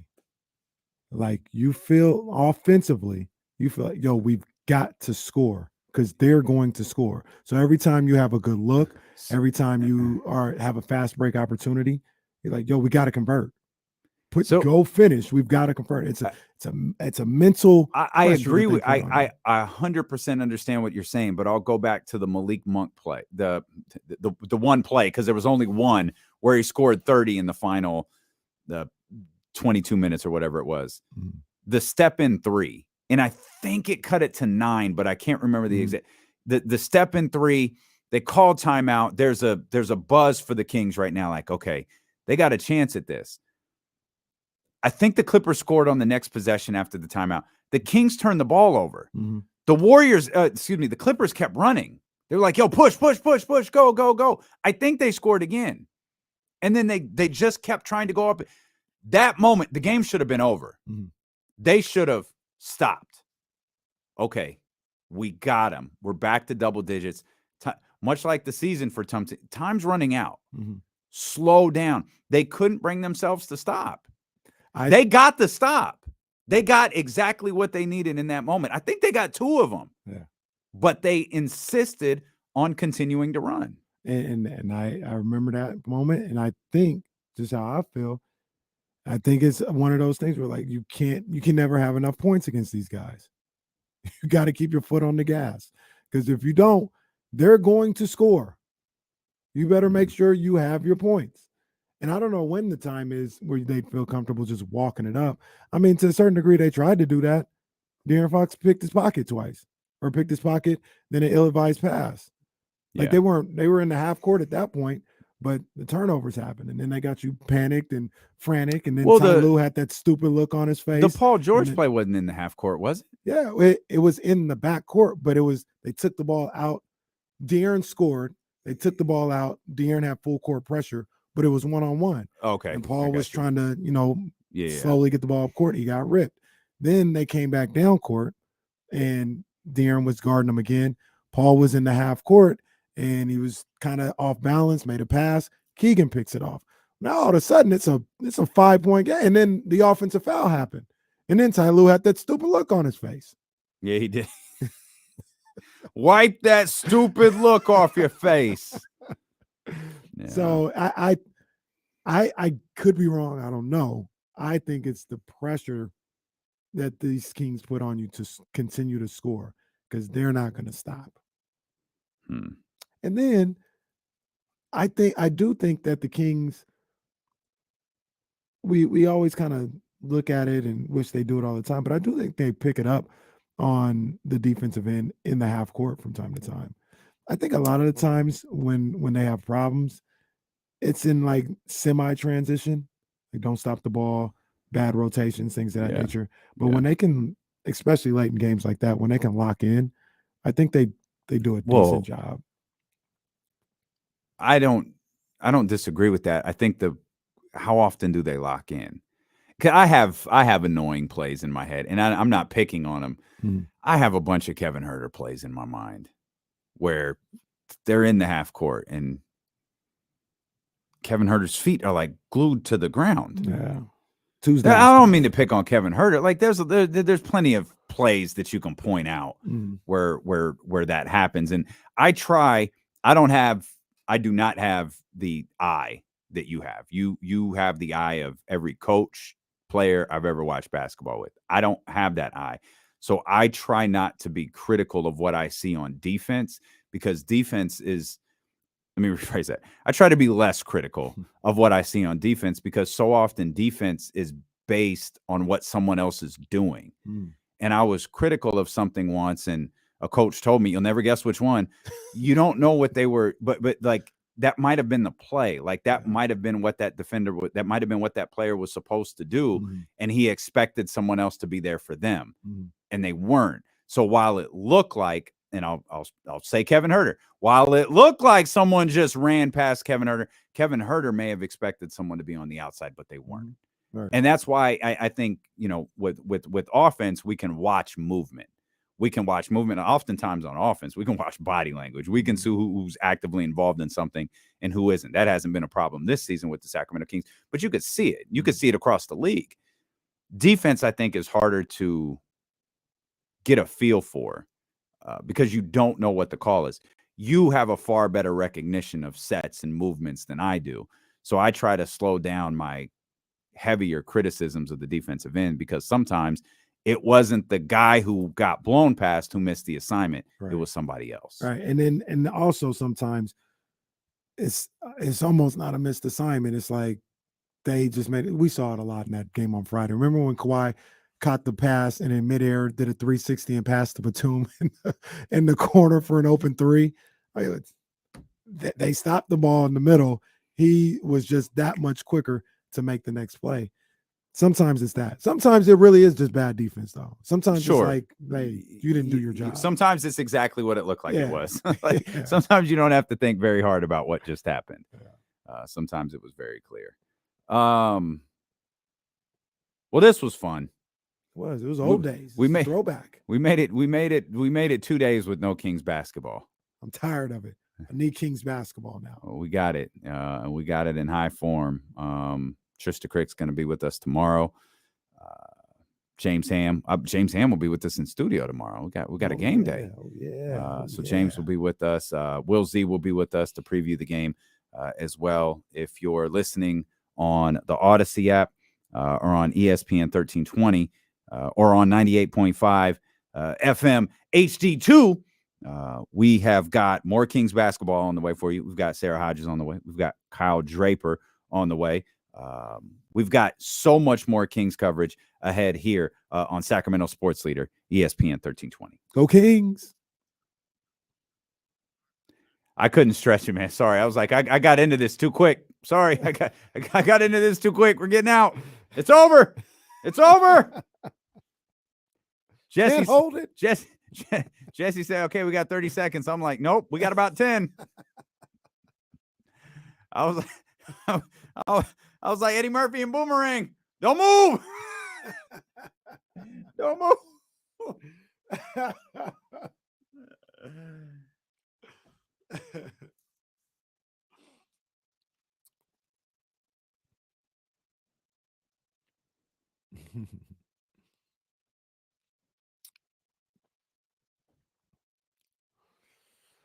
Oh boy, I'm hungry. Yeah, me too. I'm always hungry. I got a game to go. Believe it or not, that juice I drink does not hold me over. Savannah State, they were down by as many as 25. It's now a 6-point game with 1:34 to go over Benedict. Oh, nice move. Oh, showtime. Hey. In the SIAC championship. I don't know what division this is. I have heard of Savannah State. I don't think I've heard of Benedict before. That's my thoughts. That is where Shannon Sharp went. We're happy to cut this clip and send it to our friends at the Kings. But here's the thing, like it'd be cool if the Kings were here. We ain't gonna change nothing. We always gonna talk about the Kings. We'll always be the best spot for the Kings. I'd love for the games to air here, but they don't. So it's all good. It's all good. We still got you. Gonna do what we do.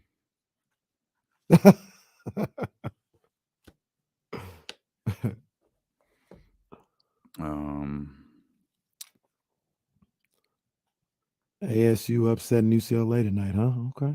All right. Made your call, Eric. What up, Eric?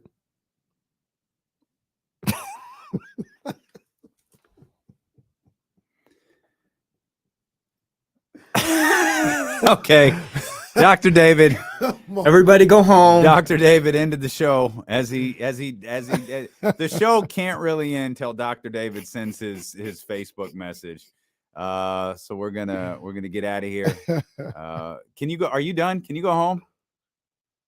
Okay. All right, good. Tomorrow will be a lot of fun, man. We hope that you're with us. Hit the thumbs up if you want more Kings content. J Street Vibes is out there available for you.